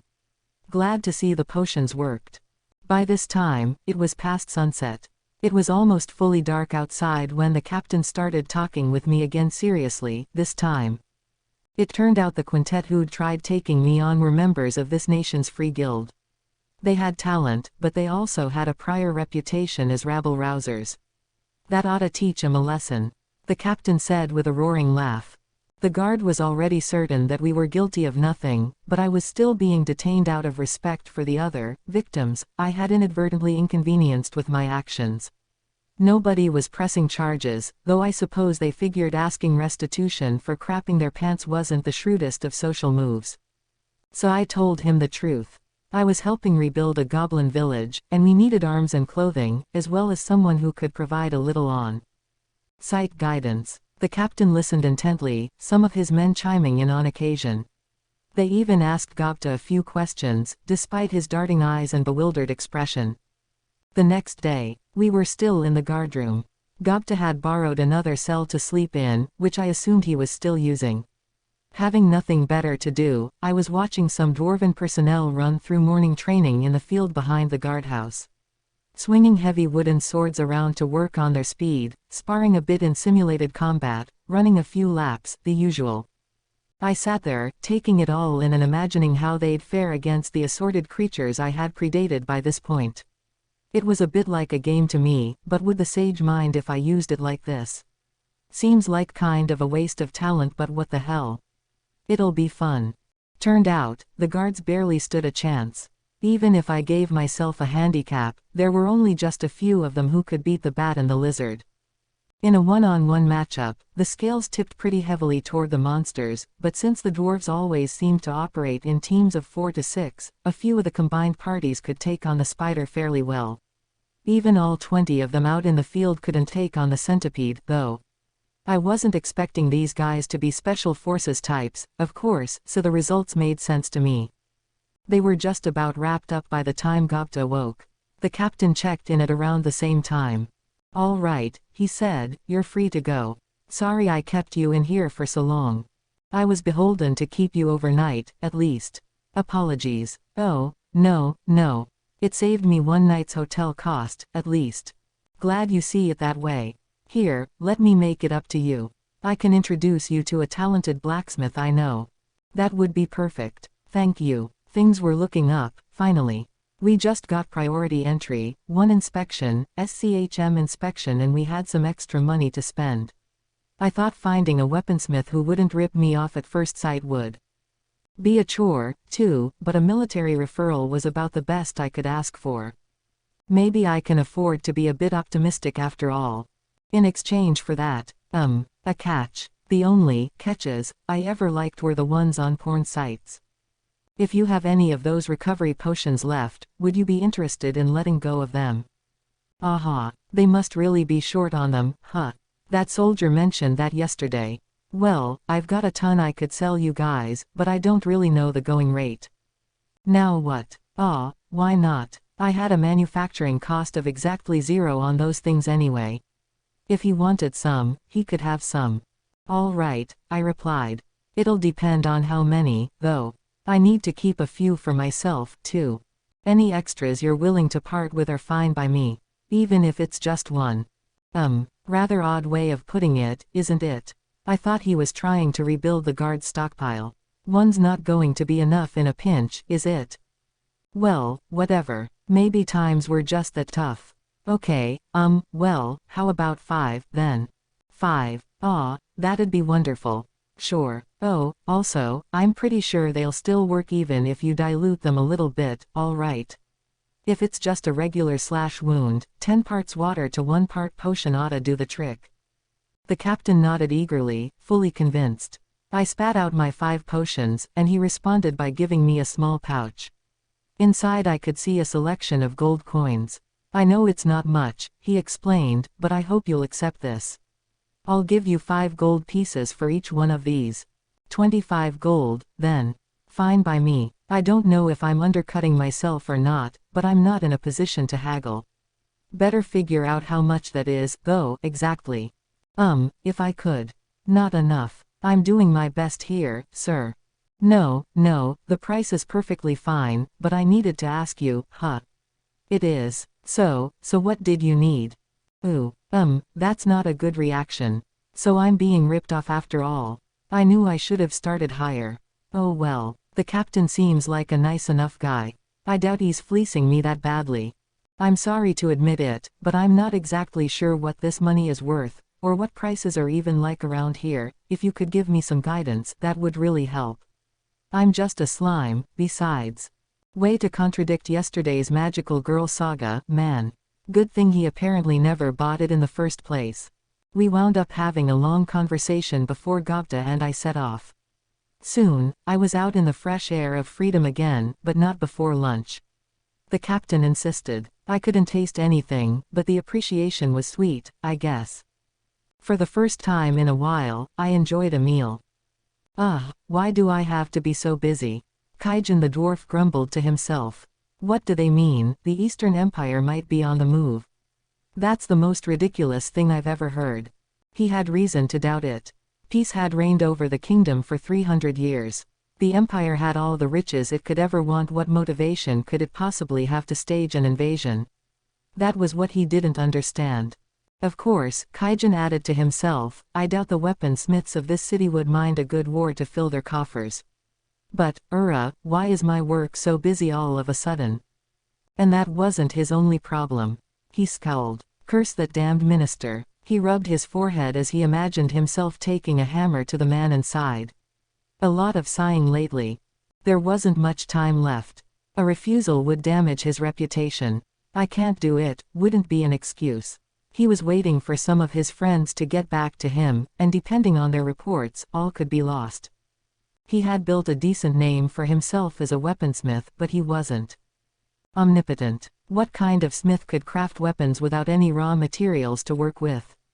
Finally, he heard the news he had been waiting for. Sorry, one said as he came through the door. We wanted to contact you yesterday, but we ran into one heck of a distraction. They were 3 men dwarves, all brothers, the trio Kaijin had assigned mining duties to. The eldest was Garm, an armor crafter with long, muscular arms. The middle child was Dold, who was known around the kingdom for his intricate handiwork. The youngest, Mildo, rarely spoke but was skillful at almost anything he did: architecture, art, you name it. A sort of savant. Any one of them could have been talented enough to run a successful business by himself, but they all had a critical disadvantage. Outside of their individual God-given talents, they were utterly hopeless, barely capable of dressing themselves without an instruction manual. None of them had a head for business or laying the groundwork for a successful career. They seemed to prefer letting other people use them instead. That was how they wound up entrusting their shop to someone who stole it from them, falling into the trap of an apprentice jealous of their natural talent, getting bullied by the government after they botched a ministerial request. In the end, with nowhere else to go, they turned to Kaijin, an old friend and practically a fourth brother to them in their youth. He wished they had called on him sooner, but that was neither here nor there. They needed someplace to lie low, and he could use some help around the shop. The only problem was that Kaijin had no work for them. He was a merchant dealing in battle gear, and he already had steady connections for all his merchandise except the weapons. Those he made himself, and he figured he could keep the trio busy making the rest of his lineup, but he couldn't have them start immediately. Telling his armor and accessory contacts out of the blue that their services were no longer needed would lead to easily avoidable trouble. Until things settled down a little, he would have to continue with business as usual. Instead, with few other options available, Kaijin was having them direct a team of laborers as they mined for ore and other materials.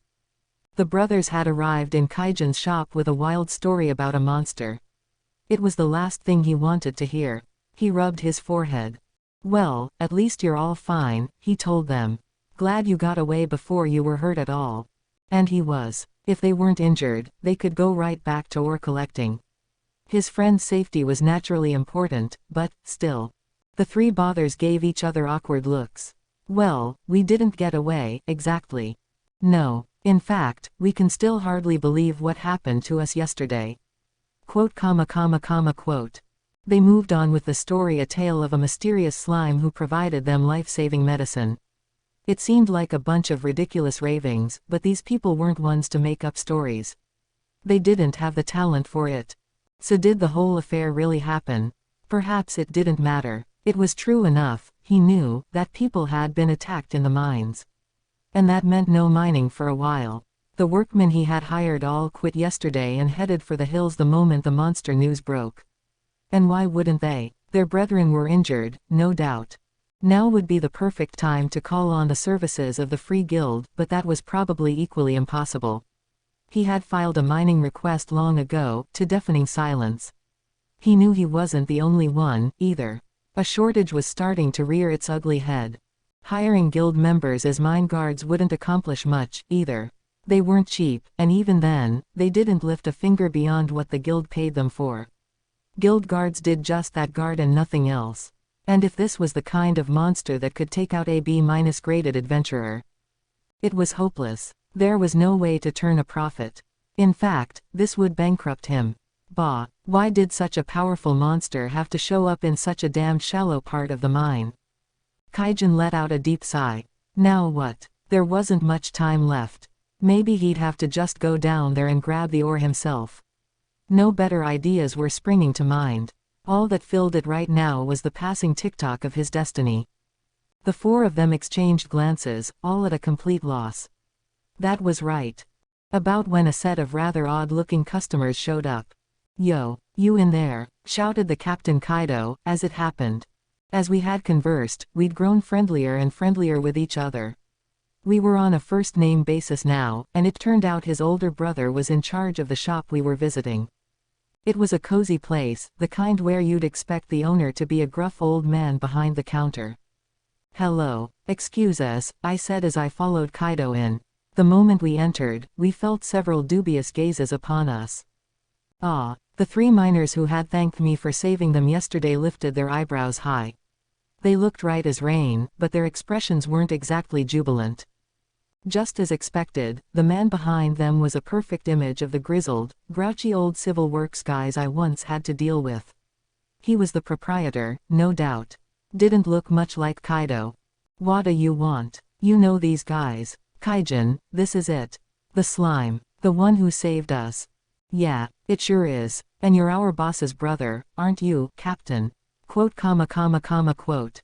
Oh ho. The slime, you say. We were just talking about you. Thanks for getting these guys out of a bad way yesterday. Oh, no, it was nothing, okay, it was something, but, you know. Ha ha ha ha. It should be against the law to compliment me. I always let it go to my head, until I finally float up into outer space. I probably wouldn't be coming back down for a while. So, the old guy said, rearing back a bit, what brings you here today? I decided to go into full detail. We all piled into seats situated deeper inside, and Kaido was kind enough to provide a quick recap for me. I added a few choice details, and things moved along at a good pace. That younger one, though, Mildo, was it. I wish he'd say something. Like, how's he managed to stay in conversations by saying nothing at all? It floored me. All right, the old guy answered. I understand. But what do you want? I can't do anything for you. I've got a job from a certain country I gotta deal with, too. None of this leaves the room, but... Then it was his turn to talk, deliberately leaving out some of the finer details, as it was all classified. Basically, a number of countries were sending out orders for weapons and armor, spooked that a certain, idiot nation, might be trying to hatch a war on them all. It connected to why the guard was out of medicine yesterday, as well as the lack of raw materials plaguing the shops. So, he continued, tapping at his head, I managed to pull an all-nighter to get an order for 200 steel spears squared away, but I gotta come up with 20 swords, too, and I ain't even got one yet. There's just no material. Why don't you just say you can't fill the order? Kaido asked. Fool, you think I didn't, at first. But that damned Minister Vester told me, so you're saying the great Kaijin, renowned across the entire kingdom, can't even fill a simple order like this one. Is that it? In front of the king himself, no less. Can you believe that damned idiot? In between the cursing and the screaming, I learned that Mildo, the taciturn third brother, had denied a request from Vester to build a house for him. The minister had taken it personally, badgering him about it to the point that Mildo had had to go into exile with Kaijin. Sounded like a stupid grudge to have. So is this guy maybe buying up all the kingdom's raw materials so the shops can't sell anything? It sounds plausible to me. What's the difference between lances and swords? I asked. I need special ore for the swords, the old guy spat out. Magic ore. The spears are just simple steel spikes. Without the right materials to work with, even a master artisan is merely a man. It must have been incredibly frustrating. The minister must have been waiting for him to show up, hat in hand, begging for mercy. And that's not the half of it. It takes a full day to complete even one of those swords. Even if I built an assembly line and streamlined everything I could, it'd still take me 2 weeks to make 20. I thought to ask about the deadline but stopped. I could read the answer in his face anyway. I have until the end of this week. He groaned. First thing next week, I'm charged with delivering them to the king. It's a task for the kingdom, and every shop has been asked to do the same. If I can't, they could strip my artisan's license from me. So 5 days left, it sounded like. And it seemed doubtful that much work would happen today, so basically. What a tough situation. Wait, why am I here? None of this has anything to do with me. And, hang on, did he say, magic ore? I have some of that, don't I? Not that it matters. The next time I looked up, I realized that everyone was looking at me. I don't like all these dudes staring at me, you know. Who do they think a slime is, anyway? Whatever. Time to fling a few serious favors around. They better help me get that goblin village going later. Ha ha ha, ha ha ha ha. Ha ha ha ha, what a trivial issue. Old man, you think you could use this? Then, with a small thud, I hand-delivered a quantity of extracted ore on top of the work desk in front of me. Then I hopped on the sofa, lay back, and put my legs up, or felt like I did. Wait. Hoa, that's magic ore. And, my god, look at how pure it is. Hey, not magic ore, man. Already processed it for ya. That's a hunk of pure magisteel.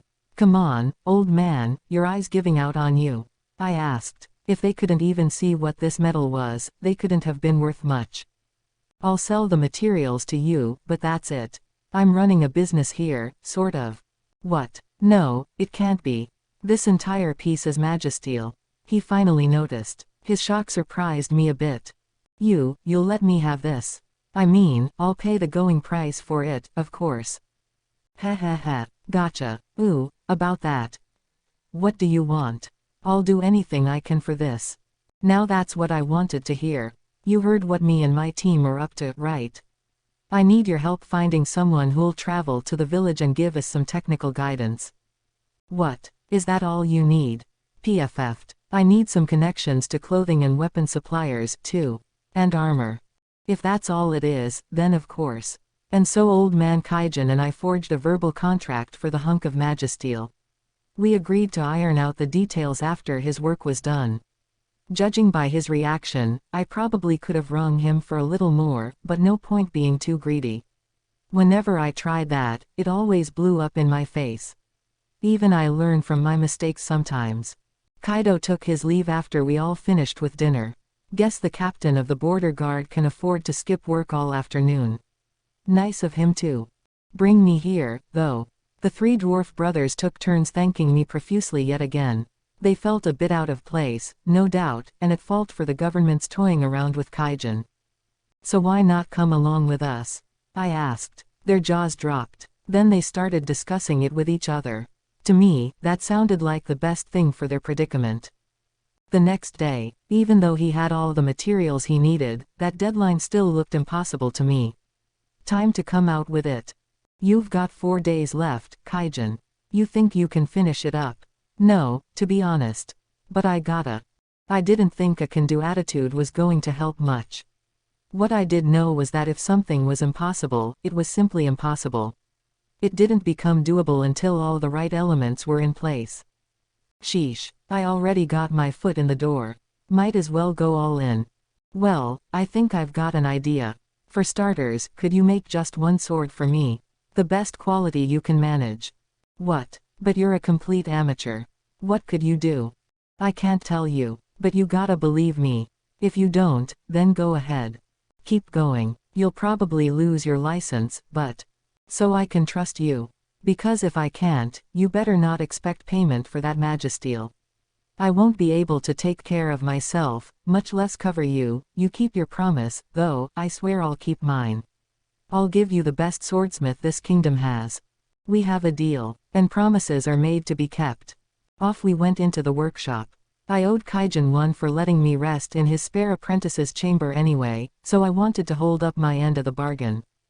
When we entered, we found the three brothers staring at the hunk of magisteel on the table, sighing to themselves as they turned it over in their hands, scrutinizing every surface.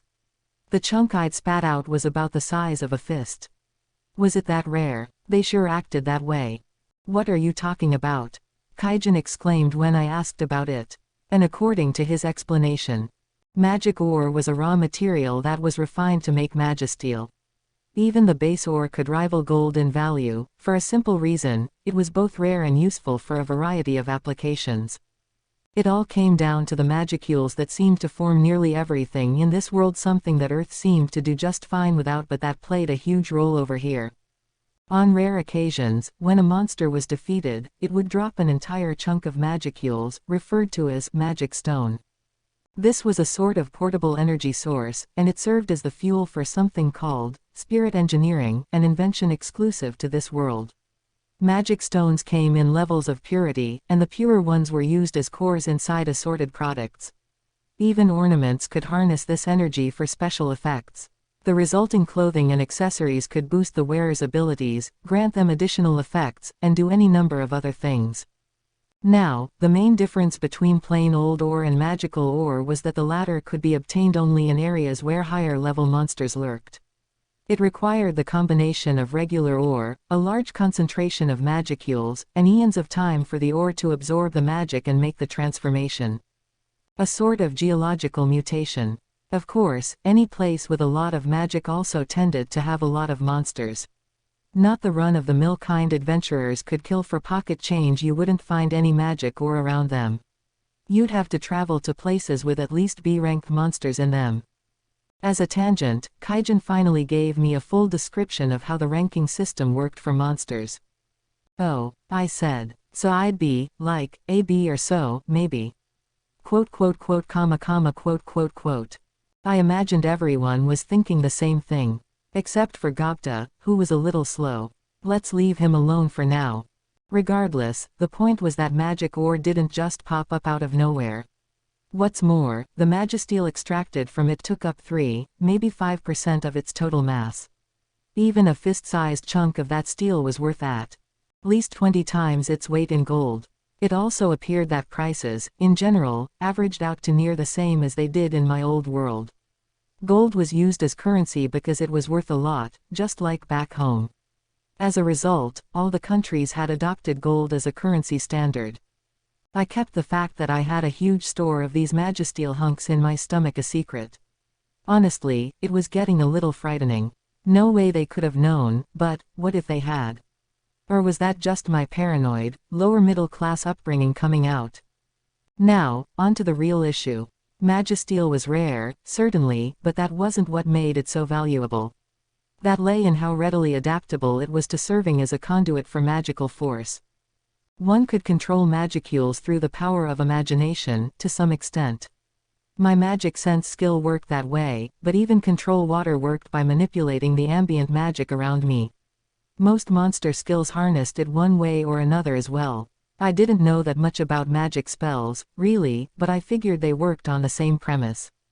So what happened if a weapon was made of material infused with vast amounts of magic? Amazingly, it became a weapon that could mature. How classic. Ah, man, now I want one. I almost said so out loud before stopping myself just in time. I mean, think about it, a sword that gradually molded itself to your ideal shape based on what you wanted from it. Depending on your own magical force, you might even be able to transform it mid-battle. And since it was so compatible with magic, it'd help boost your skills, too. Basically, unless you were really handy with a weapon, you were always going to be better off with a magically infused one. But what if, although this would take a lot of skill and money, you made a blade of pure magisteel and inserted a magic stone into it? Could you make, like, flame swords and blizzard swords and stuff? My creative juices started flowing. My heart sang, demanding Kaijin make one right this minute. But I would have to be patient. The next magic stone I get my hand on, though, for sure. After that quick lesson, Kaijin buckled down and went to work. I watched him as his would-be young apprentice. Gopta was probably sleeping somewhere. Besides, swords, of course, came in a wide array of shapes and sizes. I, of course, pictured a Japanese-style katana as the strongest one out there, but even katanas came in all kinds of shapes. That was what made me so curious about the kind of sword he'd make. 10 hours later, he was finished. It looked, to me, like a plain old longsword. And whoa, that was a lot of magisteel left. And here I was worried whether a fist-sized lump would be enough for even one.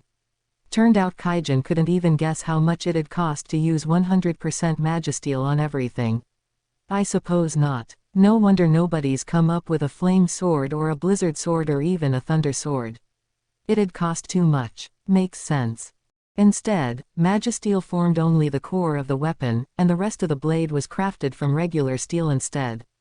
That core was all it needed for its magic to work its way into the steel, eventually merging itself with the whole sword. That, he said, was why a weapon grew stronger as it was used over time. The blade would never rust or lose its shape, it could just use ambient magicules to regenerate itself. Oddly enough, though, even these magic swords had their lifespans.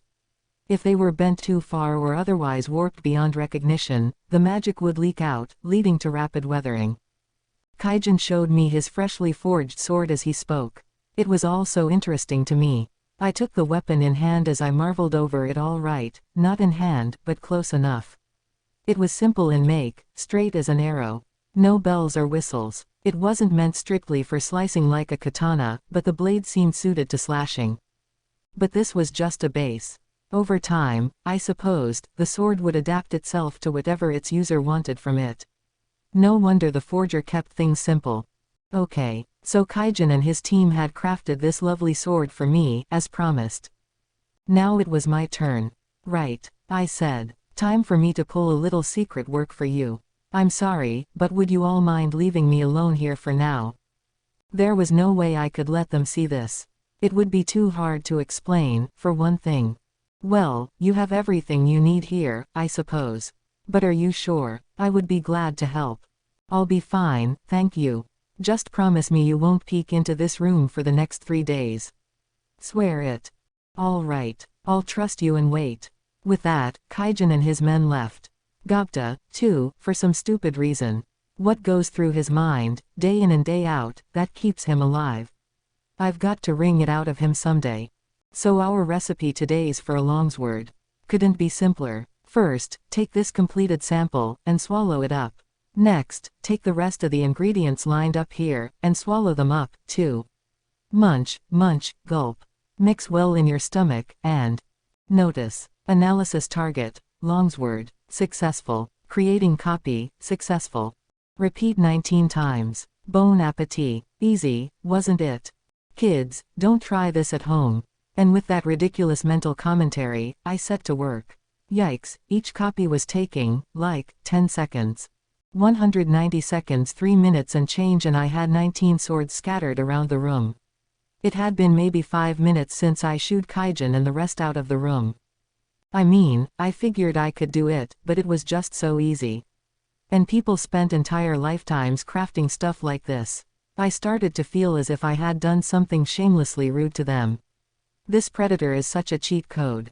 So now what? I told them not to open the door for 3 days. Am I supposed to just hole up in here until then? No, I can't just sit here like the blob that I am. Maybe I should come clean. So I did. I threw the door open and stepped outside. The 4 dwarves immediately stood up, giving me worried looks. Gapta was sleeping. God, 5 minutes. Yep. That was when I decided I had to do something about him. What is it? Did something happen? Are you short on something? Or it didn't work, then. Yeah, well, actually, I sized up the dwarves, whose eyes were laden with self-torment. They hurt to look at. But I just couldn't resist. I had to put on an act. Why did I have to be so mean to people all the time? Not even my death and rebirth had cured me of that habit. Ha ha, just kidding. They're all done, actually. Wah. Guess I can't blame them. Cheers. We were at a kind of dwarven nightclub, holding a rather anticlimactic wrap-up party. The weapons were safely in the king's hands, and it was time to celebrate. I mean, I told them they didn't have to. Ah, come on. There's lots of beautiful ladies in there. Yeah, young ones, and older, too, if you like a little weathering on 'em. It's the perfect place for any gentleman. Quote, exclamation mark, quote. Come on, Rimuru. We can't go out without the big guy himself. It was 4 against 1, so I had no choice. Never a dull moment, huh? The place was called the Night Butterfly. Were the hosts really butterflies, then? They'd better not turn out to be moths. Not that I really cared. I was a gentleman. I'd try anything once, I thought as we strolled in. Ooh, welcome, sirs. Foer. The place was lined up and down with babes. Hoa. Their ears were so long, too. Is it hot in here, or is it just those elves? Dang. Oh my god, and their clothes are so thin. It's like I can almost see through, but I can't, damn it, and I got magic sense going at max force, too. They've got the boundaries of their clothing down pat, don't they? Is this meant to be some kind of challenge? Ooh, look at you, cutie. Ah, I saw him first. Eep, boing, boing. There it is. My entire body is jiggling. And I can feel something soft jiggling against my back, too. Is this paradise, or what? I guess all that squirming means you're enjoying this, huh? Ah, oh, no, I didn't mean to, huh? No, not that much. Guess I shouldn't have expected the world, then. Nobody believes in me after all. But so be it. What do I care? I'm perched in the lap of a real-life elf. I can't believe this is actually happening. Ah, I feel so bad for my dear, departed friend down there. If only he were still around. I'd be bouncing off the walls. However, while we were enjoying ourselves, well, if it isn't Kaijin, goodness me, what are you doing, bringing this vulgar monster into a high-class establishment like this? Who's that guy? Looking to start a fight, it sounded like. Things quickly fell silent around us. Even the girls sneered at this visitor. They must not have liked him too much, although they were polite enough to keep the scoffs very discreet. By dwarf standards, this one was quite tall and thin in stature, making him, well, an average human in size. Hey, boss, you guys allowin' monsters in here these days? And no, an older female manager called out, but it's just a little slime, so. It's still a monster, ain't it? You sayin' a slime's not a monster anymore? No, sir, but, the manager stuttered noncommittally, trying to calm the man down, but the boor wasn't even paying attention. Clearly, he was after us. Oh, great, one of the girls sighed. That's Vester, the minister. Speak of the devil. Well, he did seem like the kinda guy who refuses to let go of a grudge. I could see it on his face. You know what best suits a monster? Vester bellowed. This. Then he emptied the contents of his water glass over me. I wasn't exactly a fan of that kind of provocation, but I kept myself in check. This was a government minister. I couldn't let my short temper get Kaijin or the manager of this place in trouble. Wouldn't want them banned from the premises. Just sit tight, let it pass, and... Hey, you think you can just pick on us all you want? With an audible kick at the table, Kaijin stood up. You think you can run around and make fun of my guest, Vester? You think I'm not gonna mind that? You think... Hey, Kaijin, this is a top government official and stuff, isn't it? You sure you're on good footing here? Vester, to his credit, was just as startled and stepped back. I boinged back a bit in surprise, too, cushioned amply by the chest of the elf behind me. Not on purpose, I swear. How dare you speak to me like that, you? Vester sputtered, still in shock. Will you shut up already? Kaijin shouted, accentuating his point by launching a punch at the minister's face. A few moments later, he asked me, Hey, Rimuru, you were looking for someone to help you, right? Would I be good enough, maybe?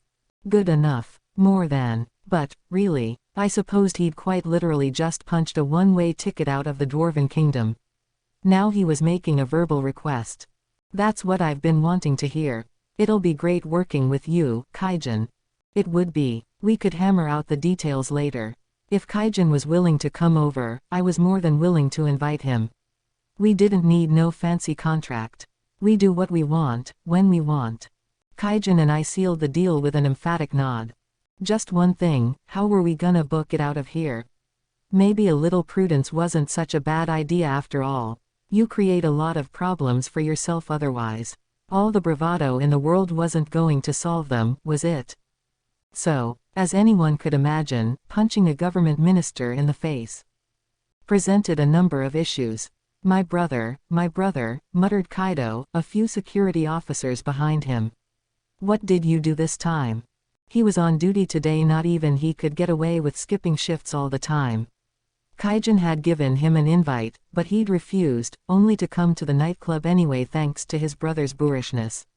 Simply running would have been an easy enough plan for us, but chances were it'd be doomed from the start. HMPH. That fool. As four knights dragged Kaijin away, he shouted and pointed a wild finger at the minister. He practically spat in the face of Rimuru, my client and the best patron I've ever had. What's so bad about putting him in his place a little, huh? Vester, for his part, hadn't overcome the shock yet. He was simply staring at us, blood still dribbling from his nose. It looked both pathetic and a little comical. Never saw it coming, I guess. The surprise probably kept it from even hurting. Brother, Kaido whispered with a sigh, you don't put a government minister in his place like that. Either way, you're all coming with me. He nodded to his men, then took me aside for a moment. Just stay calm, all. Right, I promise we'll treat you well. I wasn't planning to do anything else, of course. Before I left, though, I sidled up to the manager of the place and tossed 5 gold pieces into her hand. There's some for your trouble in there, too, I said to the surprised matron. We'll be back. It seemed like a decent place, after all. Wouldn't be nice if I never got to see the inside of it again. So went my second arrest here in the Dwarven Kingdom, but I'm forgetting someone. Gopta. He wasn't with us at the club. Instead, he was atoning for his sundry idiotic behavior by undergoing what I liked to call bagworm hell. I'd thought about hanging him by his feet at first, but that just seemed like cruelty for cruelty's sake, so instead I'd tied him up with sticky thread and let him hang from the ceiling. Wait, he'd whined. This is so mean, sir. I want to come with you. I'd showed him no mercy this time. Enough, you fool. I can't take any more of your blockheaded behavior. If you don't like it, summon your Tempest Wolf buddy and have him help you out.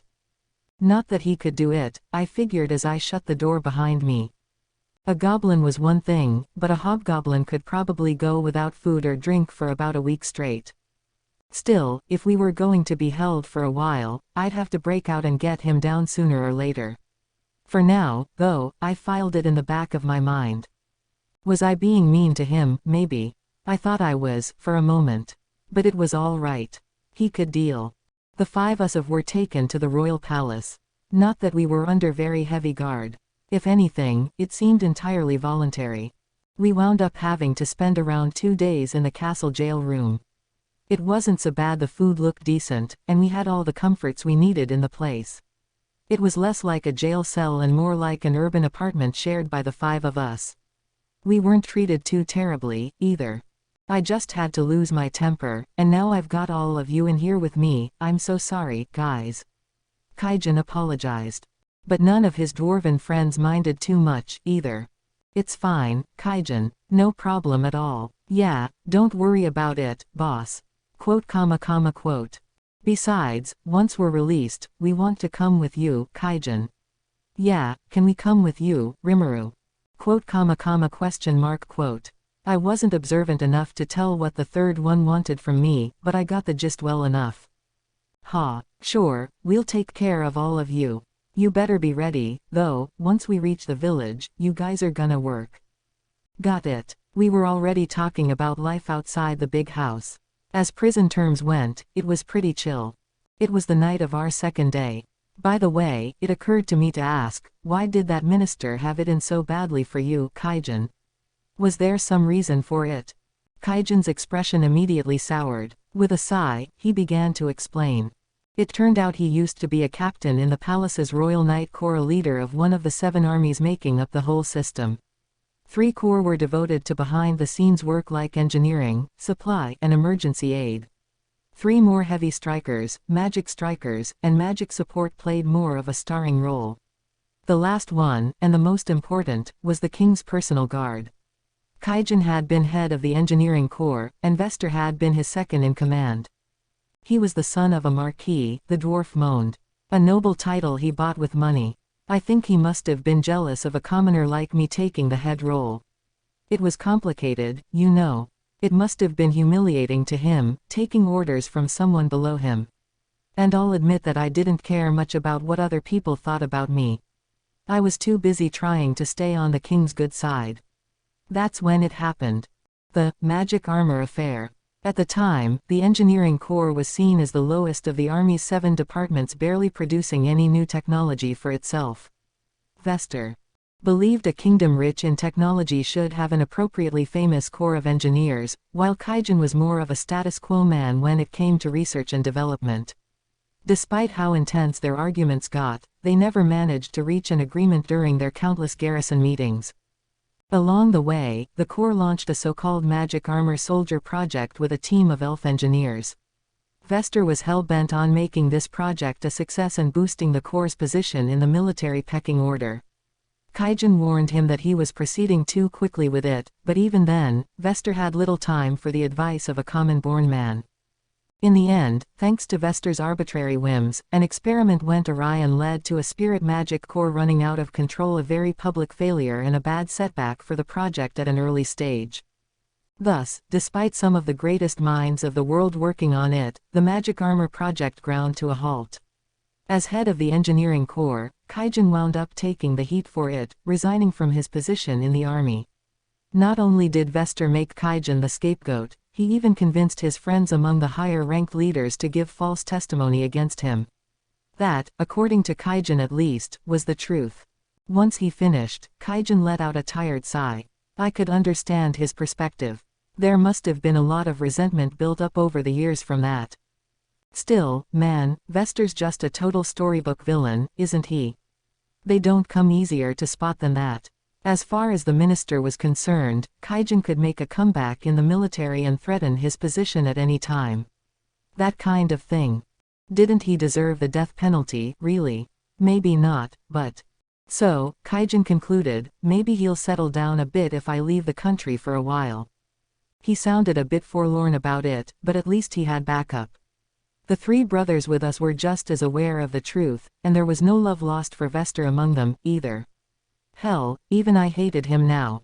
Still, Kaijin did Sokka noble, so I kind of wondered whether they were just gonna release us and wave goodbye. I wouldn't worry about it, Kaijin reassured me. I'm out of the army now, but I did make it up to the corps leader. As far as my social position goes, I'm just below Baron. If it were strictly commoner versus nobleman in the courts, well, hanging might have entered the picture. He accentuated that morbid fact with a hearty laugh. Meanwhile, I just sat there. If things got rough, I'd hightail it outta here, but otherwise, I was happy being a good little slime until cooler heads prevailed. Our day in court arrived soon after, and the entire lot of us were brought in front of the monarch. The heroic king of the dwarves. Now that I was seeing him in person, his stately aura was almost awe-inspiring. His Majesty Gazel Dwargo closed his eyes and sat deeply upon his throne. He was stocky, dwarf-like in appearance, and his exposed armor-like muscles positively radiated energy. His skin was a deep, dark brown, and his black hair was pulled back on his head. He exuded pure strength. My fight-or-flight instincts kicked in all the way for the first time in ages. 2 knights were stationed near him, one on each side. They were equally muscle-bound, no doubt, but they still looked wispy compared to their ruler. Seriously, this guy was a monster. I'd been planning to beat a hasty retreat if I needed to, but now, not so much. The moment I was placed in front of him, my every nerve was wound taut. It might have been the first time in this world that I actually sensed a clear danger to myself.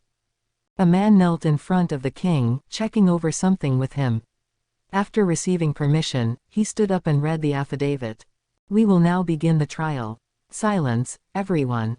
For the next hour, both sides presented their cases. As criminal suspects, we weren't allowed to speak in the royal court, that right was reserved for those with a rank of earl or greater. Otherwise, you needed the king's express permission. If you did speak out of turn, that apparently proved your guilt on the spot and earned you a bonus contempt of court charge. Whether you were innocent or not, that was the way this place worked. We were stuck having our representative speak for us. He had paid us a few visits during our 2 days in custody, discussing the nature of our case. Our kind of lawyer, basically. Could we trust him, though? Anxieties like that had a tendency to crop up for a reason. So there Sir Vester was, he continued, sitting back at this club and enjoying an alcoholic beverage, when this gang pushed their way into the place and exposed him to dreadful violence. This is not the kind of behavior that should ever be forgiven. Is that the truth? It is, my liege. I heard it from Kaijin himself, and I also have written testimony from the owners of the club. There can be no mistaking the course of events that night. What did he just say? I thought he was on our side, and it took all of 5 minutes for him to go turncoat. That can't be good, can it? I shot a look at Kaijin. His face turned bright red, then slowly began draining of color. I'll bet. Our lawyer wasn't even bothering to make excuses for us. It went without saying that representatives for the accused weren't allowed to lie in court. If they were found out, that would be another hanging. It was impossible to think any would-be lawyer would attempt it, barring extreme circumstances, and yet ours was doing it right in front of us. My liege, Vester exclaimed, egging him on. You have heard it for yourself. I beg of you to deal with these miscreants harshly. He flashed as a smile of supreme confidence. Bastard. Maybe I should have hit him after all. The king remained motionless, eyes closed. In his place, one of the guards beside him spoke. Order. I will now give the verdict. Kaijin, the mastermind behind this crime, is sentenced to 20 years of labor in the mines. His accomplices are sentenced to 10 years of labor in the mines. With that, this court is hereby. Wait, a deep, quiet voice interrupted. The king opened his eyes and looked at Kaijin. It has been a while, Kaijin.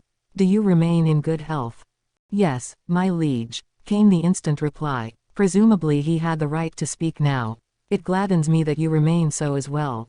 Yes. Now, do you and your friends, looking at us, have any desire to return to us? The audience in the royal court murmured among themselves. It must have been an unusual development. Vester immediately blanched. Our traitorous representative, meanwhile, had developed a deathly pallor. I beg your forgiveness, my liege, but I have already found a master to serve. I have made my vow, and it has become my treasure. A treasure so fine that, indeed, not even the direct order of my liege could make me part with it. This clearly angered the audience. I could see the guards staring daggers into Kaijan's forehead. But he stood strong, chest puffed out, the picture of dignity. The king, seeing this, closed his eyes again. I see. Silence ruled for another moment. I have made my decision. Listen well to my sentence. Kaijan and his friends are hereby exiled from the kingdom. After midnight tonight, when the new day comes, they are officially no longer welcome in my lands. That is all. Be gone at once. Opening his eyes, the king made his proclamation in a loud voice. Ah, the dignity of a born leader. His overwhelming presence sent shivers through my body. Although, being king around here seemed like a terribly lonely job to have. So there we were, after the trial, back at Kaijan's shop. That little celebratory drink we wanted to get sure broke bad, didn't it? Now we had to pack up and leave for good. Oh, wait, is Gobta all right? We're still only at day 3 with him, right? I was a tad nervous about that as I opened the door to his punishment room. Ooh, welcome back, sir. Did you have fun? Gee, sure hope you take me with you next time. There he was, leaping up off the sofa to greet me. How did that happen? He couldn't have gotten out of my spider silk that easy. Taking another look, I realized that the cushion Gobta had been using on the sofa was actually a tempest wolf. Wait, seriously, he actually summoned the guy. Gobta, how'd you get that wolf in here? Oh, right, that. I just thought to myself, hey, can you come on over, please? And he did, sir. He made it sound so easy, the bastard. None of the other hobgoblins had managed the feat from such a long range before. Maybe his brain cells were all devoted to his natural talents instead of, actual intelligence. It seemed crazy to me. I concluded that it must have been a coincidence. I then realized that the sight of the Tempest Wolf had frozen the dwarves in their tracks. What's wrong? I asked. We need to start packing, don't we? Wait a second. The panicked Kaijan replied. What on earth is a black direwolf doing in here? Yeah, you need to run. That's a B-ranked monster. And now they were panicking. They looked so ridiculous, I was actually amused. Oh, he's fine, really, no problem. He's like a big dog, really. We keep him indoors and everything. My attempts at calming everyone's nerves met stony silence. Black direwolves, by the way, were a somewhat advanced version of regular direwolves. If they evolved in a more magic-oriented fashion, their fur would turn black. The coats of the Tempest direwolves were black as well, but with a uniquely colored sheen. Direwolves weren't really supposed to evolve toward the storm element in the first place. That was just a side effect of the name I gave out. In volcanic regions, direwolves would evolve with a fire element and become red direwolves.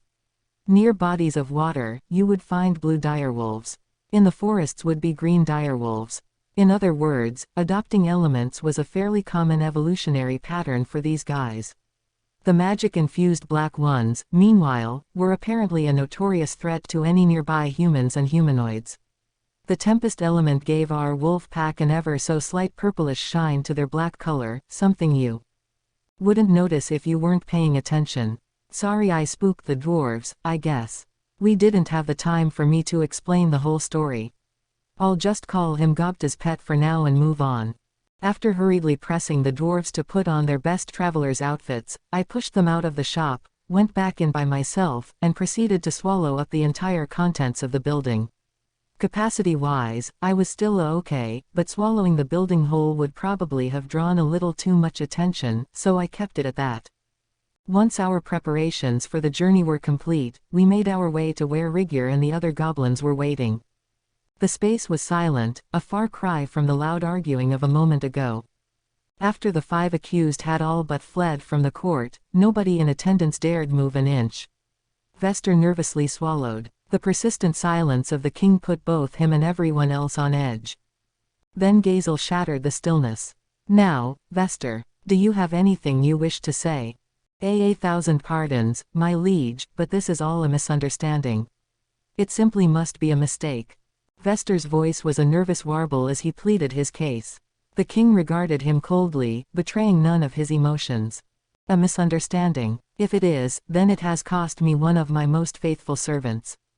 "How can you say such a thing, my liege? You call what he offered to you, faithfulness? Why, he is simply a man off the street." "Vester, I see you are mistaken. Kaijan left my corps on his own volition. When I speak of a faithful servant I have lost, I refer to you." The minister's heart raced. I need to find an excuse, but his mind was blank.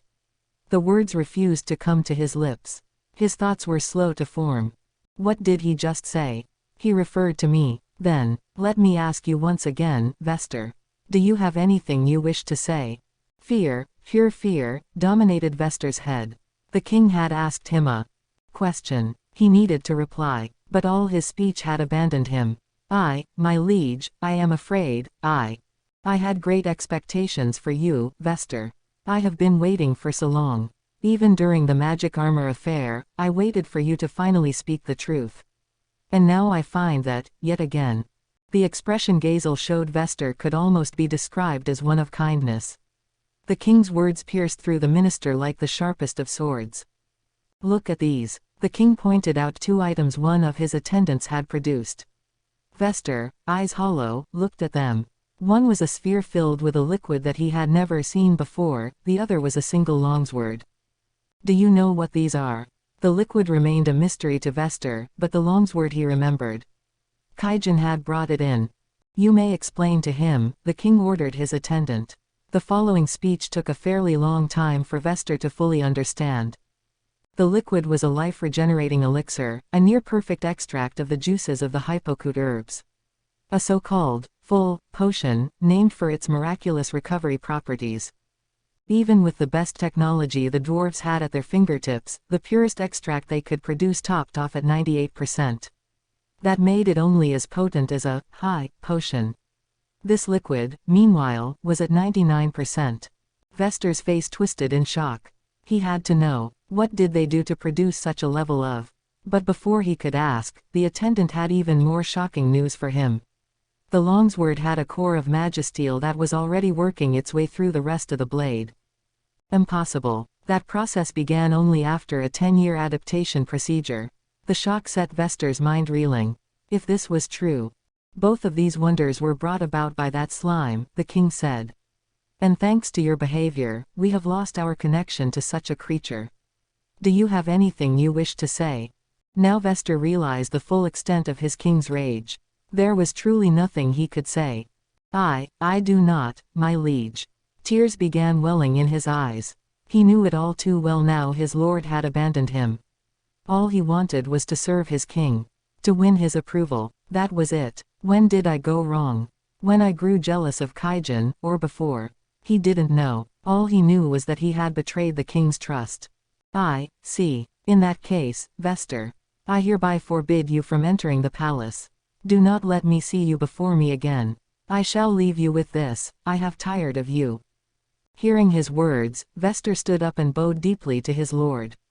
Then he left, setting off to pay his penance for his foolishness. As he did, a guard ran forward and arrested the representative serving as Vester's accomplice. The king watched them out of the corner of his eye. My dark agent, he shouted with some urgency. Track the movements of that slime. Do not let it escape your notice. Ever. The emphatic order of the normally taciturn king gave pause to everyone in the chamber. By my life, my liege, the dark agent said before disappearing. The king thought to himself. Who was that slime? A type of monster, no doubt. Was that the level of monster being released, then? His hero's instincts were giving him a feeling he couldn't ignore. Trusting it, he began to take action. Rigger and gang were all safe at the edge of the forest. Between this and that, we had spent a total of 5 days in the city, pretty much what we expected. Things didn't quite go according to plan, but we largely accomplished what we'd set out to do. Too bad we didn't get to hit the free guild in town. It sounded kind of like an adventurer's club to me, the exact kind of place where an otherworlder or two might hang out. It would have been nice to check out all the gilt and armor the dwarves were known for, too. But oh well, we had a bunch of master craftsmen with us here. That was enough of a find. That, and I still had 20 gold pieces. Score. I took the time to introduce Kaijin and his hapless friends to the goblins. We'd all be working together for a while to come, so I wanted to get off on the right foot. Come to think of it, I didn't see much in the way of casual racism from the dwarves, most of them, anyway. Given the demi-magical origins we all shared, I suppose it made sense. I could imagine us crossing their paths again someday. We were now more or less ready to roll. The only problem was transport. Ranga, of course, was wagging his tail, as if me hopping on him was the pinnacle of his life. I explained to him that I needed his full 15-foot size for a bit so we could fit 2 out of the 3 brothers on his back. Ranga was not a fan of this idea. His face instantly turned sullen as he wobbled backward and plopped his ass on the ground. He glowered at the newcomers as if to suggest he could just eat them instead and save everyone a lot of trouble. The dwarves almost jumped out of their skin. Even when they first saw him, they'd wailed in perfect unison. "Gah, how could you ever?" and so forth. Either this was a well-practiced routine of theirs, or Ranga really did scare them that much. There had to be something I could do. "Hang on, Ranga," I said. "I tried transforming into one of you guys earlier, and I'd like to test out how it works a bit. That's why I want you to let these dwarves on, all right?" His head immediately shot up. "I understand, my master." Kaijin and Garm, eldest of the 3 brothers, would go on my back. Ranga would take Dold and Mildo. Once they were on, I'd spin some sticky thread to make sure they stayed on. These guys did nearly 50 at their peak. In this motorcycle-free world, the experience would probably make them pass out. Not that I knew whether I could handle that speed or whether I wanted to. Now for me, Mimic, Tempest Starwolf. Astounding. Your dazzling strength knows no bounds, my master. Ha ha ha. Yeah, I'll bet. And you'll look like this someday soon, if you keep it up. We will do our best to live up to your lofty expectations, my master. Ranga's eyes sparkled at this new mission in life. The rest of the Tempest Wolves grew equally excited. Always a good idea to motivate the troops a bit. So I turned to Kaijin and Garm to get them to hop on, and well, that's weird. They're all unconscious and foaming at the mouth. What are these guys doing, anyway? Oh well, I knew that practice would come in handy. A little sticky thread off my back, and everyone was pulled up and put firmly in place. Success. Fainted dwarves wouldn't make great traveling companions, but either way, we were off. By the way, I intended to start off at a leisurely trot, only to find myself going over 60 miles per hour or so. Maybe it was for the better that my passengers weren't awake to see this. If they were, our acceleration would have made them lose their lunches. I looked back at Dold and Mildo on Ranga's back. They had a little more backbone, or I thought they did. Then I realized they were just unconscious with their eyes open. My condolences. Putting the dwarves in the back of my mind, I proceeded down the path back home. At least they wouldn't bite their tongues or whatnot if they were unconscious. If I were them, I wouldn't want to wake up in the middle of this scream machine anyway. It'd be better for everyone if they stayed asleep until it was all over. I'll feed 'em, of course, but I really am mean to people, aren't I? And speaking of which, Rigyur, have you ever successfully summoned one of the Black Wolves before? I have not, Sir Rimuru, it embarrasses me to admit. He hadn't, and it was a point of frustration for the other goblins, too, not to mention their wolf partners. So why just Gobta? Really? Because I guess Gobta managed to. What? Gobta, is that true? Why yes. I gave the call, and he came over for me. There was a fighting spirit in everyone's and every dog's eyes now. It's not impossible, Rigyur reflected. Gobta is strong enough to have done the Dwarven Kingdom journey round trip on foot once. Oh, right, I thought he was a slobbering idiot, but apparently he was good in a pinch. He was an idiot, of course, but not useless. Surviving a 4-month journey through the wilderness and foraging off the land wasn't something any old guy could do. He'd had to deal with monsters along the way, too, weak though they might have been. I placed Gobta a few rungs higher in my internal totem pole. He'd probably tumble right back down soon enough. We decided to make camp once night fell. I wasn't tired at all, but everyone else needed rest. I could test out my abilities in the meantime. A Tempest Starwolf, to say the least, was physically gifted. I could practically feel the power pulsing inside me. Just a light jump, and I was way up in the sky. On land, I tore up any path I found with my rapid sprint. Add on some quick reflexes, and it looked like I had what it took to make good use of this form. Most of my battles so far had involved me busting out a few water blades and ending it just like that. I hadn't thought about it much, but strength and reflexes were going to be a lot more important to me if things got hairy. On that front, the Tempest Starwolf seemed to have nearly everything I could want. With the sage's support, this wolf could probably insta-kill the black snake from back in that cave. No skills required. I'd learned in town that the lizard rated AB- in rank, and from there, I used the sage's simulation skills to figure out how the rest stacked up against it. It told me that the black snake wasn't even an A, and I could win against 10 of those centipedes at once, so I'd be an A- or so. Sounds about right. A Tempest Starwolf not under my control would be stronger than a black snake, though it probably couldn't take 10 at once. Although there was that weird dark lightning skill to think about. My instincts told me that one would pack a punch, so I'd test it out in slime form first. That ought to temper it a little bit so I can observe it. The dark lightning I unleashed was, let's call it, beyond belief. There was a flash, followed by a deafening roar of thunder. The large riverside boulder I chose as a target was gone, crumbled to pebbles. I could see the bolt crashing down faster than light, but witnessing its dreadful force for myself simply amazed me. Way beyond expectations. Let's pretend that didn't happen. I made my decision instantly.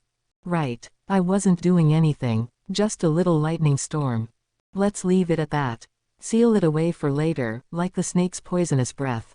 It'd be better if I saved it until I knew how to temper the strength of my attacks a little. Besides, with all the internal magic that cost me, I'd better learn how to adjust things soon. No tossing that around willy-nilly. I could wind up running out of magic in the middle of battle. Given the range of that lightning strike, though, it could make a good ace in the hole someday. The entire 20-yard radius around the disintegrated boulder was now blazing hot and glassy. Something to think about. Rigyur, of course, had a few hobgobs there in short order to find out what was going on. I told them it was just a rogue thunderbolt. Sorry for interrupting your sleep, guys. I'd need to save the more dangerous experimentation for someplace where I could work in peace. Some soundproofing would be nice, too. Otherwise, it'd be hard to really flex my muscle. Still, there was some more data to work with. I replayed the simulation in my mind. According to the results, a Tempest Starwolf out of my control could use dark lightning and probably kill 10 black snakes at once. Which meant the attack was probably past a rank. The guidepost for an A rating was being able to destroy a small town. Disaster level, in other words. Better avoid that transformation around urban areas. My experiments continued, albeit a lot more quietly, until morning. The next day, I let Rigyur and his people handle breakfast. Goblin food was, well, pretty simple. Just heat and eat. Haute cuisine it wasn't, not that I could taste it. If I ever pick up that sense again, I'll have to teach them the finer points, I guess. Food one can look forward to as one of the first steps toward an advanced culture. Could these goblins really acclimatize to culture, though? I thought so. I had no idea how, but I wanted to test out everything I could. If we got tripped up over cooking, that would be a bad start. The dwarves were up, still white as sheets. You all right? Why, yes, where are we? As they slowly shook out the cobwebs, they realized they were in unfamiliar territory. It unnerved them. I explained we were on our way to the village these goblins called home. What? That would be a journey of some 2 months, normally. We won't have enough food unless we procure a cart at some nearby town. It's a little late to be surprised about that, isn't it? I wanted to say, but thinking about it I hadn't really explained much to them, had I? Things like how we got here and how fast we were going. We weren't in a hurry today, so I decided to take the time to explain in detail about what we were doing. Breakfast happened to be served right then. It was just a few wild hares roasted whole, but it was more than enough stimulus for the dwarfs' stomachs to start rumbling. Guess they can keep food down, at least. As they ate, I reviewed our future plans. We would be at the village in another 2 days or so, I explained. No, they whispered in unison, realizing exactly how fast those wolves were taking them. Hey, don't worry, I replied. Once you get used to it, it's a breeze. It'd be nice if they could get used to it, but I figured we'd probably reach the end of the journey before then. We set off back down the road. Time to build a thought communication space for us. Now that I'd done it a few times, it came naturally to me. The dwarves picked up on it, too, which was a relief. Thought communication was a sort of high-level version of telepathy, letting you build links and talk with multiple people at once. It also made things like strategy meetings easier for us. It remained effective across a range of half a mile or so, which was more than enough for my purposes. On the second day, the dwarves seemed largely capable of remaining on their rides without passing out. The force of the wind kept them from opening their eyes, so I built a sort of visor for them all from silk. Kind of like a helmet replacement, I suppose, and it seemed to do the trick. I also started noticing that I could control my sticky thread to some extent via telepathy. Once you got used to controlling magicules, it was amazing what you could do with them. Sticky thread probably wasn't the only thing I could apply that to either. These little particles were the essence of magic. Either way, the dwarves were getting into the swing of things, and their makeshift helmets were having the effect I wanted. I could talk with them now, and they were kind enough to teach me a thing or two about life in their kingdom as we rode on. The goblins were listening in as well, chiming in about their own experiences, and we had a nice, friendly confab for much of the day. This should keep up in the village, too, I hoped. Dwarves, being partially sprites, were extraordinarily long-lived. Goblins, being partially magic-born, were notoriously short-lived. Evolution or perhaps living conditions had created a fairly large difference between the two. I sometimes wondered if goblins were actually a step down the evolutionary ladder. Hobgoblins, the next step up, seemed a bit like the monster equivalent of dwarves to me. Like they had gone back to their ancestral roots, in a way, with a lot more magic force at their disposal. I wouldn't know for sure, but I imagined the evolution did wonders for their lifespans as well. They still weren't the handiest, though, and there was a stark difference between monsters and fairies, but still. Dwarves, for their part, were probably more closely related to monsters than, say, elves, another sprite race. Maybe that would help these two species get along, too. As I suddenly remembered something else, I decided to bring it up. Kaijin, I know I'm a little late asking, but are you okay with this? You really respected that king, didn't you? Oh, that. I did, yes. There isn't a dwarf alive who doesn't respect him. Imagine having the hero of your nightly fairy tale serving as your actual king.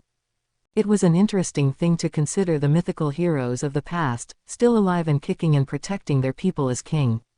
That would help me build a pretty healthy respect, yeah.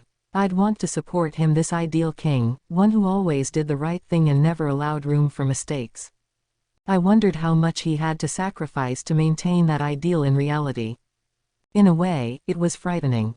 It took a lot of spirit, I'm sure, to be a leader like that. That was what made people believe in him. Was I ready for that? I had become, more or less, the master of this goblin village. But what comes after that? Well, let me ask you this, then, Kaijin. Why did you come with me? Wouldn't it have been the best thing for your life if you rejoined the king? Gah ha ha ha. Well, a lot more sensitive than I thought, eh? Rimuru. I did it because it looked like fun.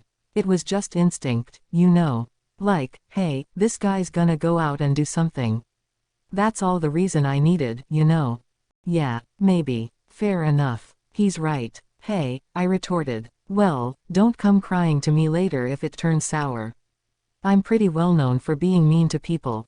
It was true. I did practically nothing by myself. I entrusted everything to others. But I did want to help. To be relied on. I wanted to be the sort of person who could manage that.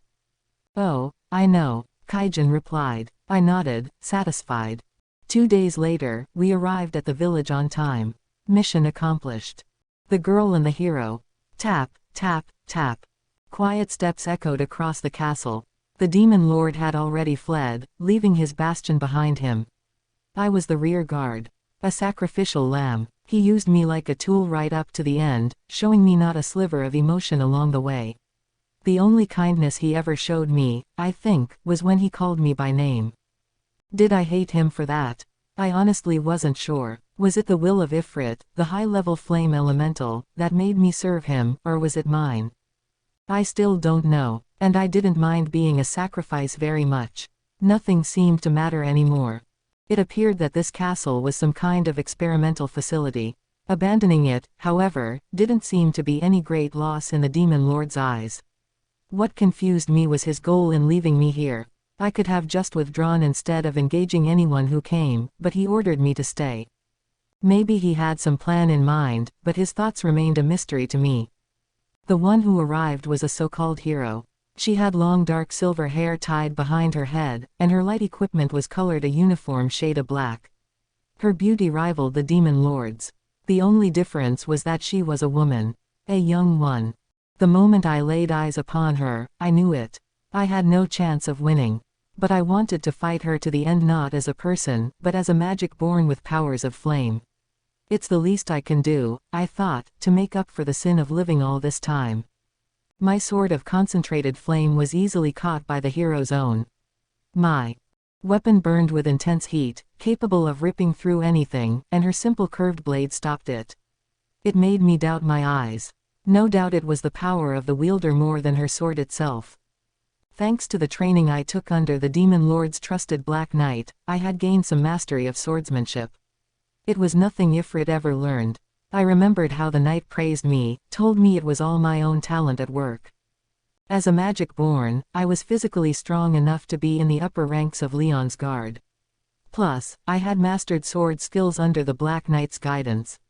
It was far more than Ifrit's power that made me such a close confidant of the demon lord.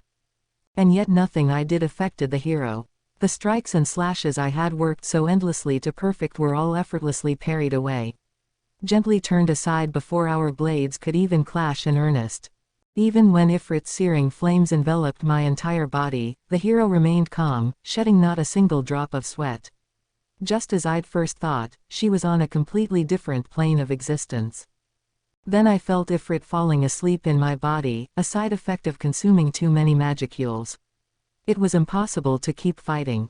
I lost, incapable of landing a single blow. I collapsed to the floor, confident that I had returned the favor to the demon lord. I sort of wished I could live a while longer, but I doubted a hero would ever show mercy to a magic born like me. "Are you done?" I heard her say. "Why are you here?" It was a bit surprising. I was expecting death to come the next second. My head turned up to her. The hero was a hunter of evil, and I was her foe, a magic born. If she cut me down right now, I would have nothing to complain about. What whim of hers prompted these questions? Timidly, I opened my mouth. Then I told her about how I was summoned to this world, how I had lived up to now, what I had done. It was selfish of me. I was a magic born now. I had no right, no expectation, to be believed at all. But it was true. Having someone take an interest in me and listen to my story made me happy. It left incontrovertible evidence that I had been alive all this time. I could throw out my chest and proclaim to the world that I had lived, even if it was just in someone's memory. That's what I wanted to do. I doubted the hero would ever believe a magic-born's tale. But that was fine. If I just created a nook in her memory to occupy, that would work. And yet, it's all right now. You've been through so much. She believed me. Her words brought tears to my eyes. The next thing I knew, I was clinging to her, crying. For the first time since I came to this world, relief embraced me as I expressed my true feelings to someone. I wound up coming under the hero's care. Her face darkened at the sight of my burned scars. I was used to them. The way they spread across half my body was proof that I was alive. The hero tried to use healing magic to do something about them. It didn't appear to work. Merging with Ifrit had stabilized my body to its current state, scars and all. She thought for a moment and then took a pretty mask out from a bag. You know, she said, this mask helps boost your resistance to magic. You might be able to use it to keep Ifrit at bay inside you. She gave it a loving caress, then handed it to me. The instant I put the mask of magic resistance on, it immobilized Ifrit inside me and hid the burned scars across my body. And that wasn't all. With the will of Ifrit no longer dominating mine, all the oppressed emotions I felt over the years immediately welled out of me. The pangs of loneliness, the fear of becoming a magic born. The deep shame of killing the first friend I ever made. The intense hatred I held for this unfair world. Putting on that mask helped me regain the emotions I had thought I had forsaken with my childhood. The hero held me tight until I was able to calm down. I remember how scared I was after that, for a while so scared that I couldn't even talk to anyone except the hero. But she never complained. She treated me warmly. And little by little, she loosened the ropes around my heart, teaching me how to converse with others once more. I accompanied the hero wherever she went, hiding myself in a full body robe. I was always following her, scared she'd leave me behind. That was about when I was introduced to the Society of Adventurers. I was, as other people at the time put it, a silent girl, one who always covered her face in a mask. One who never ventured out past the hero's shadow. A useless piece of baggage. One day, something happened to me at the society, which I had visited alongside the hero several times. A man, concerned after seeing how I joined her on all of her monster-slaying work, spoke up. "Is that child in the mask a girl?" he asked. "Don't you think she should stay here this time? This'll be a dangerous one." All I could do was shiver at the idea. At the time, the hero was the only person on the planet I could muster the courage to trust. The hero meant everything to me, and I couldn't bear the thought of being separated from her. I was sure the grown-ups would kill me if they found out I was a magic born. I had that much common sense, at least. The hero gave me a thin smile. "It'll be all right," she said in a reassuring tone. "Everyone here's really nice, all right. You're a strong girl, too. It'll be fine." I think that's what made me do it. I wanted to live up to the hero's expectations, and I knew this couldn't go on forever. Something about the way she spoke always seemed brimming with confidence, too. It made me believe whatever she said was true. It was with a strange sense of calm, then, that I separated from her on that day. In the waiting room next to the society's front desk, I began studying. That was around when I learned that I was in the kingdom of Bloomond. There were several other nations nearby, I found out, around the forest of Jura. And that wasn't all. When they weren't handling society issues, the workers there taught me arithmetic, as well as several different writing systems. I listened intently to the passing adventurers as they spoke about the neighboring nations.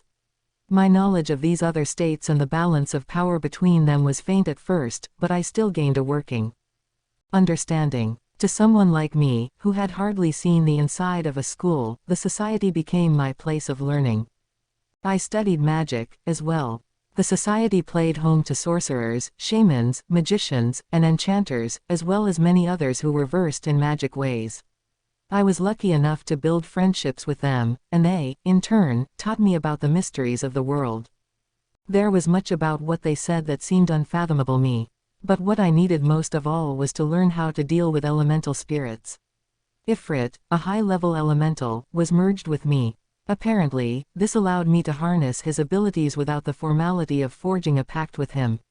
But remember, I still had my mask of magic resistance on. Carefully, I attempted to find an inroad to Ifrit. Soon I discovered ways to manipulate his skills without exacting a burden upon my own body. Somewhere along the line, I came to be known as the Conqueror of Flames. I was an elementalist, gifted in the arts of fire and explosive magic, and I had grown to the point that no one worried about me joining the hero on adventures. In fact, she had fully accepted me now, not as a traveling companion, but as a full-fledged partner. It made me so happy. I had worked hard for so long to help her out, to have the woman who'd saved my life recognize me for who I was. All the effort had paid off. Life was good. Several years later, though, the hero went off on a journey. Without me. I didn't know why. The hero must have had her motivations, much like I had mine. I intended to set off myself someday, so I had no right to complain about it. Did she want to slay the demon lord I served? No, the truth was. She had saved me, then left me. I needed to find out why, perhaps, and I wanted her to accept me once more. I wanted to show that I was alive, that I was human. It was exactly that kind of selfish hope that proved I had no right to stop her in her tracks. I was already grown up, not some child naive in the ways of the world. The droplets slipping down from behind the mask must have been my imagination. I made myself believe it was true as I watched her leave. Because I know I'll see you again. The thought made me want to grow stronger than ever before. I continued traveling after she left me, across many countries. I wanted to help people in their times of need, as she did. Whether it was Ifrit's influence on me or not, my body had stopped growing at the age of 16 or 17. One of the demon lord's curses, I thought, but it nonetheless served me well on the road. A large number of adventurers were in the business of handling other people's dirty work, searching for rare plants in the forest, slaying monsters and harvesting them for useful materials, and so on. It was a line of work that stereotypically involved huge, lumbering frames and equally bulging muscles. Sheer strength bred respect and trust from others, since it meant one could hold one's own in a job that flirted with the line between life and death. The society of adventurers attracted the kind of people who lived free lives and were never tied down by any one nation. If they were injured fighting a monster, they could expect no assistance from one government or another. Nations already had their armies of knights to protect them. They didn't need the aid of some dirty adventurer. Sometimes a local lord would ask for their help rooting a monster out from their lands or villages, but there was no formal system in place for encouraging cooperation between nations and adventurers. It meant that nations could expand only into the range their armies could physically defend. Small pockets of civilization in an otherwise wild land. There would be times when towns fell under attack from powerful monsters. Three-headed snakes, winged lions, and such. Whenever these so-called calamities appeared near a settlement, they would cause as much consternation as a full-scale war. Of course, one might expect governments to cooperate and create support systems that extended beyond national borders. And such agreements did exist, but such support always came after things were stable. In the meantime, it was seen as a country's own responsibility to defeat the monster in question. This was why those with full rights as city dwellers were granted special treatment, while the others had to make do with life in neighborhoods built in the hazardous areas around the walls. Such people eventually acclimated to a life of being pillaged and exploited. The stronger among them saw an adventurer's career as a way to protect themselves. The wealth gap quickly grew between rich and poor. It was a dog-eat-dog world, one where the weak had no recourse. I wanted to protect them. Just like the hero, who'd offered me the salvation I'd so deeply hoped for. If I abandoned them, I would be no different from my demon lord. So I worked as hard as I could to be an ally to the weak. And somewhere along the line, people started relying on me, calling me a hero. A dragon attacked the town, with enough force to equal an entire army. A calamity-level foe, absolutely. Bloomond immediately declared a state of emergency and placed the nation on high alert. I was one of the many people they enlisted. A calamity-class monster was usually discovered once every several years, but this one was different. No half-hearted strike would ever faze a dragon, and the nation's Knight Corps was too offensively weak to provide any support at all. I myself provided all the offense I could for the effort, but my sword could do little against such a foe, and I was hardly much a threat. If something wasn't done, it would ultimately lead to thousands of deaths. So I decided to call upon Ifrit, sleeping within my body this whole time. The dragon's stone-melting breath enveloped my body, but because I'd merged with Ifrit, it felt like nothing more than a passing breeze.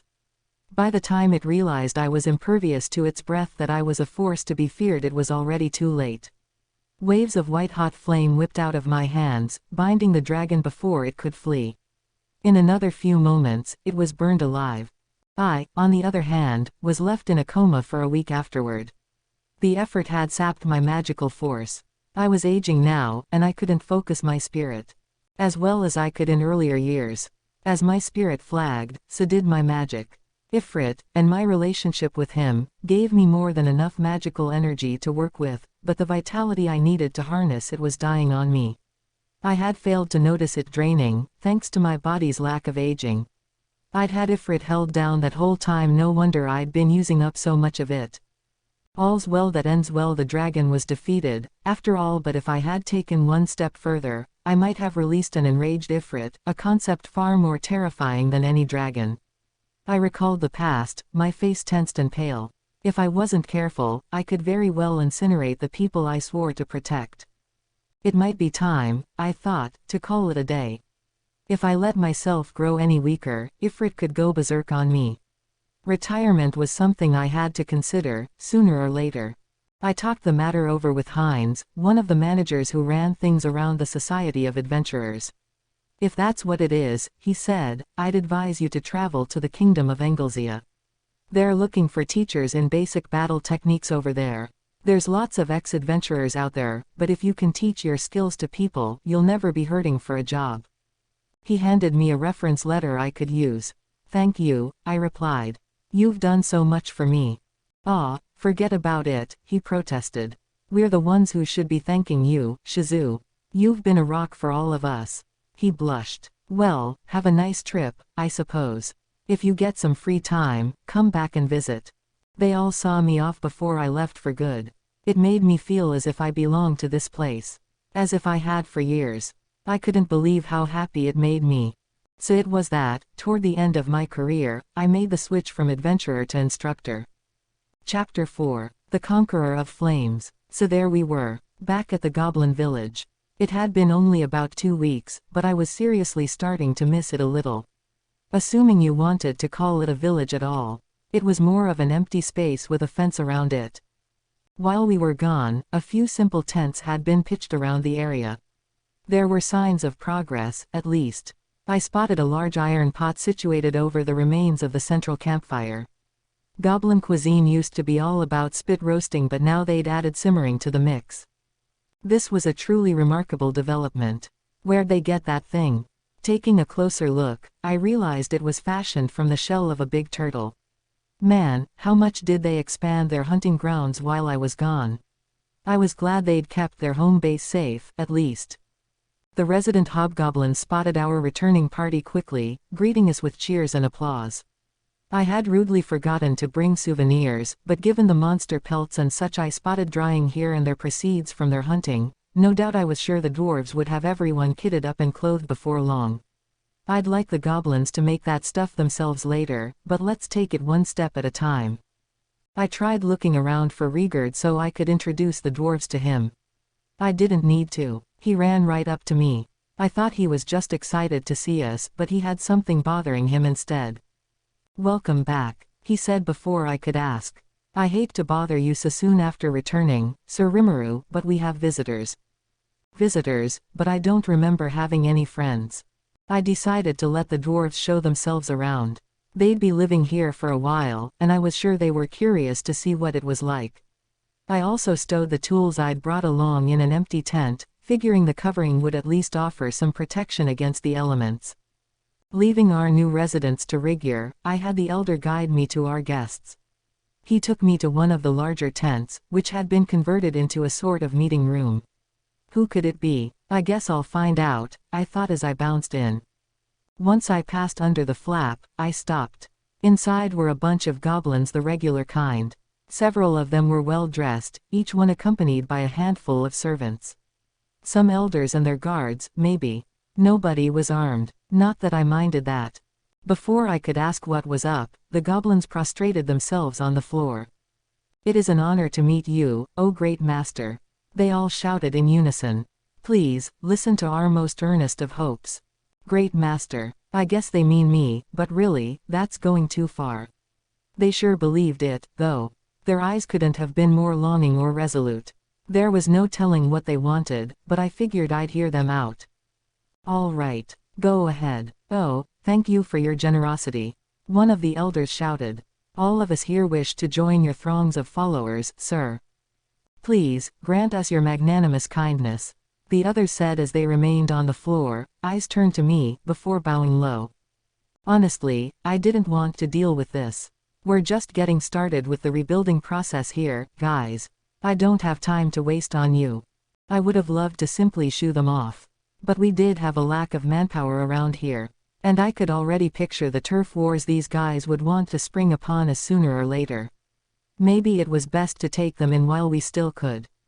If they stab us in the back after that, we can just kill them all. I wouldn't take kindly to traitors. Rose-colored glasses would just get in the way when you were leading a pack of monsters. You had to keep a cool head around them. That was part of the reason I was willing to take these goblins in, because I wanted to prove to myself that I meant business. Once again, I reminded myself, if these guys turn out to be traitors, I will personally kill every one of them. It was amazing how I could think about killing people as if I were wondering where to go for lunch, though. It came as a surprise, but hell, it beat hemming and hawing over every life decision I made. Kept it simple. By the way, if these were just the envoys, how many goblins were we talking overall? I sighed. I might have a hell of a lot of names to think up soon. The guards accompanying the goblin elders had gone back to their respective villages to report the news. So what did they have to say? To sum up, their story went a bit like this. It all began with the recent disruptions to the order around the forest. The other villages had de facto abandoned Reincarnated during the direwolf attack, in part because they simply had no combat resources left to assign to the place. All the intelligent races in this forest, the orcs, the lizardmen, and the ogres, too, were starting to step up and stake their claims on this wood. There had been smaller arguments along those lines before, but there was also a sort of silent agreement that nobody would let it get to armed conflict. With the forest's one and true overseer out of the picture, however, there were more than a few races out there ready to vent some steam. Monsters, in general, had a tendency to puff up and engage in regular displays of power.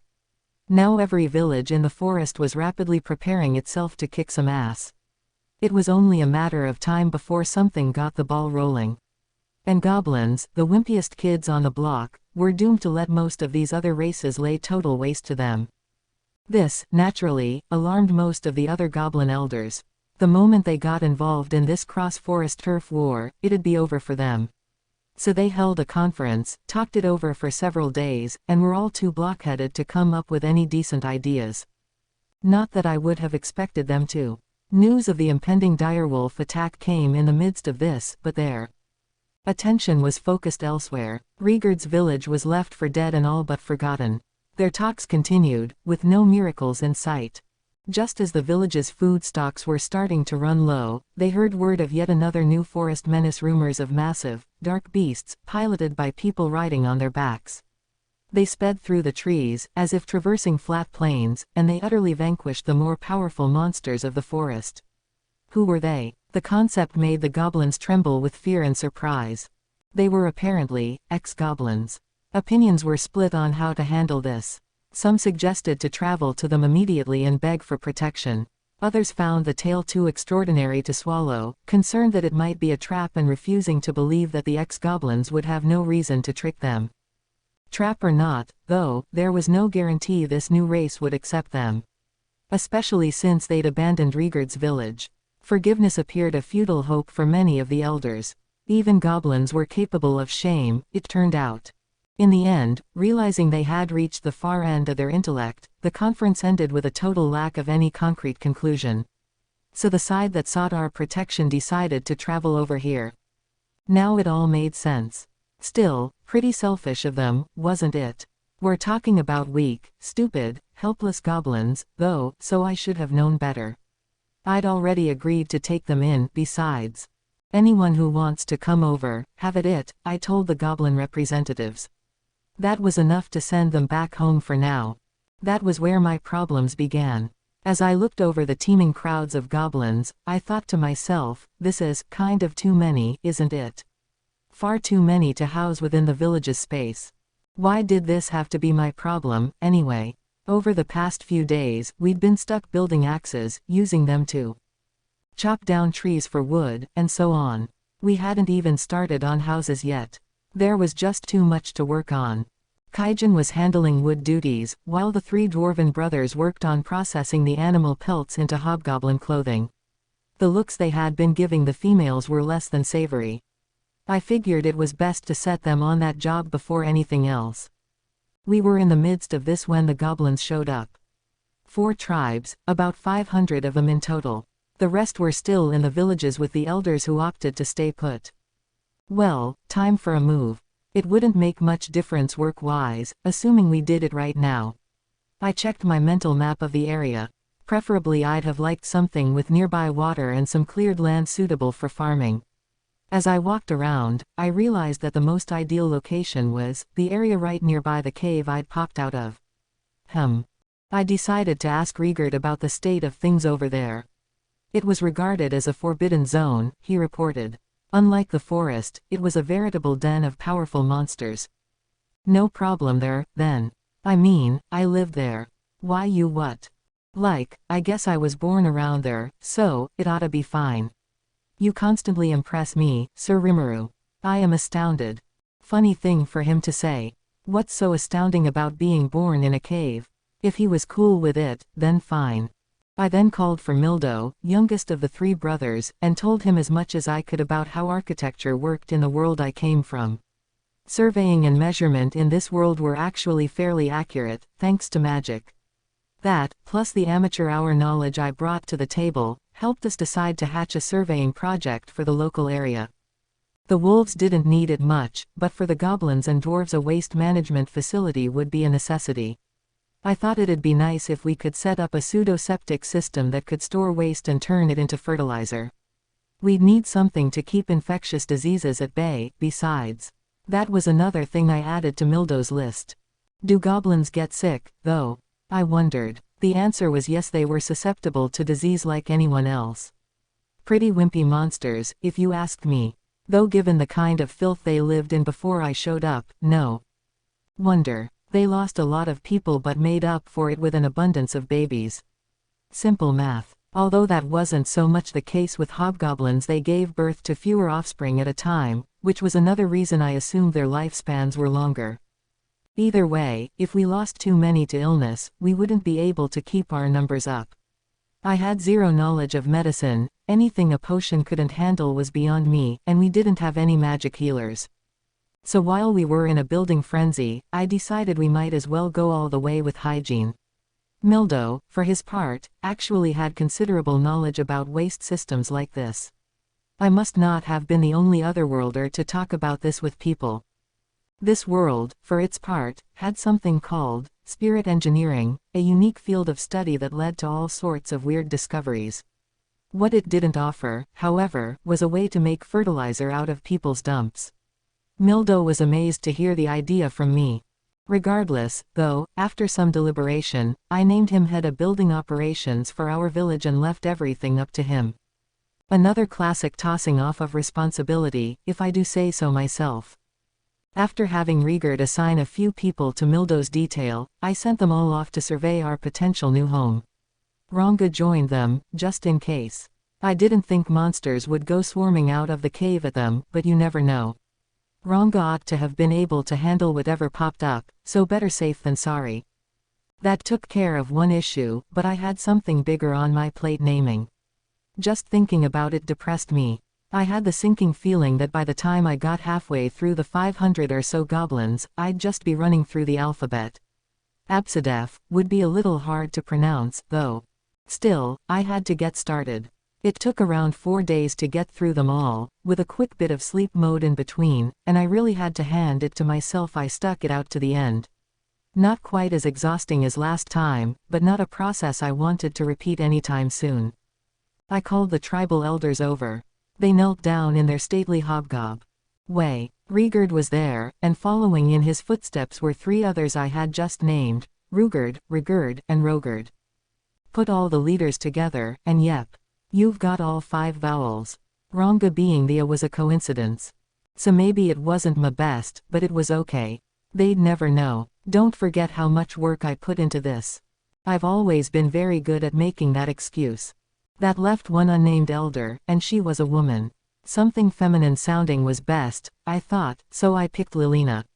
One advantage of everyone being hobgobs was that I could actually tell them apart by gender. Magic sense could help me do that with the regular gobs, but to the naked eye it was a challenge. Could I turn Lilina into another name series, maybe? I thought about it but decided not to worry about the future too much. No time for it. So here we were, a few hundred hobgobs. Maybe it was time we built a class system for them. With these numbers, I couldn't tell them, let's all be pals and get along, and expect them to follow that. There needed to be a clear chain of command, especially given how much monsters valued strength. All right, I declared, I'm giving all of you ranks. Rigurd received a nice upgrade to Goblin King, the other 4 elders became Goblin Lords. The rest of the goblins in the village immediately bowed to them, which was a spine-tingling sight to see. Why yes, our lord. The elders parroted. The ensuing cheers were deafening. I had just inadvertently penned a new chapter in goblin history. Kaijin was kind enough to bring along all the carpentry tools he needed. Garm and Dold were proving to be able commanders on the clothing production front. We were building a miniature tower of wood lumber in an empty space in the village. Preparations were going along smoothly. By the time I had evolved all the goblins and made sure I hadn't missed anyone, Mildo came back to the village. The surveying work was done without a hitch. All systems go. I looked over the different blocks in the village he'd planned out. It was really more of a town than a simple village. A new home for all of us. After making sure everything was in place, we set off. It was our first step toward a new land. Toward a new nation for us. The man's name was Fuse, and he was the guild master at the Free Guild branch in the Kingdom of Bloomond. His competence at his post was unquestioned, and even before then, his prowess as an adventurer had brought him all the way to the rank of a-.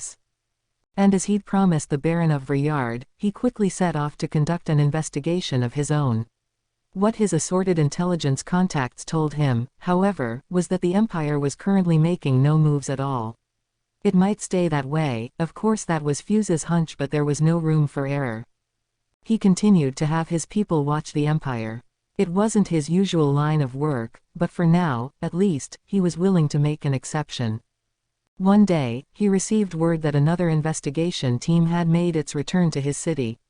He went to his chambers and sat down very slowly and deliberately on the sofa in the reception room he always used for classified meetings. Across from him sat 3 people, 2 men and a woman, all B-ranked adventurers. This group, he already knew well. There was Guido, a thief who excelled at reconnaissance.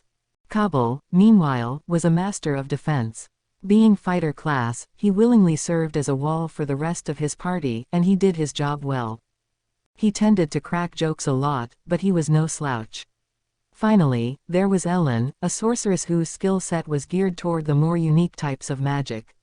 She had a wide variety of spells at her disposal, but her true skill lay in supernaturally enhanced movement.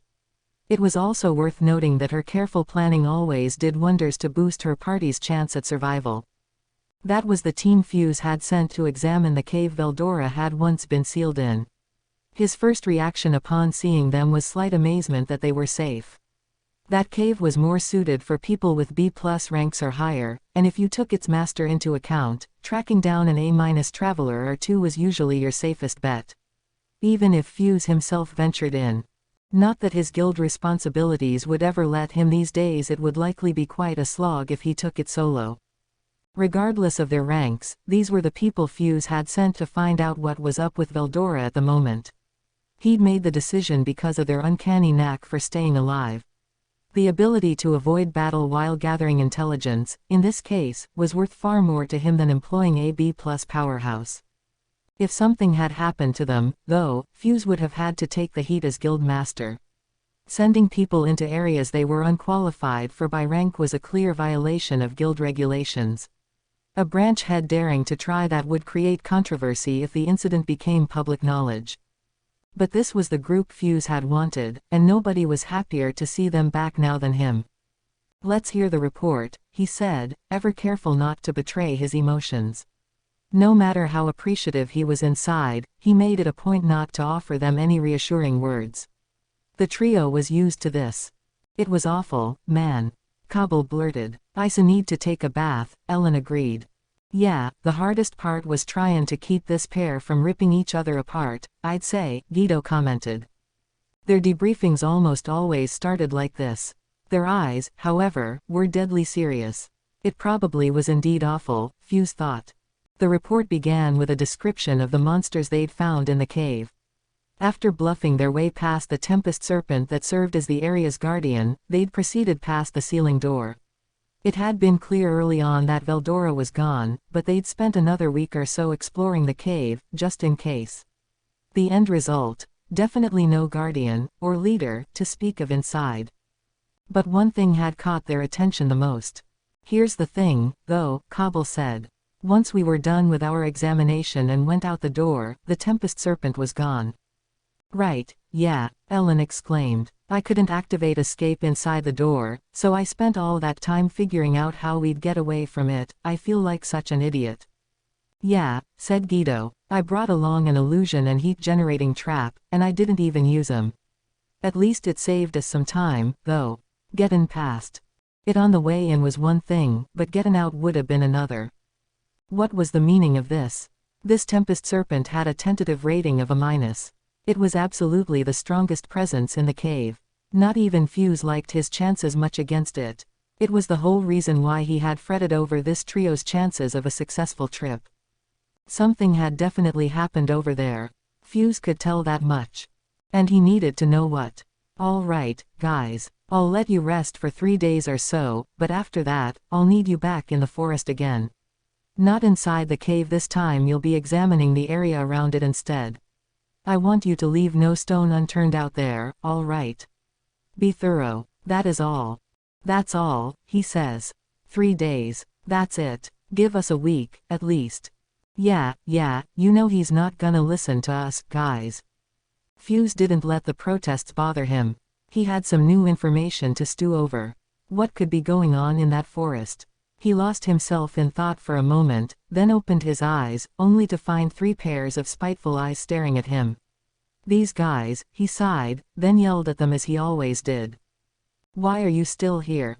Get out, now. The trio hurriedly excused themselves. 3 days later, Cobble, Ellen, and Guido were preparing for their forest trip. That was barely any time off, Ellen moaned. You said it, girl, Guido replied. Could you stop complaining for a moment, guys? Cobble, the more or less leader, admonished with a lack of conviction that indicated his agreement. You're just depressing me now. They had few routes into the forest to choose from. The monsters had been growing incredibly active in recent days, to the point that not even the merchants were willing to send wagons into the forest. Hiring bodyguards was out of the question. They'd lose money on this job if they did. If they wanted to visit the forest, it'd have to be on foot for the time being.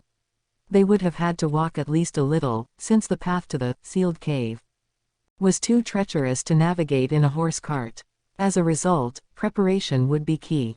Procuring several weeks' worth of preserved food was a challenge in itself, but without it, they stood every chance of starving to death before they even reached their destination. Ellen's magic, at least, guaranteed them potable water whenever they needed. When they were largely done and it was time to head off, a person approached them, speaking in a voice that was somewhere between young and old, male and female. Excuse me, if you are headed for the forest, would I be able to join you along the way? The mask the figure was wearing prevented any guess at the face behind it. It was an ornate, beautiful mask, but it bore no expression at all. There was something vaguely unsettling about the whole package, but fine by me. Whoa, I'm the leader here, Ellen. What's your problem? You know her. Once she decides on something, there's no chong in her mind. Thank you. Those words of gratitude were all the masked figure said before silently following behind them. Thus Cobble and his band found themselves with another companion as they ventured into the forest. The sound of chopping trees and hammering echoed throughout the forest. Slowly, the new town and its houses were beginning to take shape. In our minds, at least. We were still busy laying out the water and septic system, so for now, it was still just a clearing. This system took the direction of its flow from the river we were adjacent to. We planned to have a water processing building eventually, although it was still under construction. That'd be where the river water was purified and distributed to people's houses. On the septic end of things, we built a large chamber out of wood that we planned to bury in the ground. The wood's inside surfaces would be treated to improve their resistance to rotting, then reinforced with cement. That was what we were working on now. We'd lucked out and found some quicklime-type material off a nearby hill.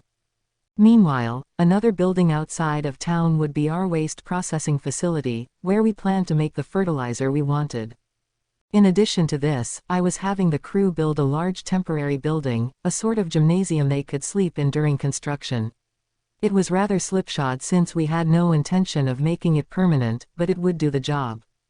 Outlining the assorted neighborhood divisions was going along well. The upper-class houses, including the one I'd stay in, would be built near the cave mouth.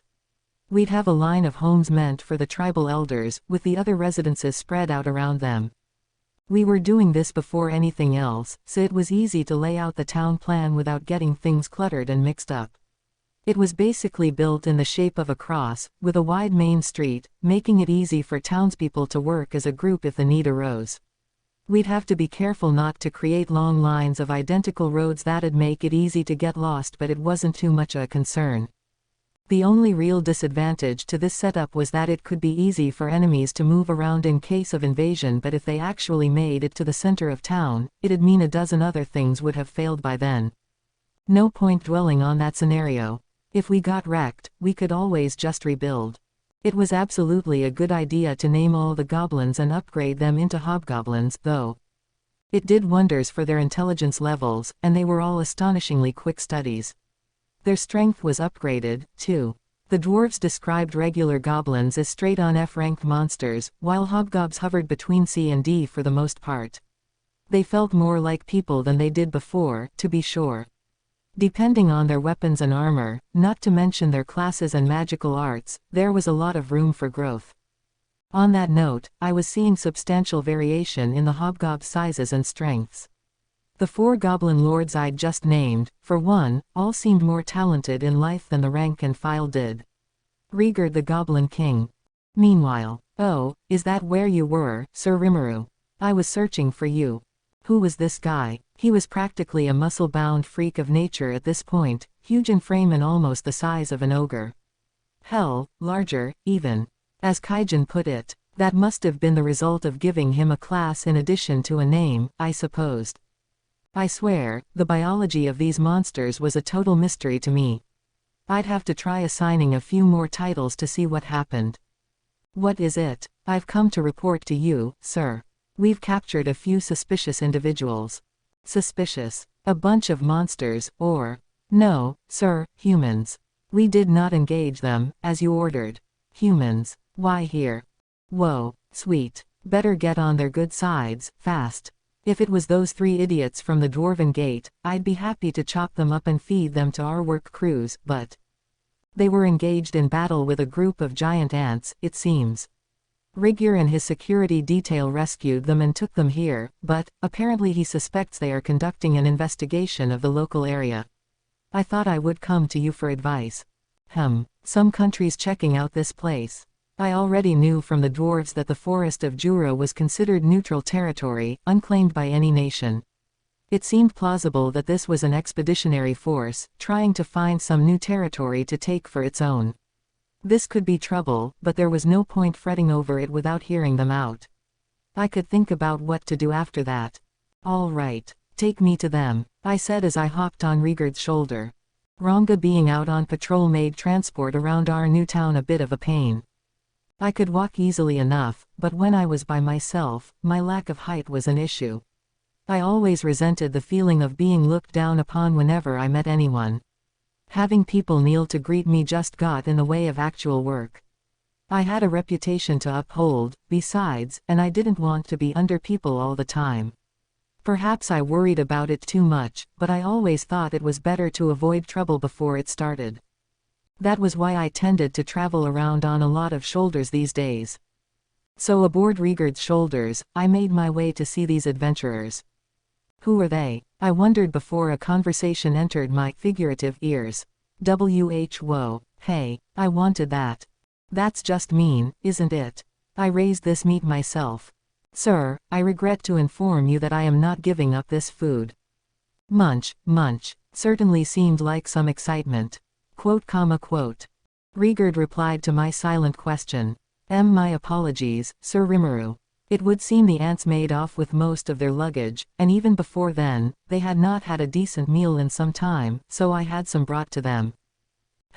That was kind of the Goblin King, to be sure. Oh, that's no problem, I replied. In fact, good job noticing. Helping out someone in need is a nice thing, you know. I felt it was appropriate enough to praise him. He was gradually becoming more and more of a leader, no longer asking me about every little thing that cropped up. A good thing, I thought. Ha ha, I will do my best to improve my rule and be less of a burden upon you, Sir Rimuru. But I wish he wouldn't be so formal with me all the time, I thought as we approached a simple tent. The hobgob guarding it opened the flap for us.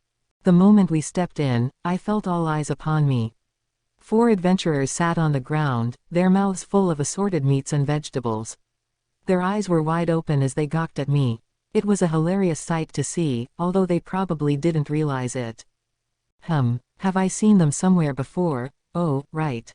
They were the adventurers I passed by in the cave, although one of them was new to me.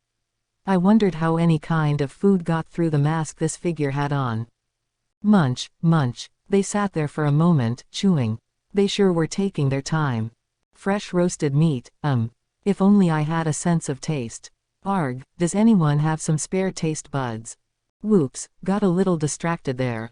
I turned my focus to the matter at hand. Rigurd walked up to a tall seat on one side and placed me upon it.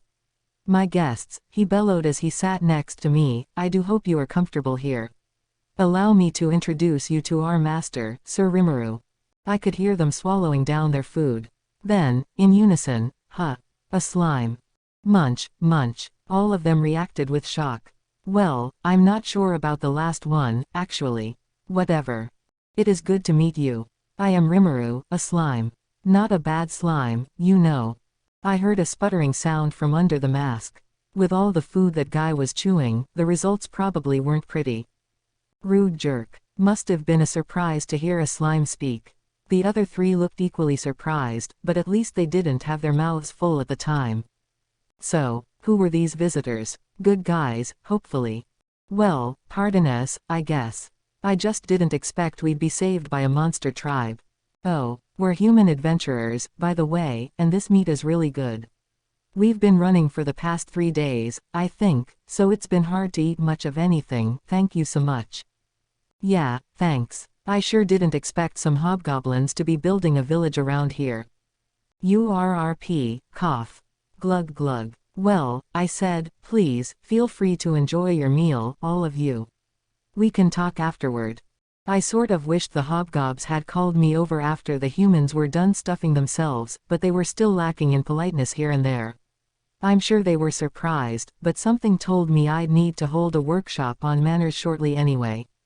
So I left the tent, not too interested in watching them eat on the floor, wondering about my good luck at obtaining these human guests or prisoners, depending. On the way out, I told their guard to take them to my personal gate near the cave once mealtime was over. Don't worry about it, I reassured the crestfallen-looking Rigurd as we walked. We can work on manners later. They were, after all, growing by leaps and bounds. I wasn't expecting every diplomatic effort to go perfectly with these hobgobs. Settling down back in my tent, I began patiently waiting. Rigurd had one of his female assistants prepare some tea for us. It looked more palatable than the last beverage I'd tried from them, but I could only guess at the taste. Neat how evolution even affected areas like that. Slowly, we were settling down into a truly cultured society. Something about that tea convinced me. After a few more moments, the 4 adventurers popped in, immediately giving a hearty, sorry about that. As they entered, the tent was a little cramped with all of them inside. Once their goblin guide was gone, another one brought out some fresh tea for the group. There, see, real service, out of nowhere. They must have picked it up from the dwarves. I knew they had been spending nights drinking with them, learning about their society and culture. Ah, good to see you again. My name is Rimuru, and I'm the leader of this little group. What brings you guys over here? I figured it was a valid enough question. They nodded at each other, must have expected this, and began to speak. I am glad to meet you, Rimuru. My name is Cobble, the leader of this band, more or less. This is Ellen, and that's Guido over there. We're adventurers, all ranked B. You know what that means, I imagine. Hi, Ellen here. Guido, sir. A pleasure. So they were a party. Being ranked B put them in the upper echelons, to be sure, but they would have faced a rough time in the cave, no. Maybe they were masters at hiding from monsters or something. And what about the other one in their ranks? I was sure there were only 3 of them in the cave. This, meanwhile, is Shizu, a temporary addition to our team for this mission. Shizu. Charmed. It was hard to tell her gender or age strictly from her voice. But after honing my talents trying to differentiate goblins, I could tell right off she was a woman. And, if my hunch was correct, maybe even Japanese. That was the impression I had. The way she carried her teacup and the way she knelt just so, tops of her feet flat against the floor. That position, I thought, had to be rare in this realm, and her 3 companions certainly didn't bother. The men just sat cross-legged on the wolf pelt rug over the ground, and Ellen chose to keep her legs to one side instead. Ah, well, it wouldn't be strange to have a culture somewhere on this planet that resembled Japan's. I'd pursue that train of thought later. Although, it occurred to me, was it me, or were these adventurers being way too cavalier with their own safety right now? So far, they seemed to be enjoying their stay immensely, eating, drinking, and laughing with each other. This was a monster's den they'd wandered into. They knew that, right? Maybe they just had a screw loose, I dunno. Oops. Got sidetracked. Time to continue the conversation. You too, thanks. So, they were exceedingly forthright with their story, apparently not wary of my motives in the least. Their guild master had sent them to examine the area around the cave and check to see whether anything suspicious had taken place, but this mission was proving to stymie them. Yeah, that's the thing. Cobble continued. We're here looking for suspicious things, but what the heck is suspicious supposed to mean? We're clueless here. Totally. Ellen chimed in. I wish he could have said, like, look for this or that or the other thing, instead of leaving it so vague. We might be good scouts and all that, but we can't do everything. You know, Guido added. And so they bad-mouthed their guild master without a care in the world. I almost felt sorry for the guy. Along the way, this group had run smack into a large, suspicious-looking boulder with a hole in it. This is it, they must have thought, because they drew their swords and stabbed it a little bit, only to wake up an entire nest of giant ants. Brother, I didn't know what to say. It was a miracle they were alive. They'd spent the next 3 days constantly on the run, losing all their possessions on the way, before making it here. I had to hand it to them for managing that, really. Well, I reflected, I wouldn't say there's much suspicious going on around here, no. The cave, mainly, I guess. Ellen shook her head. But we didn't find anything in there, no. Did you know the story behind that cave? There's supposed to be this big, evil dragon sealed inside, but we spent 2 weeks running up and down that cave, and nothing. 2 weeks without a bath, and we got practically nothing for it. Whoa, come on, an unnerved Cobble barked back. We can't go around revealing that much to them. What do you care? Guido countered. She's the one who did it. It don't matter to me. The men completely panicked at Ellen's unwitting revelation. I already knew, of course, thanks to my last encounter with them.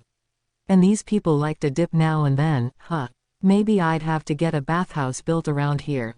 Moving on. So what were you looking for in that cave, exactly? It couldn't have been treasure, after all. Cobble somberly shook his head in response. Well, if she said that much, no point hiding it. Like she said, rumors been going around that the dragon in there stopped responding. Not that I could have known, but Veldora's disappearance must have put the humans in a tizzy. That vanishing act, despite his being safely sealed away, was huge news. I guess this was some crazy powerful dragon after all, although to me he just seemed like a nice guy who liked to chat sometimes. Must have been a big deal, though, if people were sending out search parties. Was building this town near the cave mouth a mistake? We brought along a reaction stone, too, because they said the cave was practically bursting at the seams with magicules, but it wasn't anything near what we thought it'd be. I mean, the concentration's a little heavier than your typical cave, but nothing outside what's normal now. And that is pretty unusual, so at least we've got that to go back home with, but it's still packed with strong monsters, though, so I don't really wanna go back in again if I have the choice, Ellen said. No treasure to speak of, either, and no magic ore. All that monster hacking you gotta do, and there's no payoff for it at all. Yeah, Guido added, you might find some bandit gear if you look a bit, but nothing worth going out of your way for. Oops. No ore, huh? Well, what if I told you that there used to be loads of it, and I swallowed it all up? And what if I told you the magic had declined in there because I swallowed up Veldora, the guy generating all of it? That's all basically my fault, isn't it? Oh well, what they didn't know couldn't hurt them. We continued talking for a while. They had said too much anyway, as Cobble put it, so they might as well go all the way. These guys were a lot more good-natured than I gave them credit for at first. And if the cave was no longer a location of interest, maybe we wouldn't be the center of attention after all. I was considering having the town moved as a worst-case scenario, but now I doubted it'd be necessary. No country had any legal right to this land, so it wasn't as if anyone could force us out. Just in case, I decided to ask whether the guild would have any problems with us building a town here. It oughta be fine, right? Cobble said. Yeah, Ellen agreed. It's not the guild's problem in the first place. What about the local governments, though? Ooh, that ain't for me to say, was Guido's opinion. Of course, the guild wouldn't know what their host nations were thinking. Plus, if any of them took action, they'd have to prove their claim to the other nearby nations. It wouldn't be worth it. Then, as I thought over this, I noticed that something was going on with Shizu, who'd been sitting there listening the whole time. Suddenly, she slumped to the floor, unconscious. We all immediately came up to her, trying to hold her up, when NHH, NRAAAAHHHHH. Things progressed quickly after that. Once Shizu's extended groan ended, the tent was visited by absolute silence. Cracks were now appearing over her mask, mystical force wafting out from beneath. All of us could tell that something bad was happening. Summon magic, Ellen shouted in surprise. Whoa, for real? Where the hell'd that come from? What rank is it? Judging by the size of the magic circle, I'd have to guess B+. Or higher. Well, we can't just sit here, boss. We gotta stop it. So they were seasoned adventurers after all, when they needed to be. A few words exchanged, and they immediately leapt into action.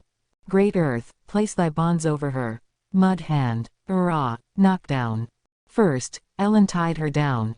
Then Cobble landed a full-body blow. Guido played backup, ready to act the moment trouble appeared. For B ranks, their teamwork was top-notch. Not a single wasted movement. But all Shizu had to do was lift the top of her index finger up a bit, and that was enough to trigger a small explosion around her. So much for my tent. Which I didn't mind that much, but what about those three? Were they hurt? There was a bit of a shock wave, but I was unscathed.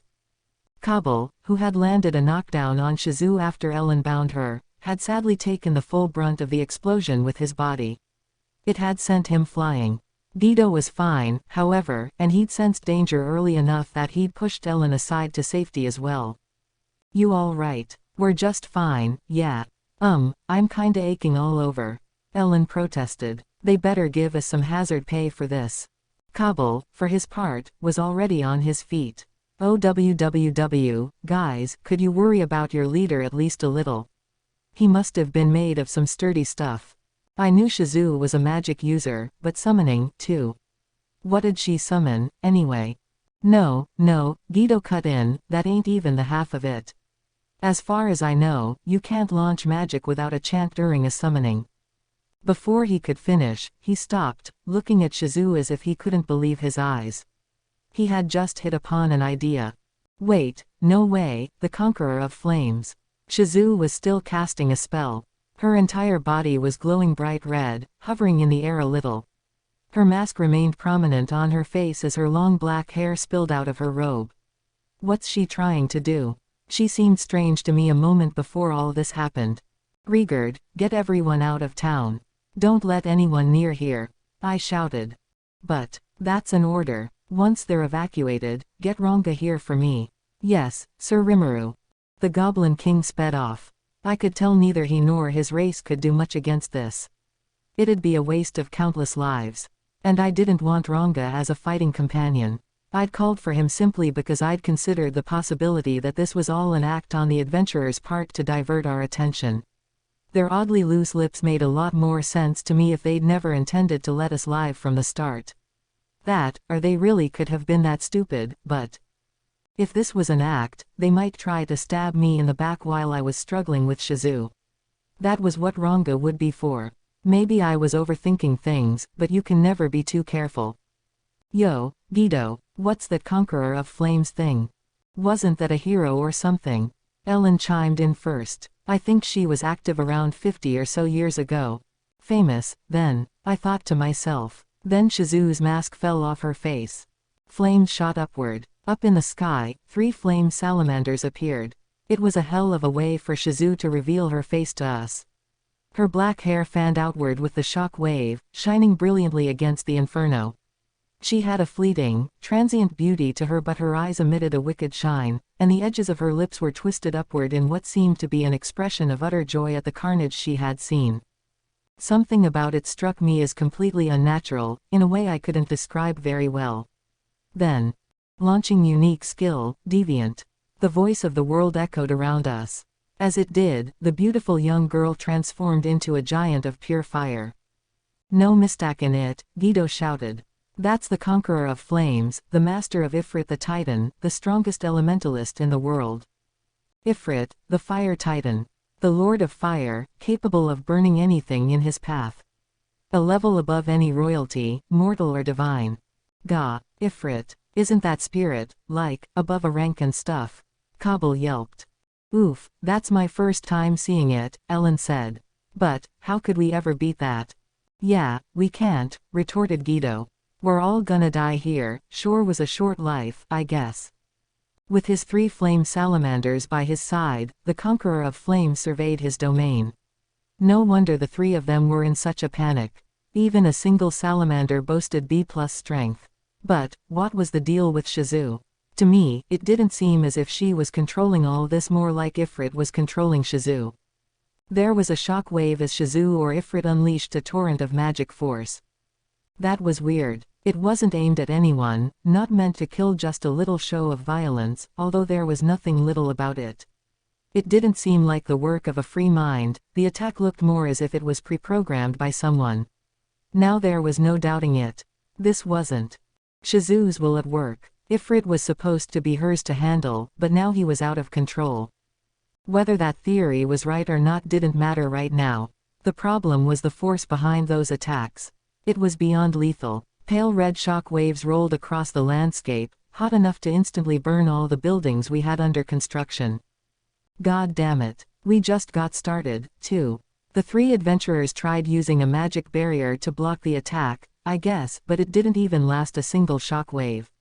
They weren't dead, but they weren't doing too well, either conscious, but probably immobile by now. Guys, don't move, I yelled at them. You'll wind up getting targeted. They responded by bunching up together, launching both magic barrier and aura shield. Guess this isn't an act. They were seriously defending themselves. So much for the, let's kill all the monsters, theory. Talk about force, though. The magic power Ifrit was releasing with no casting time at all was blowing searing hot wind a good 100 feet in every direction around us. If I didn't fight these guys, Ifrit and those 3 flame salamanders, we were all going down. What a pain. But it was strange. Even in this predicament, I wasn't trembling with fear or anything. Maybe it was because I was a monster now. I mean, Veldora and that black snake kind of freaked me out at first, but both wound up being good experiences in the end. Hey, what are you trying to do? Quote, quote. Pop. An explosion went off behind me. I was guessing trying to talk this out with Ifrit wasn't going to work. He just answered my question with another white-hot strike in my direction. This time, unlike that untargeted shock wave from before, he was clearly trying to kill me, and his beams of pure heat were vaporizing anything they touched on the way. The force behind them far outclassed that first release of magic power, but, hey, if they didn't hit me, no worries. I had already dodged those beams, and with my quick senses, I could see things coming at the speed of sound. In a way, I was glad we weren't finished with the town yet. I probably should have been more concerned about the flame titan in front of me, but that was the thought that popped up anyway. Our tents and temporary outhouses were gone, but that wasn't any disaster. We had already cut down the surrounding trees to expand the clearing. If we'd been in the forest, there probably would have been a massive wildfire by now. There's a silver lining for you. I was a bit concerned about the wood and other supplies we had piled up, but there wasn't much I could do for it now. This giant had a hell of a lot of nerve, though. With that attitude of his, I was sure he saw me as nothing but an annoying little bug in his way. He was dissing me, and that was more than enough to get on my bad side. Ifrit was my enemy, and I decided now was the time for a counterattack. I had my qualms about Shizu, the person Ifrit was probably feeding off of for all this, but if I didn't strike, this would never end. Suppressing Ifrit was priority 1, I could check up on Shizu later. For all I knew, maybe Shizu wasn't being controlled at all. I shot a water blade at Ifrit's stomach. It evaporated right before reaching the flame giant, a spiraling plume of fire cut it off. Guess that won't work. But I didn't have time to ponder it, because the salamanders had just reacted to my attack. Icicle Lance. Ellen's ice magic stabbed its way through one of them. As I took a peek at her, she was already fleeing back into her corner of the magic barrier. It was a clever attempt. It looked as if the barrier was holding up well enough without much concentration on the caster's part. But it'd take more than an icicle lance to shoot down those salamanders. One of them lunged straight toward the adventuring trio. "You all right?" "I can do this," Ellen said. "Risking our lives is nothing new to us." "Oh, come on," Cobble groaned, "I thought I was the leader." "Well, so be it. I'll take one of 'em down." "Yeah," Guido retorted. "I ain't heard of a bandit fightin' an elemental spirit before. Guess we're all in this together, huh?" It was hard to tell whether they really counted on each other or not. If Cobble was that eager to take one down, I might as well let him. If he died, though, that was gonna weigh on me. "All right," I said. "You take him, but don't push it. If you get hurt, use these." Skipping the explanation, I spat out a few recovery potions and threw them their way. Guido managed to scoop them up. Rimuru, what are these?" "Recovery potions. Pretty good ones, too, so if you're hurt, use 'em." We didn't have time for details. I went back on the move, and the three of them were too busy dealing with the flame salamander to talk. Even one would be a tough opponent for them. Hope they hang on okay. The other two salamanders, meanwhile, had started making their way toward me. Ifrit himself was calmly advancing, too. Now what? Just as the thought occurred to me, Ranga finally arrived. I'd expected to have him keep watch over the adventurers, but no longer. He'd be serving as my mount instead. "You called for me, my master." I hopped right on his back. At least I had some speed now. The salamanders were pretty quick up there, but not as quick as Ranga. "I want you to focus on dodging them," I ordered. "You don't need to attack at all. I'll take care of that." "Understood." We had almost a wordless connection with each other. Ranga instantly understood what I wanted to do. Then we were off. The two salamanders fired off straight jets of fire breath at us, like two flamethrowers in the sky. It was light work for Ranga to avoid them, rearing back and out of range of the heat. The fire looked powerful, and I didn't want to try my luck. If I'd still been a human, they probably would have turned me into a black divot on the ground. I'd better take care of those two guys first before tackling Ifrit. So I tried out some water blades. Unlike the fire giant, the salamanders couldn't cut off the attack before it hit home. I managed to slice off a limb, but, ridiculously enough, the guy grew it right back again. It must have been made of fire like everything else. Just cutting it off wouldn't accomplish much. The black snake probably exuded more raw strength than these guys, but the salamander's special powers would make them a tad trickier to defeat. "My master, physical attacks will not work against spiritual foes. Striking their elemental weakness or using magic will," Ranga explained. "Oh, right. Hitting an elemental spirit with a sword wouldn't do much, would it? What about launching a ton of water at it, then?" My stomach had about that much in storage from the underground lake. Would that be enough to put the brakes on this guy? Understood. It is possible to release a large amount of water. This will cause a steam explosion upon contact with the salamander, but is this all right? Yes, no. Huh. A steam explosion. What? Understood. A flame salamander is formed from collected heat energy. Being doused in water will cause it to immediately vaporize, creating steam that envelops the salamander's body. It will also trigger a high temperature, highly compressed wave of pressure, creating a series of explosions. And, will that beat the salamander? Understood. Pressure times volume equals water released times vapor constant. Stop. Give it to me in a way I can understand. Understood. It will trigger a large explosion, and it is possible that the salamander will be knocked out without a trace. However, the results will likely turn the local area into a vacant plot of land. Oh, come on. What's the point, then? I'm not suicidal, man. But if not that, then what? Water blades do nothing practical against it. Icicle lance. I spotted the trio once more, doing their best to survive, with Ellen casting magic in the center. Wait a sec. Water blades don't work, because they aren't magic, I suppose. So is magic all I need? Ellen, hit me with an icicle lance. Just one's fine. Ha. That's kind of. Just do it. The request gave her some pause, but after a second, she began chanting.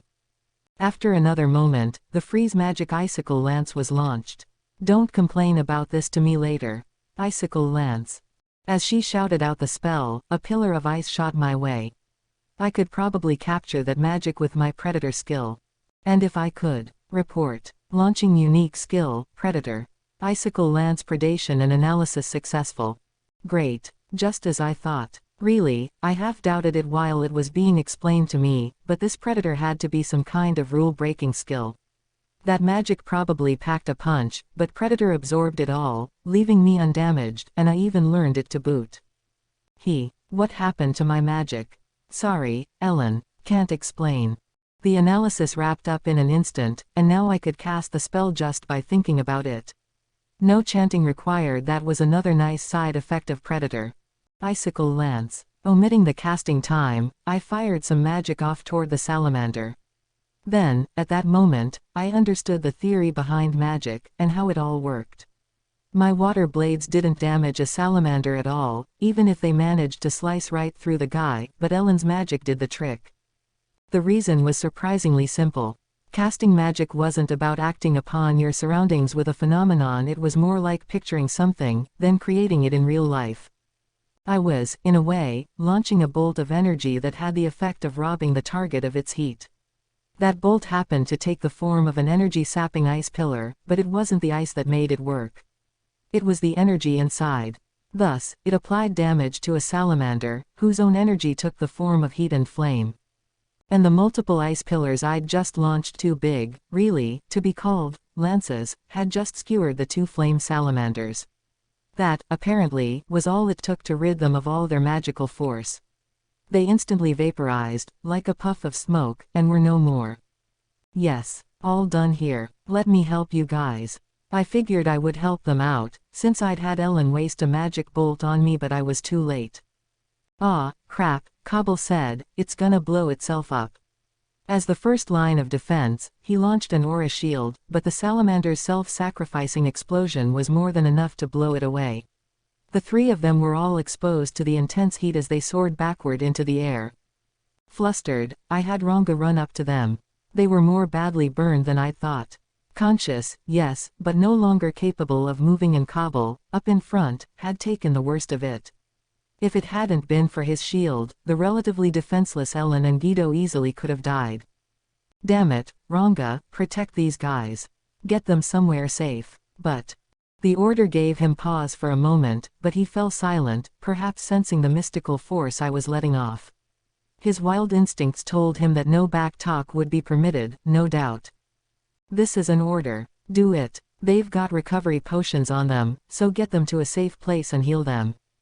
As you say, may you fight well. Don't worry, Ifrit's all mine. That must have convinced Ranga well enough. He nodded, gathered all three of them up in his mouth, and giving me one more look of respect sped off. He might have had the wrong idea about my intentions, but either way, all I had left was Ifrit.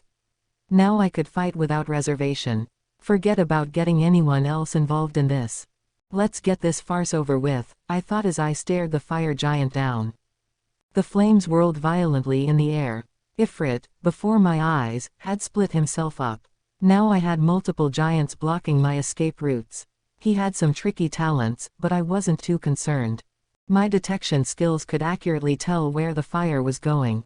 Even if the multiple Ifrits all launched attacks at the same time, I could easily determine their fire's danger level from the temperature and take suitable action. I already knew that they weren't all at the same level. I sincerely doubted that Ifrit could hit me with any kind of effective attack. But at the same time, nothing I had was successful against Ifrit.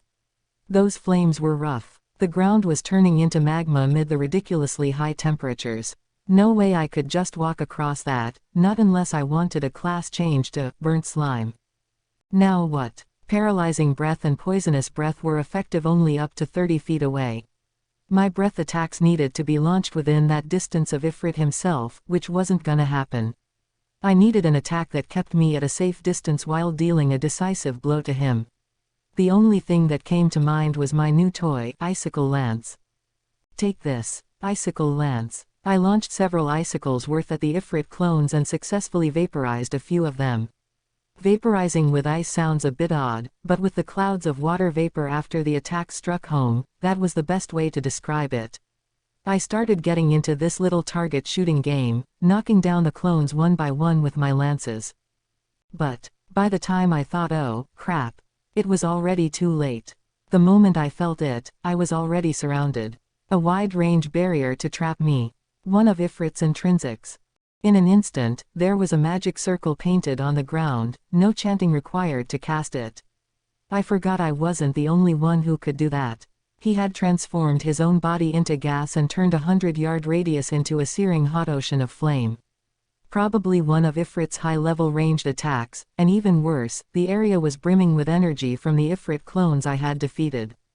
Flare circle. I heard a voice that I couldn't quite decipher. Man, woman, young, old. Hard to tell. There was no escape. I was at the mercy of my enemy's spell. Ifrit made me attack those clones on purpose. They were both a distraction and a way to charge up his energy. I mentally prepared myself for death. I didn't think I had let my guard down, but I could have handled it better. And I played right into the enemy's hands, too. Totally awful. Maybe I shouldn't have been so self-centered. We should have all taken him on at once. Or maybe I could have taken my black wolf form, confused him with my speed, and then lunged at him, taking whatever burns I got. Or maybe a round of dark lightning would have done the trick. Sitting tight and seeing how things turned out. Not good. Certain other regrets also entered my mind. Still, I knew my senses were ultra-fast, but it sure was taking a while for the damage to arrive. Not that I minded a painless death, if it had to be that way. Seriously, wasn't this going kind of slowly? Was he just screwing with me? Weird, I should have been swallowed up by the flames a while ago. Understood. The effects of resist temperature have successfully cancelled flame-based attacks automatically. I detected at least a bit of, you forgot all about resist temperature, didn't you? Sarcasm to the voice. Who asked you to speak up right now, you pile of junk? Yeah, I thought I gotta, in response to that little outburst. Hopefully that was just my imagination. The sage had been completely faithful to me before now. It wasn't even self-aware. It'd be stupid to think otherwise. Ha ha ha, I'm just being silly, I'm sure of it. Now, then, wait, it cancels flame-based attacks. So, dude, I have this in the bag, don't I? Like, this is all part of the plan. I pretend that I'm on the ropes, then I turn the tables. Let's go with that. Right, time to finish up, then. What was that? I shouted as I silently unraveled my sticky thread across Ifrit's body. He was done for. My analysis already showed that he was using Shizu for his body's core. I couldn't have tied up a pure spirit beast like the salamanders with this string, but one with a physical core was a different story. Next, I'd combine the sticky thread with some steel thread to get the benefits of both. Another product of my experimentation, and as a bonus, it adopted the same immunities I had, so it wouldn't get burned up. Checkmate. I know I sneered at you earlier, but you were probably sneering at me, too. Let's call it even. You're free to hate me for this if you like. I'm up next, right? Ifrit, in a panic, struggled to free himself. I expected that, but my sticky steel thread was never going to let him. I took my sweet time, casually approaching. It was time to land the final strike. On Ifrit, the monster that had probably taken Shizu's body over. No need for too much haste. I walked up to this flailing creature, who was trying to throw every attack he could to stop me. Sadly for him, flames didn't work on me. Then, use unique skill, Predator. Yes, no. That'll be a big ol' yes, please. A flash of bright light covered the area, then suddenly vanished. All that was left was a lone old woman and me. Was this a dream? My mother's hand, cold. Her cold eyes, gazing at me. A warm smile and a pile of pure white ash. All these memories did was torment me. I didn't want to remember them. But that was the path I walked. If I hadn't run into the hero, I doubt my soul could ever have been saved, but I was too awkward, too unskilled, to wind up like her. With so many people relying on me, too. It was just that. It had been several years since I'd retired from the adventurer life. I was a full-fledged teacher, leading the next generation of our trade as I helped out the society with its work. The Society of Adventurers, a group that crossed borders and had grown beyond the control of any single government, had built its headquarters in the kingdom of Anglesea. I was no longer an adventurer, but if there was anything I could do for them, I wanted to help them with it. It had been the society, after all, that had given me a home of sorts when I had nowhere else to go. There, I had a chance to teach a number of talented students. A young man with eyes that beamed with complete purity. A girl, her gaze tinged with hopelessness. More otherworlders, I assumed, just like me. The two of them were exact opposites in so many ways. Yuki was a bright, optimistic boy, while Hinata was insular and reserved, as if she carried all the darkness in the world with her. Bandits had attacked her when she came here. At the time, I had thought that she would warm up and come around as the days passed. The bandits met their fates at the hands of some other assailant, which saved Hinata's life, but I'm sure the incident must have scarred her. I saw a bit of myself in the girl, after all. I had an affinity for her. It was apparently one-sided. "Thank you for everything you've taught me," she said. "There is nothing else I can learn from you. I doubt we will meet again." Then she turned around and left. I thought it might have been best to chase after her, but I couldn't will myself to leave town. The society was building a new shared assistance program with Anglesea, a new organizational structure originally proposed by Yuki. As a former hero, I was put in the position of representing the society in the requisite negotiations. It was something I wanted to see succeed, considering how it would define the society's future direction. So in the end, all I could do was see her off. "If you ever get lost," I called to her, "I want you to rely on me." After agonizing over it, I decided to support Yuki over Hinata. The girl had walked a similar path to mine, but she was always far more strong-willed than I was. I figured that I should believe in her. That her iron will could clear the darkness in her soul and transform her into a great woman. It was no great surprise when I learned, a mere few years later, that she had risen to an important position in the church. I felt a little proud, a little lonely, and just a tad anxious. Hinata isn't feeling lonesome, is she? Is she doing all right with her life? The questions overwhelmed me, but I figured I had no right to ask them. I once had the chance to grasp her hand, and I had refused it. All I could do was pray for Hinata's continued safety. Yuki, on the other hand, was far more dynamic. It was Yuki who built the current system for the Society of Adventurers, now renamed the Free Guild. Thanks to him, the guild was able to build a successful cooperative relationship with nations across the world. He had forged new treaties with governments, earning the guild positions in their topmost of councils. His efforts had made the organization more powerful than ever. I should have expected nothing less. Until then, every nation had been focused solely on protecting its own borders. When the Free Guild began taking on monster dispatch duties, it lightened the loads of every other government in the world. And that wasn't all. Adventurers, people who traveled the world, never beholden to any single country, were obligated to file reports on their journeys. The Free Guild then collated these reports to gain a grasp of how monsters were distributed worldwide. Danger levels were assigned to every region, allowing people to travel in relative peace. The system had one other major effect. Knowing where and when to expect monsters made it possible to quickly detect anomalies, letting people discover and report on monsters not seen before or eliminate hordes in short order if they grew too numerous. Whenever a monster that normally didn't appear in a certain region suddenly menaced a nearby town, the guild was also obliged to send an expeditionary force to figure out the cause. Getting to the root of it early on let the guild and local governments assemble a dispatch corps far more efficiently than before. Having this kind of organization made people's lives both safer and more comfortable. Mankind found itself expanding its cities, and the overall population has grown rapidly in recent years. The institution of rankings assigned to monsters did much to reduce the number of deaths as well. For someone charged with training new recruits, nothing could have made me happier. Thanks to Yuki, the Free Guild was now an organization that neither the nations of the world nor its people could do without. Yuki, for his part, just laughed it off. "I was just imitating what I saw in this video game I played," he said. "Though, of course, you can do anything you want in a game.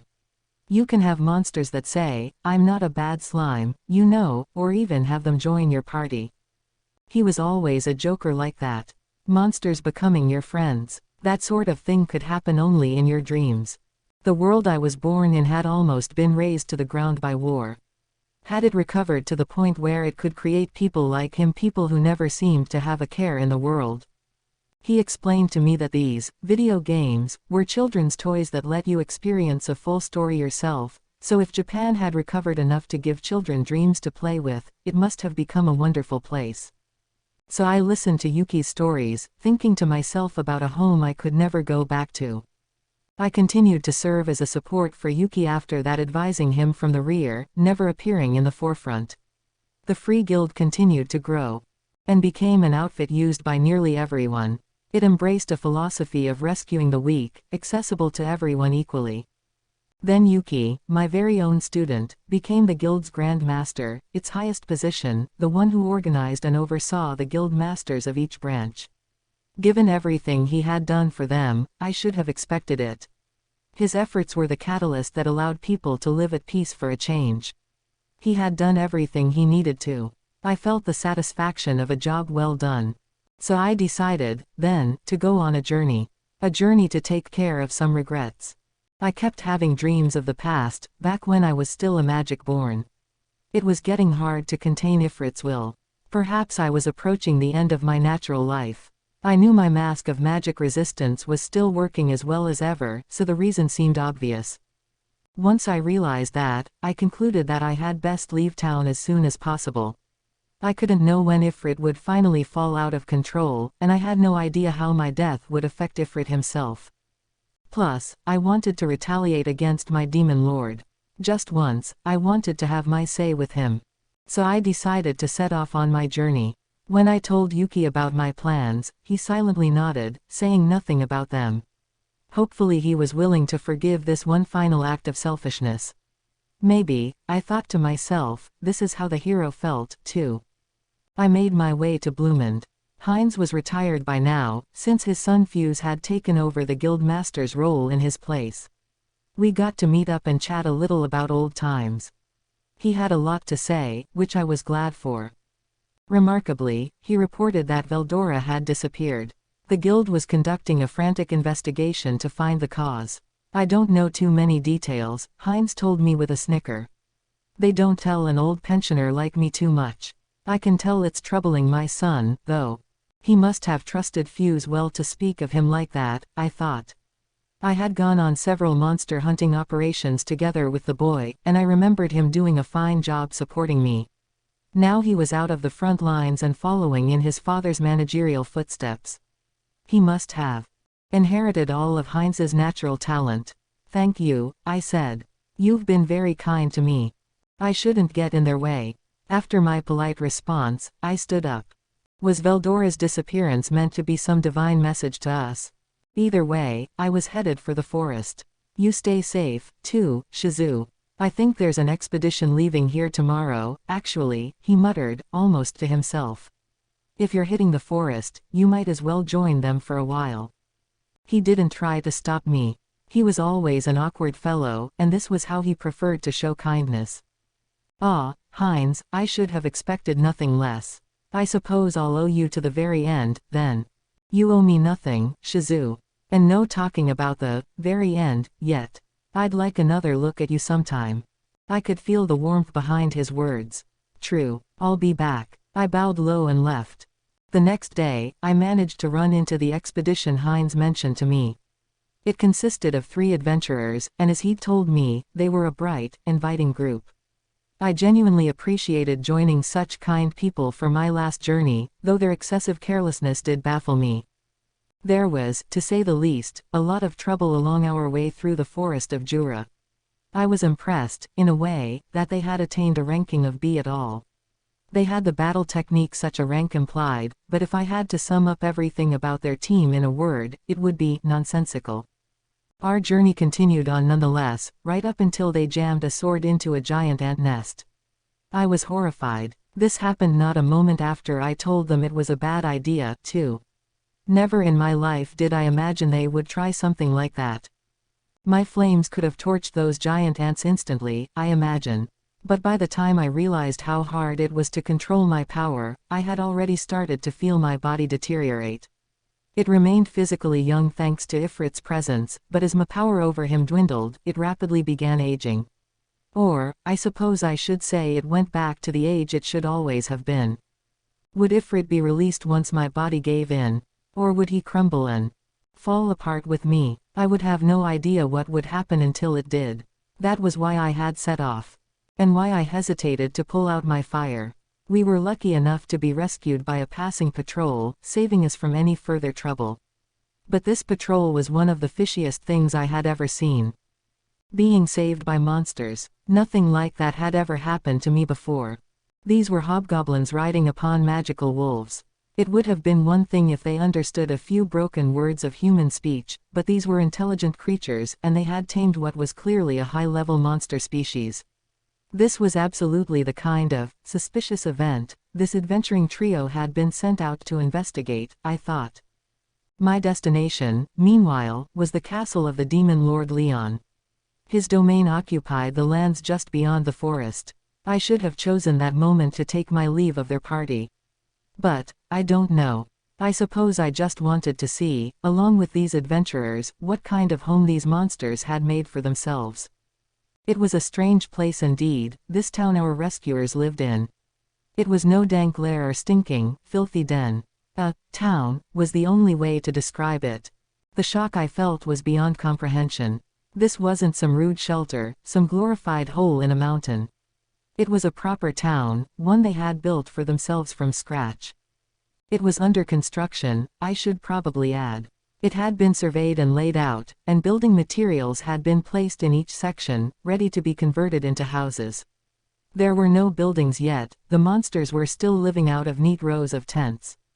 But they had even started their work by focusing on the underground infrastructure. I had never heard of anything like it on this planet. It was a bizarre settlement. But it was bursting with energy. The residents, despite being monsters, truly seemed to enjoy working on it. Most of them were hobgoblins, but they seemed to share their lands with the black direwolves. A tad different from the ones I was familiar with, and I didn't think it was my imagination. The leader of the hobgoblins spoke very fluently to me. I imagine he was the most intelligent among them. He even prepared food for us. Remarkably, though, he turned out not to be the leader at all. Instead, he was joined by a slime one who lay back in his lofty throne, acting as if he were king of the world. It might be odd to say a slime could lie back on anything, perhaps, but that really was the sense he exuded. This slime was the strangest thing of all, for he, in fact, was the leader of all these monsters. It was hilarious. I couldn't help but do a spit take as he spoke. "I'm not a bad slime," was how he chose to describe himself. Just like Yuki's video game. I began to wonder whether it was a coincidence. Still, there was something inviting about the space this slime created. The strange creature somehow made me recall memories of my own hometown. My heart felt full. Now I was glad I'd decided to step away from my intended path. This meeting, I thought, was fate at work. And yet, the hours we spent enjoying ourselves came to a sudden halt. My life was about to expire. I had yet to reach my destination to fulfill my goal, but here it was. Ifrit had been waiting for this moment. I could feel his will taking over mine. It's happening, I'm going to ruin all of this, too. If only, one last time, I could just. The Titan manifested himself, all but laughing at my folly. My consciousness faded away. I went to see how she was. She didn't have long. In fact, she might never regain consciousness. Still, I wanted to take care of her to the end, this fellow otherworlder human. The wounded adventurers all pulled through, thankfully, whining incessantly about how it'd take more than hazard pay to atone for getting burned half to death. Hey, what's the deal with this? Ellen asked. I don't see any burn scars or anything, like, my skin's as soft and shiny as a baby. Dang, Cobble added. I didn't think I'd be able to move for another week or so, too. Yeah, count me surprised. That's some potion he had there. They were right. That potion had made all of them good as new. You know, though, this probably means they'll turn down our request for hazard pay, doesn't it? Ellen moaned. Yep. Nobody's gonna believe us, Cobble replied. Yeah, I suppose so. Beats bein' laid up for good, though. Guido commented. It never took long for this trio to start bickering with one another over their own self-interested quibbles. I wondered if they ever really had a thought about anybody besides themselves. They didn't have anything against monsters, at least. You know, I suggested, once things calm down a little, maybe I could go visit your town. Oh, if that's the case, I could give the guild master a message for you. Just what I wanted to hear. Cobble had made my day. I looked up to adventurers, kind of. I didn't have any sort of ID papers, though, and I didn't even know whether they'd let monsters join the registry, but it could be fun. So Cobble promised me that I could just say the name, Rimuru, and the guild master would hear about it soon enough.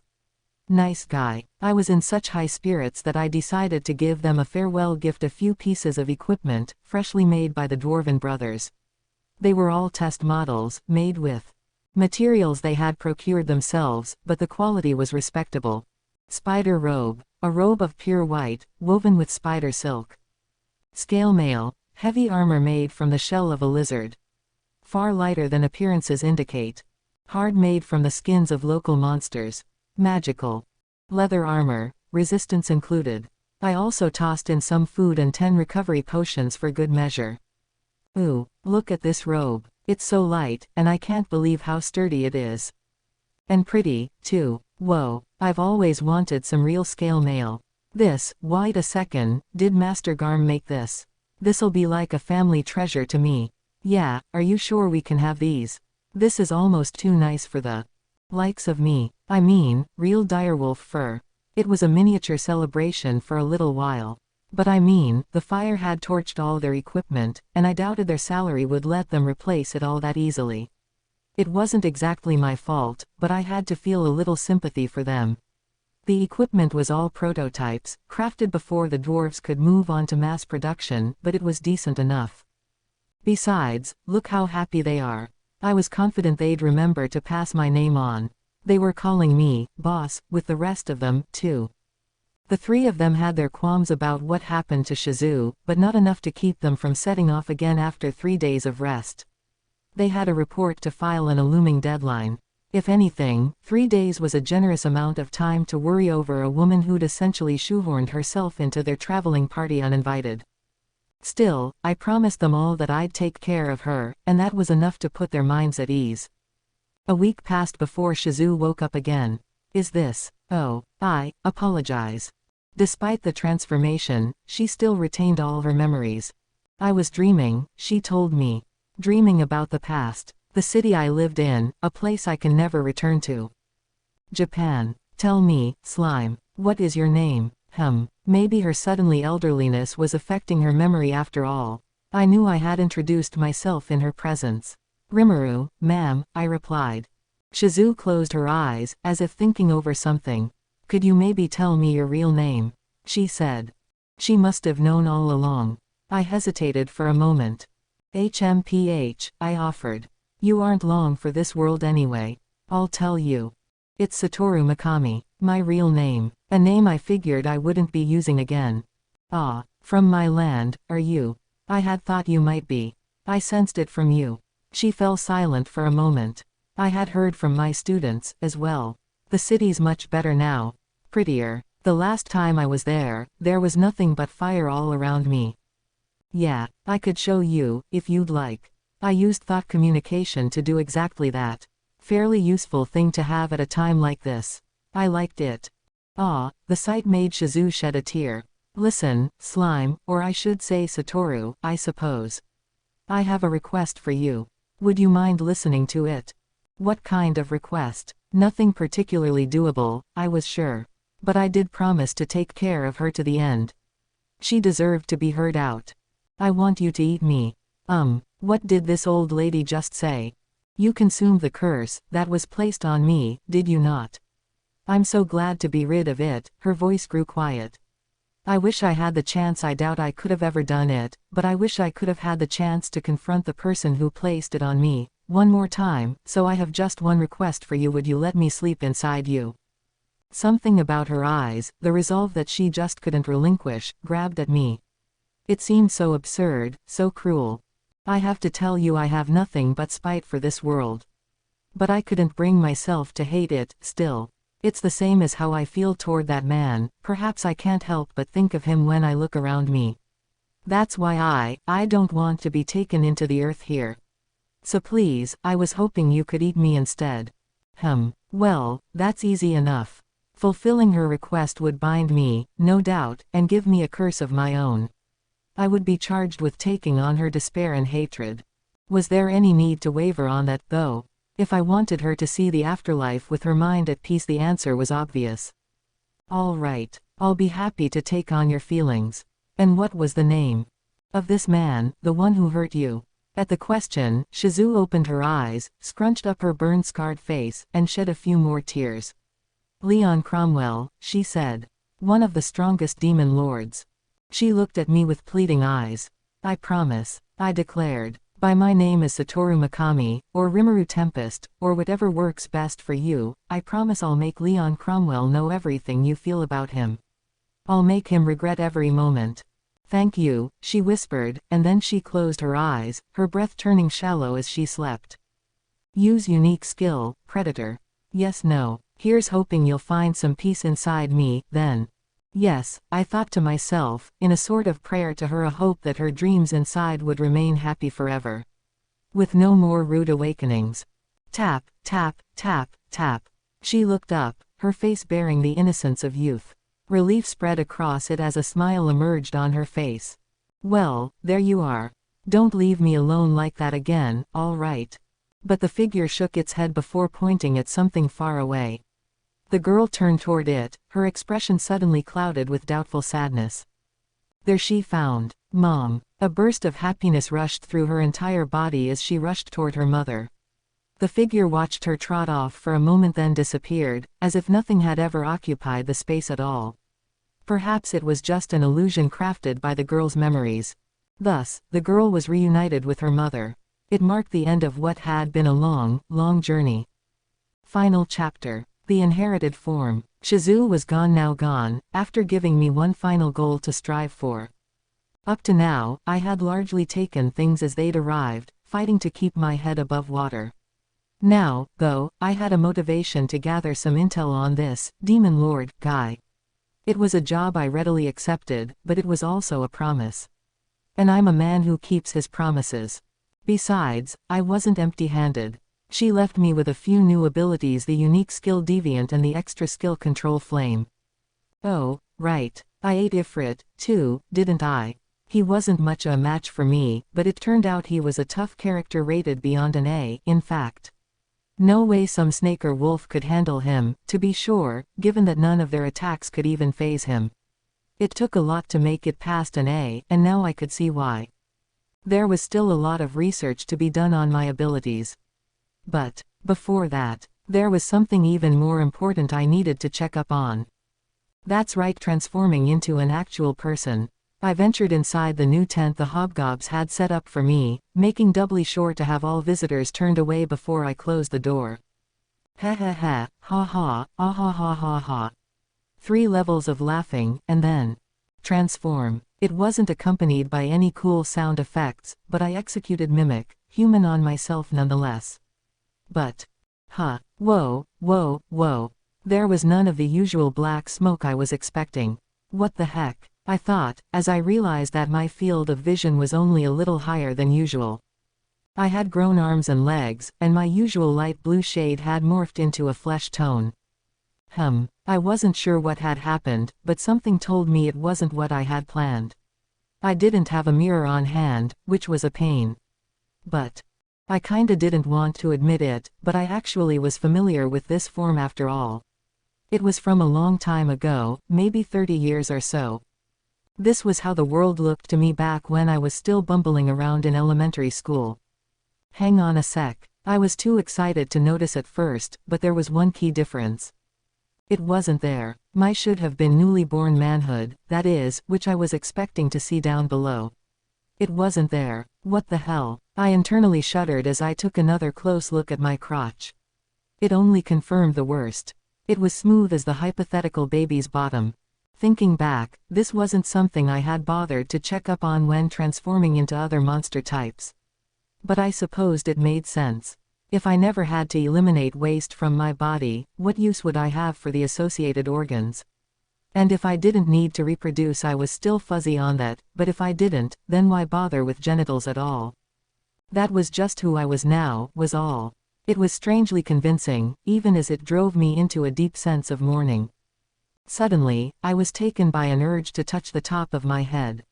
I felt soft hair up there. It made me breathe a sigh of relief. At least I wasn't shaped like a space alien. That's a step forward. And, come to think of it, I was a giant ball of fur in wolf form. I don't even want to imagine what that'd look like without hair. Nope. That's a dangerous line of thought. Really, though, I thought I'd keep a cooler head than this. Why was I letting myself get in such a panic? I'd just have to accept the truth about what happened down there. It was hard to swallow, but at least I wasn't a slime any longer. Too bad I can't check up on my whole body, I thought. What about the replication skill I just picked up from Ifrit? Seemed like a nice idea. Good job, me. I didn't know if it'd work, but it was worth a shot. Black mist darted out of my body, forming a human figure in front of me. Looked like it was a success after all. It was completed in an instant, only to reveal. Oh, crap. Bad news. First off, my appearance. The hair was a silvery gray with a light tinge of blue to it, topping off a pair of wide-open eyes and a charming, young, feminine, masculine. The lack of genitals made it fairly irrelevant, but in terms of appearance, I looked closer to a girl than a boy. This was probably thanks to Shizu. There were no features that I could identify as my own. But it wasn't a perfect recreation of Shizu's genes, either. The hair color was one thing, but the golden eyes were quite another. Veldora had gold eyes, too, which was a common trait among the higher monsters, perhaps. And hang on, didn't Ranga's eyes go from a blood red to gold as well? Although they also changed depending on his excitement level. Still, maybe they changed because of my influence on him as his name-giver. Either way, nothing about this form was from me. In this world, the only thing that was truly mine was my soul, it seemed. This was mostly Shizu, and man, she must have been one darling little girl. My skin was tremendously smooth, too, with none of the rubbery bounciness of my slime form. So this cute girl was just standing there in front of me, butt naked. Not that there was anything that really required hiding, but it still presented certain ethical issues. If the police existed here, which they didn't, I'd be in serious trouble. But that face was cute. I had to hand it to Shizu. She was blessed with a lot of gifts. I wasn't too hideous when I was young, either, but nobody would ever describe me as beautiful, no matter how much I padded my memories.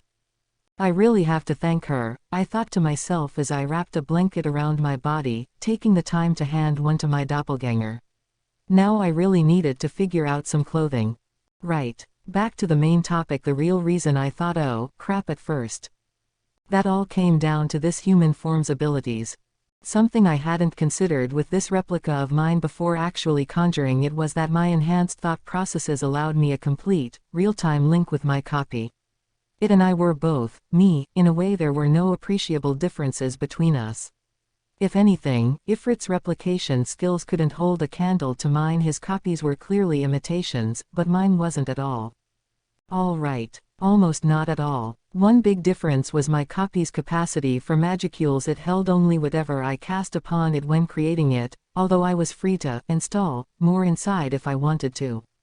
I had a fair amount of magic to work with, so depending on the application, I could probably do a lot with it.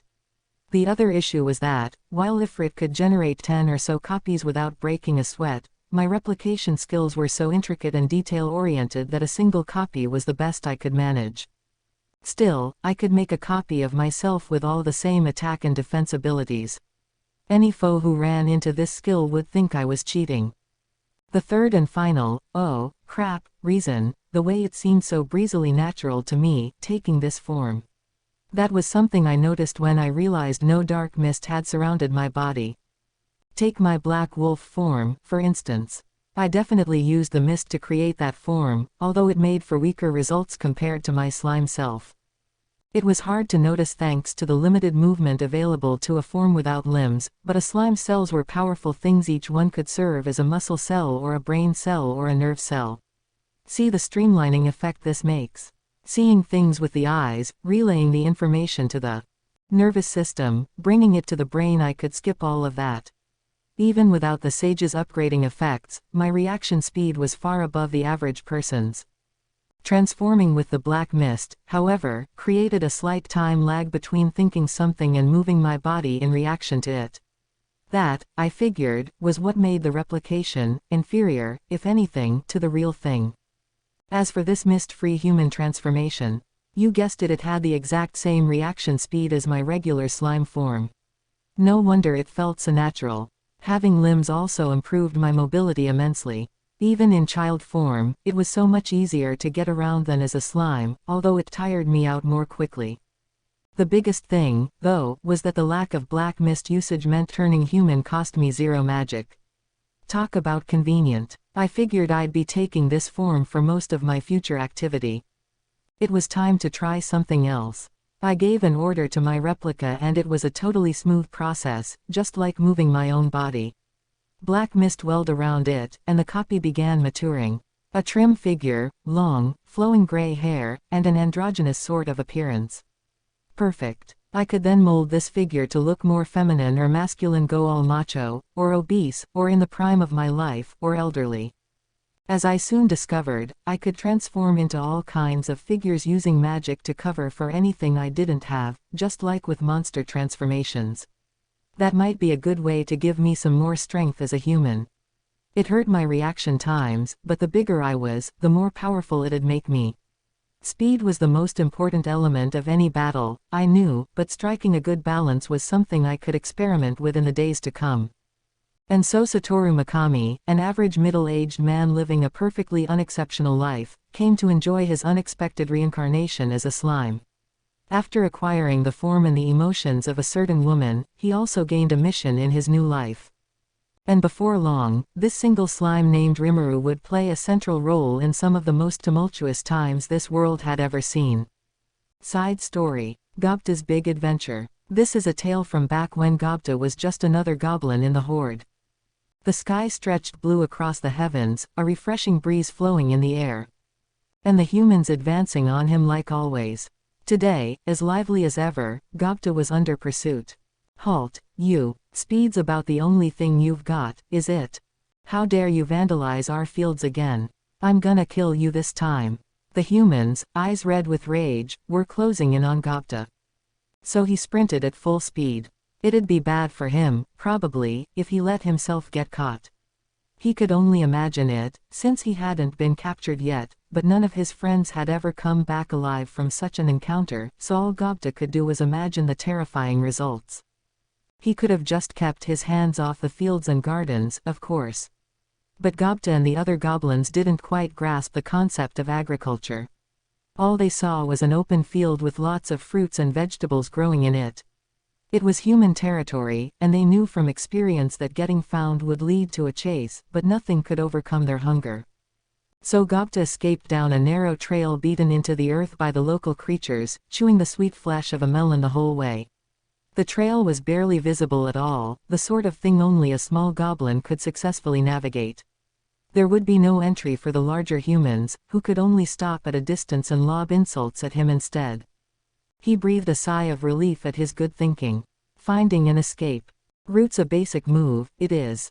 He thought. Upon arriving back at the village, Gobta found a group of the older goblin elders gathered around and discussing something. They were joined by a few kobold merchants who were in town.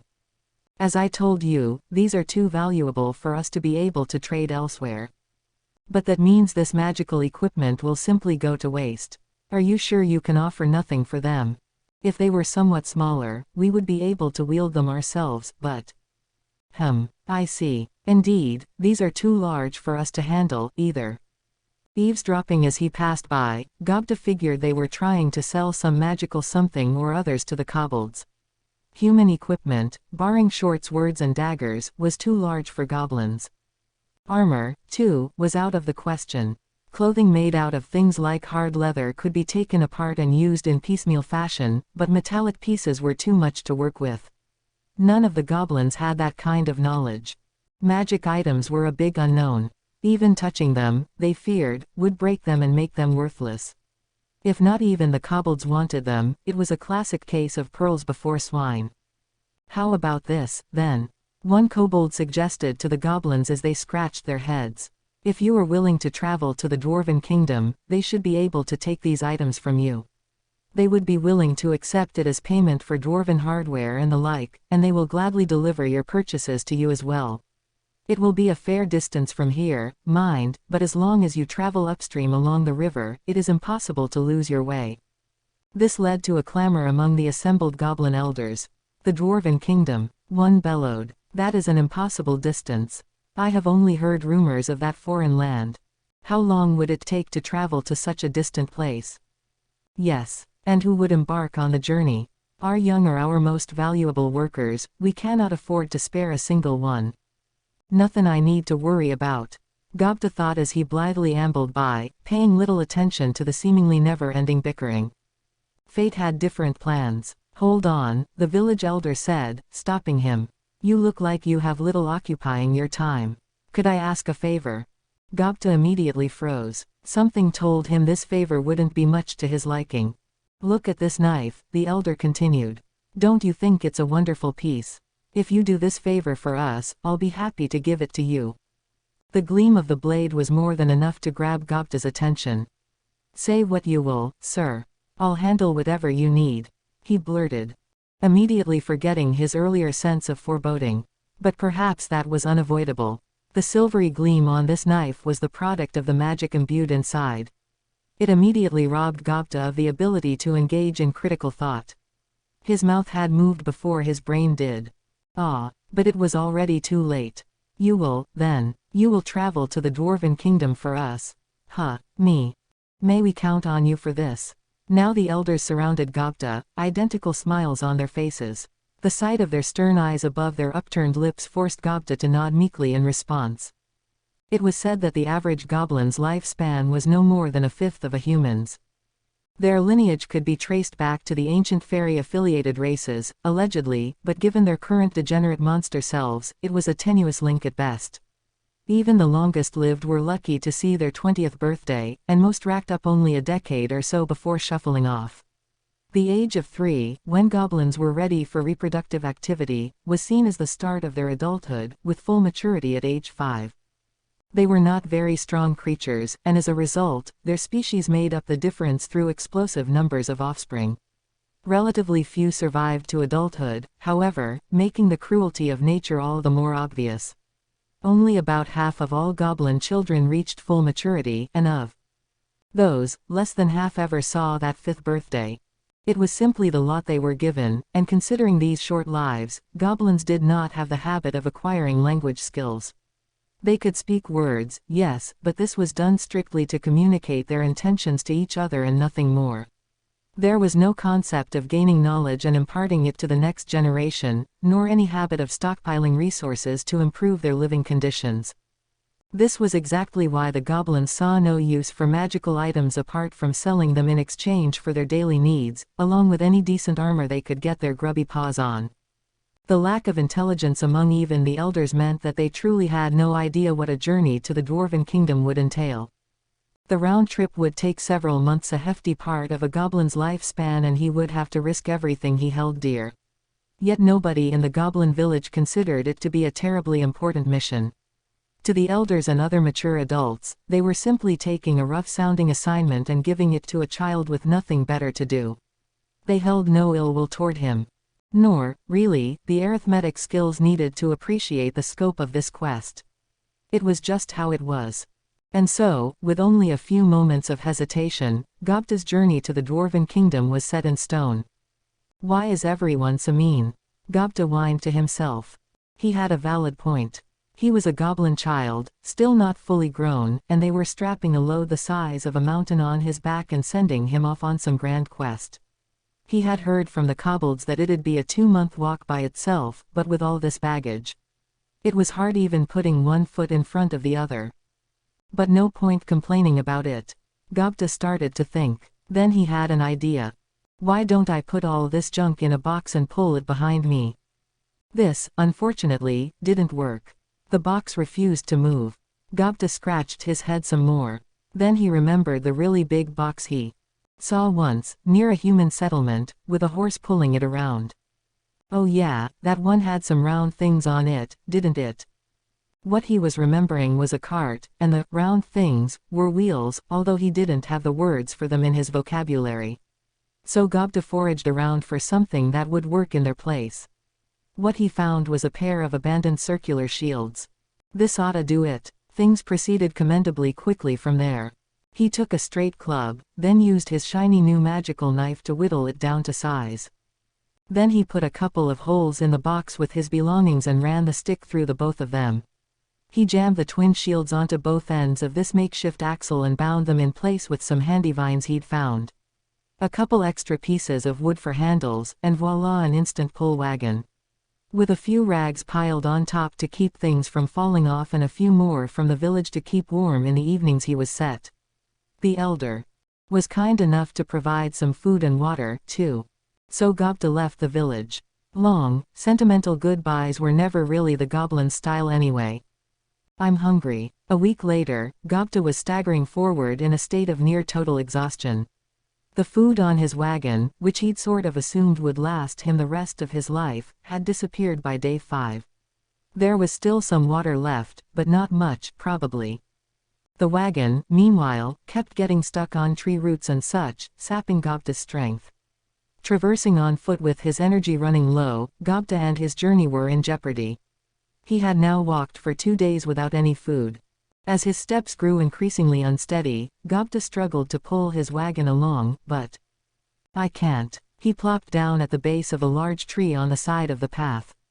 In an amazing stroke of luck, the moment he settled down, he spotted a mushroom sprouting up from the ground.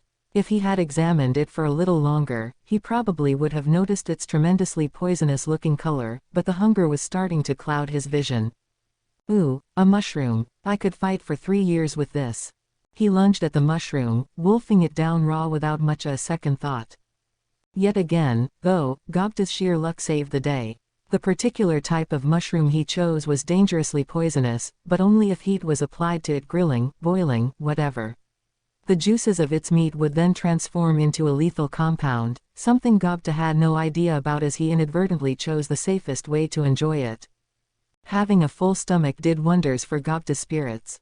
He filled his leather skin from a pool of water inside a cavity in the tree, then decided to take a rest, not too interested in traveling any farther that day.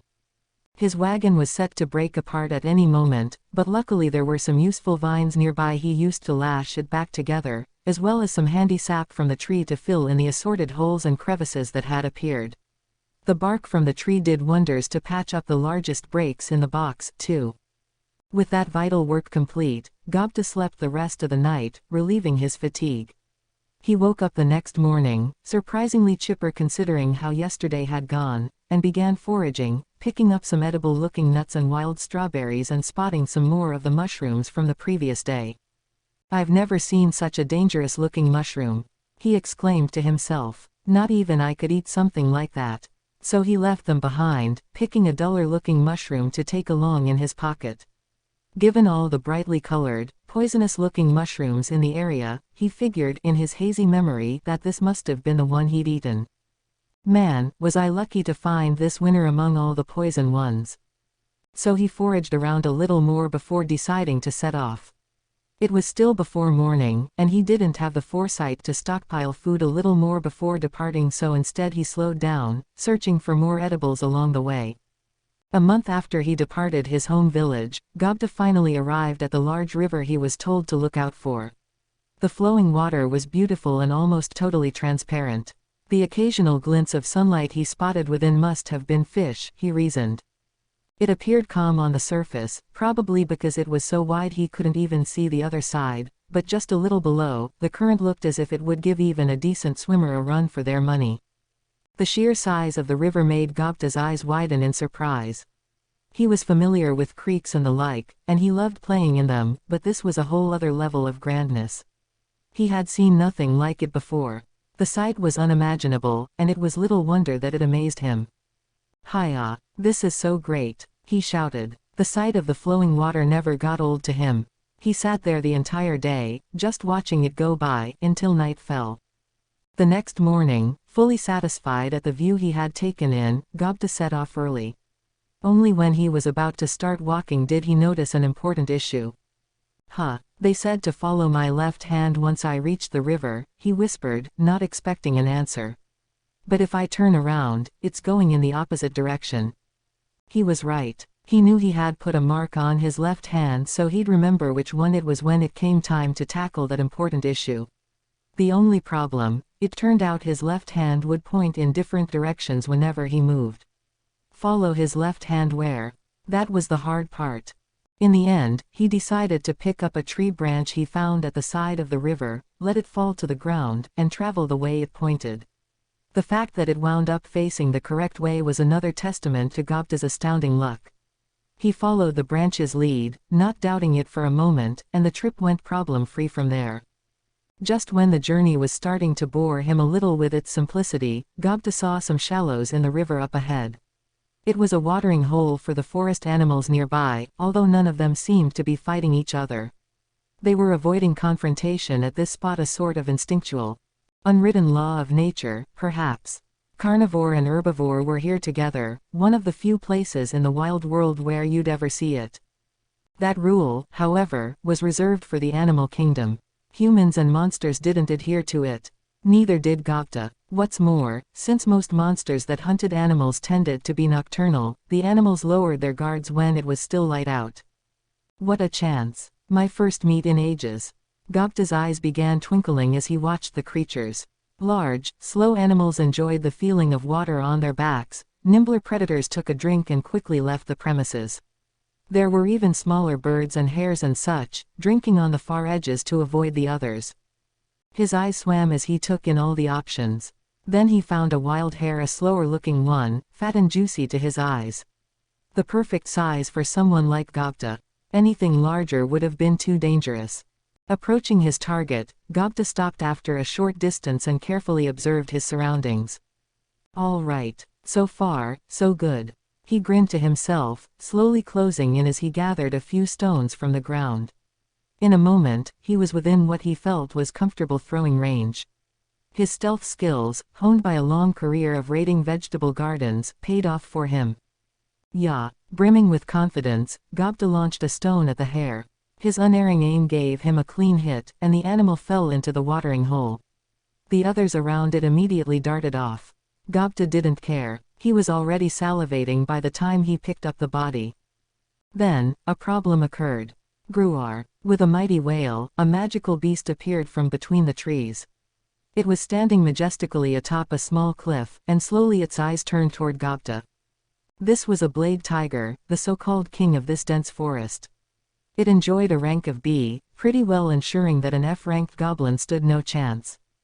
This beast was here for the animals around the watering hole, just like Gobta was, but thanks to Gobta taking action first, all the animals had scattered, leaving the Blade Tiger with nothing. Nothing, that is, except Gobta himself. And his catch, of course, but that wouldn't be nearly enough to sat this monster. Gay, are you after me? The Blade Tiger leapt from its perch, unfazed by the height of the cliff, and landed in front of Gobta without a sound. It made him flinch, but his instincts told him that running was pointless. As it was, there was no escaping a fate that ended in the tiger's maw. What should he do? Gobta thought as hard as he could. Then, if this is how it is, I'll have to struggle as much as I can. Steeling himself, Gobta readied himself against the Blade Tiger. There weren't many options at his disposal. His left hand still had a stone in it, but against a Blade Tiger, that wouldn't accomplish much. Maybe that would work. He suddenly recalled the knife given to him before his departure. Maybe it could wound the creature. And maybe, if he was lucky, that'd buy him enough time to escape. Once he made that conclusion, there was no time to waste. There was nothing else at his disposal, so he decided to believe in his chances and keep resisting until the end. First, Gobta lobbed the stone. The knife was his real ticket out of here, but if the tiger dodged it, he was dead.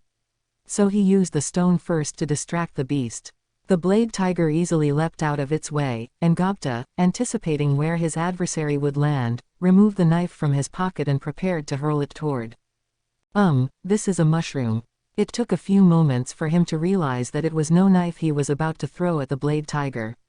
But he was already in motion, unable to stop, and away the mushroom went. He was kind of planning to eat that later. The one dull-colored mushroom he could find in a grove full of poisonous ones. He'd meant it for a snack and then promptly forgotten about it. But then something beyond Gobta's imagination took place. It turned out that this mushroom was a rare poisonous type, one containing spores that were loaded with lethal venom. Gobta had been walking around with that in his pocket the whole time, and then he'd thrown it at a magical beast. The Blade Tiger glanced at the mushroom hurtling toward its face, then opened its mouth. It used its voice cannon skill in an attempt to vaporize it, which proved to be a mistake. The pulverized mushroom immediately released all its spores, which floated on the breeze and landed all over the tiger's body. It fell to the ground, twitching, racked from head to toe with pain. The spores had entered its eyes, ears, and mouth and were relentlessly punishing its senses. For the first time since birth, the Blade Tiger was experiencing a truly indescribable level of pain. Gobta wasn't very smart, but he was smart enough to take advantage of the situation. Whoa, I don't know what happened, but this is my big chance. A greater adventurer would have closed in to stab the final blow. Not Gobta. Quickly, he planned his escape, making sure to pick up his hair before he left. Reaching his battered old wagon, he tossed the bunny corpse on top of the load and ran away at full speed. He kept going as long as his breath would let him, until he finally made it to what seemed to be a safe place. He breathed a sigh of relief, having escaped what had been the greatest danger ever to occur in his life. Being freed from certain death immediately reminded Gobta that he was hungry. He recalled the hair in his possession, but not even he was simple enough to let his guard down here. He decided to move over to the riverbed, which would give him a good view of his entire surroundings, and used some stones and dead sticks to fashion a serviceable outdoor stove. The danger of the past few moments was now firmly behind him as Gobta's thoughts turned to his appetite. He drained the carcass of blood, bristling with anticipation, and skinned and gutted the animal. Before long, it was arranged on a stick atop the fire. Now all he had to do was rotate the stick around and make sure the surface was fully cooked. It was a simple recipe, combined with some berry juice squeezed over the carcass, and it took only a few moments to wrap up. This is great. This is so great. Gobta chewed on the meat, not minding the oils dripping down on him. There was nothing more delicious than the first meal after staring death in the face. In Gobta's case, after living off wild strawberries and assorted nuts for the past X number of days, the first meat he could remember tasted as though he had ascended to heaven. Nothing could have made him happier. As far as he was concerned, the fear he'd felt before the Blade Tiger was all in the past. His brain had already processed it as just another incident in his life. It was the first time Gobta had gotten to eat his fill in a while. This he did, with gusto. Right, he said. I have a feeling tomorrow's gonna be a great day. To Gobta, the past might as well have been a faraway oblivion. All that really mattered was the next day. The Blade Tiger run-in turned out to be the last major trouble Gobta encountered for the next month of traveling. The hazy mountains that had seemed so far away long ago now loomed so large that the peaks were no longer visible, even if he looked straight up. The buttes above him had been weathered down by the rain to form a beautiful, powerful-looking, sheer wall. Everything was a new sight to Gobta, and everything grabbed his interest. But he didn't have the time to leisurely take in the sights. He was almost out of food again. He was already in lands more or less under the protection of the Dwarven King, mostly grasslands outside the forest of Jura. He tried to collect as much as he could before he took up the mountain road, but not only would there be no replenishing his stockpiles, those stockpiles were starting to look pretty meager. The breathtaking views around him helped Gobta forget about his hunger, but it was now time to face reality. And that wasn't the only problem. Gobta wasn't the only one on the road to the Dwarven Kingdom. As a neutral trade hub, it played host to all kinds of different species, not just magic-born creatures and people but also humans. As Gobta discovered, most travelers along this route preferred to stick to large groups if at all possible. All races were guaranteed safety in the kingdom, as a rule, but security forces could reach only so far in the borderlands. People needed to and were expected to fend for themselves. That was common sense to the merchants, but Gobta neither knew nor cared about any of that. This was why, while he was distracted over the food issue, he ran into a wholly different kind of problem. Just as he was thinking about how he'd better find some real nourishment soon, he heard a voice. "Yo," it said, "what's a lone goblin doin' here cartin' valuables around, eh?" Gobta didn't understand him. Goblins communicated with each other using a method not terribly far from the thought communication skill. A few broken words of human speech were the best they could handle. He was, however, still sensitive to the malice behind the statement. He hadn't noticed the human's approach, and looking up at him, Gobta could already sense the danger. Oh, this can't be good. Gobta grabbed at the handles on his wagon, preparing to run away at full speed. But, oh no you don't. Another human appeared in front of him, a fighter in metallic armor. The other man, wearing lighter gear, peered inside the wagon and let out an appreciative whistle. Whoa, I wasn't expecting much, but these are magic items, aren't they? Boy, are we lucky today. All we gotta do is kill this little guy, and we've already earned the money for our shopping trip. Oh, I was expecting just a little spending cash, but what a stroke of luck. Can't wait to see the faces on those bastards who were too lazy to join us. Gobta ignored the exchange as he thought about what to do next. Running into this unexpected trouble so close to the Dwarven Kingdom surprised him. But there was no time to ponder his fate. He calmed his beating heart as he searched for a decent solution.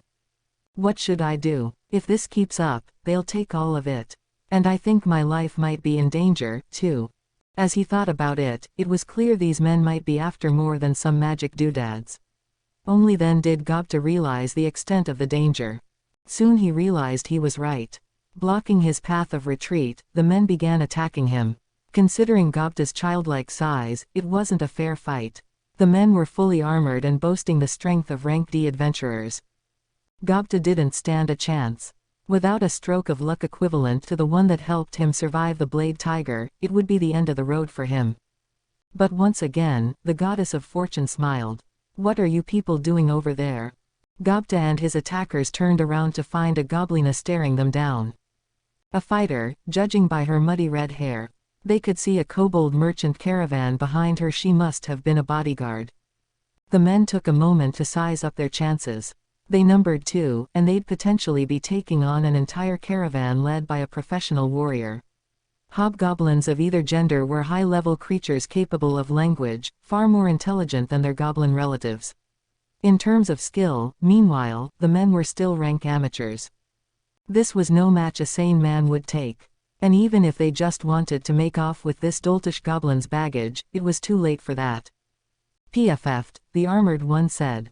"We'll let you go this time. Best be glad to still be breathing, worm." And then they left, leaving Gobta miraculously alive yet again. Gobta must have been so elated at this stroke of fortune that he lost consciousness, because the next thing he knew, the clattering of the horse wagon had started to rouse him. The bruises the men had landed on him stung enough to wake him up fully. "Oh, are you up?" He looked up to find the red-haired goblina at his side, almost human in appearance, unlike the apish goblins. A single glance made Gobta her prisoner. He instantly forgot all about his injuries and immediately fell in love with the woman. An angel. An angelic woman from heaven. "Please. I want you to birth my children." When it came to romance, goblins never took things slow. The rest of the wagon's occupants took it as a joke. "Bah ha ha ha. Nice one, kid. Oh ho. You heard him." "Silence, you two," the goblina snapped. "Stop with the chit-chat and stay on alert." The sarcasm flew straight over the head of Gobta, his burning eyes still fixated upon his new ideal. Reality, unfortunately, was not as kind. "Look," the woman said, "cowards like you just aren't my type. Letting yourself be bullied by humans that weak. I'd never let a man like that into my life. I'd at least like someone who could rescue me, if need be." Thus Gobta's first romance ended several seconds after it began. The physical pain returned. "And no, I can't believe it." Then he fainted again, the sense of loss too much to bear. The kobold caravan wound up taking him all the way to the Dwarven Kingdom, at least, which saved him the trouble of being killed by roadside scavengers at night. His first love didn't quite work out, but at least his first quest did. Thanks to his newfound kobold connections, Gobta was quickly taken to a dwarven shop willing to purchase his luggage. The employees were a bit surprised to find magical weapons underneath the stained rags covering his wagon, but the rest of the transaction was handled with trademark dwarven customer service. The dwarves here were so accustomed to dealing with monsters that they could even communicate with them to some extent. One of the staff pointed at Gobta's hips. "Hey, are you selling that?" He looked down to find his knife resting against his hip. "Oh, I had it along my side, not in my pocket." No wonder he had plucked out a mushroom instead. "No, this is mine," Gobta replied. "Not selling." The dwarf nodded. "It's a good piece," he said, "but its magical force has almost run out. It'd only work one or more 2 times, I imagine. Do you know how to use it?" "No, but, is this a magic weapon?" "It is. It's called a flame knife. It's made of silver, but it's been imbued with magical force. It was originally made as self-protection for human nobles. I could teach you the incantation if you like, but don't expect it to last long when you use it."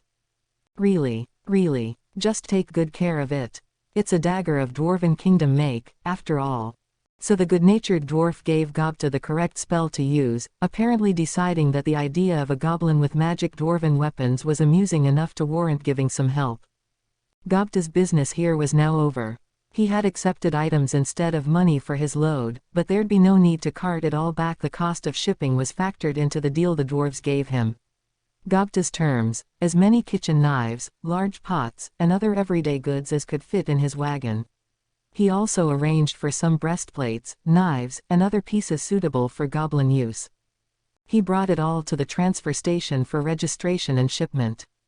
They gave him a magic-infused tube that, once he placed it where he wanted it, would transmit his items right to that point. It would work only once, of course. Inexpensive purchases like Gobta's could also be sent by heavenly transport, but that was available only for short distances, and besides, Gobta didn't have the language to express exactly where he lived. For him, even though it added to the price, magical transfer was the only option. Gobta didn't hesitate to take the offer, not exactly champing at the bit to pull a full wagon all the way back home as well. It'd save him from more potential raiders and unburden him to boot. The decision would prove to be the correct one later on. After he was done at the transfer station, Gobta returned to the seller from before, hoping to express his thanks to the dwarf who had referred him. "Hello," he said. "They're going to transfer my purchases for me. Thanks." "Oh, you again. Well, wonderful. Oh, and you can have this back. We can't sell this piece." The dwarf gave him a thick coat made of the animal pelts Gobta had been using as a blanket. He had taken several more wild hares, saving their skins for later sale. The coat was made from all of them, offering the wearer shelter from the cold. The dwarf had offered to return them, but he must have crafted the item specially for Gobta. Huh, are you sure? Besides, if we took all those pelts, what would you sleep on at night? You need to prepare well before setting off on a journey, you know. Then the dwarf took out a well-used backpack. Take this, too. Instead of giving you your change in money, I put some dried food in there. It should last you a week or so. Safe travels. Really? Gobta said, astonished at the dwarf's kindness. I thank you. Ah, don't worry about it. I actually made that knife you have, you see. And I wouldn't want to leave its owner in the lurch. I'll be praying that you make it home safely. Then the dwarf stepped away, off to handle another customer. Gobta nodded at him one more time, although he doubted his new friend noticed. He's right, if I left here empty-handed, I wouldn't even make it to the forest. What a kind dwarf that was. Putting on the coat, then the backpack over that, Gobta left the shop. His mission was complete, but he wasn't about to set off that quickly. I've made it this far, he whispered to himself. It's all right if I see the sights a little, right? The dwarven kingdom was built inside a large, natural cave, preventing Gobta from seeing the sun directly. Thanks to some clever engineering that allowed natural sunlight to enter the city's living spaces, however, it was more than bright enough to see by. At night, the fluorescent moss that covered the cave's walls provided about as much light as a full moon. One issue was how people handled fire. The kingdom wasn't an enclosed space, but the cave made it easy for clouds of thick smoke to form, making ventilation a priority. As a result, whether indoors or outdoors, the use of fire was restricted, with firemen required to be on hand at all times near workshops, kitchens, and any other workplace that handled flame. Which meant that cooking food was allowed only in certain places, always indoors. Usually, if he was uncomfortable, he could just douse himself in some water. But Gobta had just wrapped up a long journey. To be blunt, he was rank. It was to be expected, given Goblin's lack of regular bathing habits. He didn't stand out too much in the shops near the entrance, which were packed with freshly arrived adventurers just as smelly as he was, but things were different in the lodging quarters. There was ventilation, yes, but Gobta's natural smell was more than enough to alarm the people around him. In the merchant areas, passers-by and visiting merchants visibly crinkled their noses. It was enough to make even Gobta feel socially awkward. I don't really like it here, maybe I should leave sooner rather than later. Feeling ashamed, Gobta decided to head home. That was the right decision to make. For one thing, he had no money and no way of eating while he toured the city. He didn't even understand the concept of money, for that matter, which was why he had just wrapped up a huge bartering session with that dwarf. There was no way around it. So Gobta decided to wrap up his little tourist jaunt and get back on the road, and then he saw it. A store festooned with beautiful, eye-catching decor, filled with goddess-like women chatting with each other. The goblina bodyguard from the caravan had seemed divine to him before, but these women were different. They had long, flowing blonde hair, their long ears poking out from below. They were elves, particularly fairy-like members of the sprite races. Concepts like beauty and ugliness would normally be dependent on the race or species one belonged to. There were no absolutes. However, when it came to goblins, their likes and dislikes were closer to people's than not. It was a relic from their fairy heritage, and while their looks had retrogressed more than a little over the years, they were still magical in nature. It was to the point that some particularly senseless goblins would even attack people with procreation purposes in mind. So lovely. I wish I could make friends with a pretty elf girl sometime, too. Gobta wanted it to happen. And he knew that getting stronger was the only way to do it. Just as that caravan guard had said, if he was stronger, beautiful women would like him. That was how his thought process worked. It was with that new goal in life that Gobta spent his single night in the Dwarven Kingdom.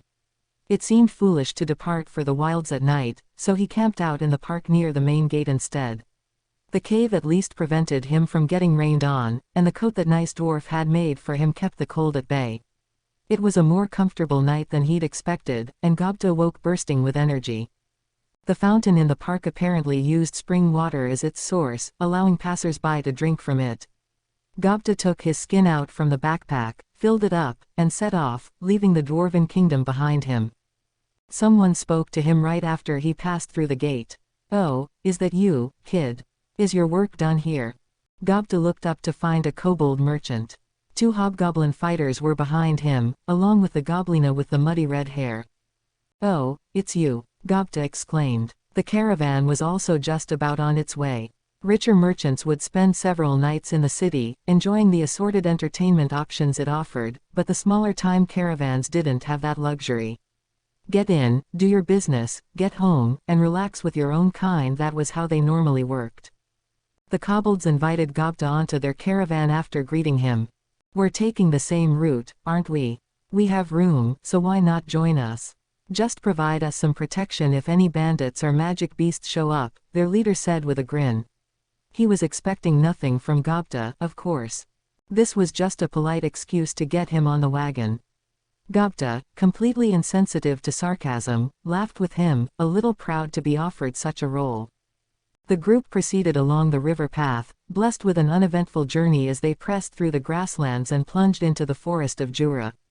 Gobta had ample wild birds to hunt wherever they rested, a decent supply of nuts and fruit to gather, and he did his part, pooling his resources with the caravans. "You've got a real talent for this, don't you?" the leader said, a tad astonished. "Look at all the food you've tracked down for us." "Indeed," another kobold interjected, "you must know the forest of Jura like the back of your hand. In the woods, you're a lot more help than I'd ever expect." "Quite true. I had no idea you had this kind of talent." Gobta, his latest catch in one hand and a spare stone in the other, couldn't hide his joy at this. Nobody ever praised him this much in the village. He enjoyed it. One day, they came across those poisonous-looking, brightly colored mushrooms again, just like the one Gobta had inadvertently eaten to quell his hunger. "You can't eat these, but hang on. Huh, those normal-looking mushrooms over there look kind of dangerous, too. Was that really the one I ate?" There was a spark of self-doubt in his mind, but those mushrooms were too colorful, and too blood-red and foreboding as well, to be considered edible at all. Even Gobta, who was rapidly letting all the praise get to his head, was a little iffy about trying it. Those plain ones. You can't eat those," the goblina told him. "Those are known as fire spores, and they're deadly. The stronger ones even explode if you expose them to fire, spreading poison all over the area. I won't stop you if you want to try, but don't expect to survive." Gobta nodded appreciatively. Of course he did. No way would he ever eat anything so dangerous. Ignoring the fire spores, Gobta and his friends focused on gathering nuts and fruits instead. In addition to the group he was in, there were others by the river, replenishing their water supply, as well as cooking the food they'd found. Just as they all had finished their jobs and were about ready to prepare dinner, Gruar, they heard a terrifying, earth-shattering roar. A magical beast appeared, exuding rage as it eyed the caravan. It was that blade tiger again, the B-ranked beast that Gobta had inadvertently defeated a few months back. The poison spores had damaged it, but it had been lucky enough to be near a lake that must have helped it recover. It was still as angry as ever, though, more than angry enough to convince the low-ranked goblin that had once escaped it that all was lost now. The beast, proud by nature, had sworn it would avenge the slight upon its reputation. With another roar, it used voice cannon to cleanly blow one of the guards away. The single blast made it all too clear how powerful the blade tiger was. Even the stoutest of hobgoblins would face grave injuries after taking the brunt of it. If it weren't for the full plate armor protecting him, he would have died instantly. "My brother." Another hobgoblin let out a yelp of surprise, but he was too petrified to move. All he could do was hold an unsteady axe in his hands and keep a watchful eye on the blade tiger. No one could blame him. Hobgoblins were ranked C or so. They weren't made to take on a tiger like this. "Don't prod him," the female guard quietly warned. "This guy's dangerous. It'd take 10 of us to have at least a chance of taking on a blade tiger. Merchants, we need to give up our goods and slowly step away from the area." She knew that angering a blade tiger would do nothing but make the situation even more treacherous. She at least wanted her clients to survive the encounter. While the tiger was feasting on their horses, they could at least attempt an escape. If they were lucky, they might even make it. But that hope was quickly dashed. The blade tiger didn't want a meal. It wanted revenge. It eyed the rest of the guards slowly, seeking out the goblin it really wanted. Then it snarled at the kobolds slowly edging away from their encampment. The merchants fell to the ground, understanding they'd be allowed no mercy. "Well, this is it," one of the guards muttered. "It's not gonna let us go. What should we do, miss? We can't win this. Guess we gotta charge it." Merchants, once we're on our way, I want all of you to run like hell. And don't bunch up, either, unless you want to die. The guards were ready to sacrifice their lives for the sake of their clients, using themselves as bait to let them survive. Despair filled the air around them, but one among them failed to read the mood. That was Gobta, of course, who took the Blade Tiger's roar as nothing less than his big chance. "It's that tiger, isn't it? The guy the first chased off with that mushroom. Even I could beat him." It would have been a fatal mistake for anyone else, but Gobta was the only one in the camp not completely stricken by terror. He leapt forward as the Blade Tiger let out another sinister snarl. "You fool," the female bodyguard shouted. "What could you ever do? You can leave this to me." Gobta shouted back with a smile. Then he dashed into the forest. The Blade Tiger immediately gave chase, ignoring everybody else. The rest of the group were left dumbfounded, if only for a moment. That idiot, how could he be so reckless? The seemingly selfless move shook the guards to the core, but they knew they couldn't let this chance go unheeded. "Everyone, get out of here now. We'll hold that thing off here. But don't worry, this is our job. If we can get away from that monster, we'll send a flare up to signal you." He's right. We're not intending to die here, either. I'd kinda like to see you guys again, all right. With that, the guards piled the merchants into the wagon. Gobta wouldn't give them much time to work with, but if the guards stayed behind, that would open up a chance for the merchants to get out safely. They waited for the wagon to set off, then plunged into the forest where Gobta left them. Meanwhile, this is scary. This is so scary. Now the sight of the Blade Tiger catching up to him was getting a bit unnerving. It deserved every bit of its B rank when it came to speed, and soon it was right on Gobta's heels. Maybe I shouldn't have tried to act all cool back there. There was no point regretting it now. Gobta was too busy trying to widen the gap to care. But even as his chances of being cornered grew by the second, another brilliant idea entered his mind. Maybe if I use this. Gobta stopped, standing his ground, and took something out from his pocket. With a defiant grin, he threw it straight at the Blade Tiger. The creature stopped, more surprised at the sudden end to this chase than at the object hurtling toward its head. This would normally be when the Blade Tiger used voice cannon, its mightiest weapon, to pulverize whatever was in front of it. But the memory of its past errors made the tiger hesitate. It was intelligent enough not to repeat the same mistake twice, but what would normally be an advantageous trait spelled doom for it. Instead of voice cannon, the Blade Tiger figured it would bite down on the incoming object to stop it. With its reflexes, it would be an easy thing to do. But the moment the object was between its teeth, Gobta shouted, "Unseal." Before the Blade Tiger could understand it, the incantation took effect. Just as Gobta had hoped, the magical tube provided to him by the transfer office did exactly what it was made to do, unfurling all the pots, pans, weapons, and even his wagon inside the tiger's mouth. This had exactly the effect Gobta had been hoping for. It ripped the Blade Tiger's jaw off its head. "All right," Gobta shouted in joy. But that wasn't the end of his plan. He still had one final weapon on hand, his flame knife. Considering a Blade Tiger's performance in battle, merely losing its lower jaw wouldn't be enough to send it down for the count. That was why Gobta figured his pride and joy. His one magic weapon would be what it took. Then Gobta noticed that slightly bloodied items strewn on the forest floor. "But if I burn this here, I'm going to burn my stuff, too, aren't I? Maybe I should try to lure him deeper in." Once again faced with an agony it had never known, the confused Blade Tiger was starting to lose its ability to make rational decisions. Gobta's fleeing enraged it. It could no longer consider its adversary's schemes or ultimate goals. Instead, it followed instinct and gave chase again. The pain was intense, but it was the humiliating loss of voice cannon that made it especially furious. All that filled its mind was a consuming desire to kill Gobta for good. After creating a measure of distance between him and the tiger, the small goblin dove into a dense thicket. This reduced the Blade Tiger's advantage and further widened the gap between Gobta and his pursuer. Turning around, Gobta focused on the Blade Tiger. Just as he thought, it was making a beeline for him.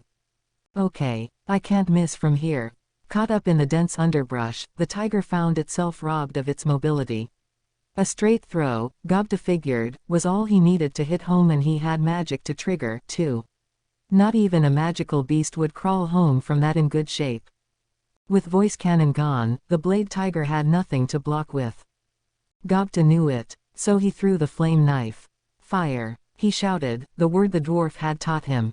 That activated the knife. Flames encompassed it as it zoomed toward the blade tiger. A magic weapon like this would normally be nothing to a B-rank magical beast, but the tiger was on its guard. Fatally so, as it came to be. Using one of the blade-like fangs on its upper jaw, the blade tiger deflected the flame-infused knife. Gobta gasped in despair, but that was exactly what he needed. The flame knife bounced off the tooth, hurtled downward, and thrust itself into the ground. There, as it happened, grew a mushroom with certain special qualities. A kind that spat out lethal poison when exposed to heat. One that was fully mature, ripe, and packed with spores.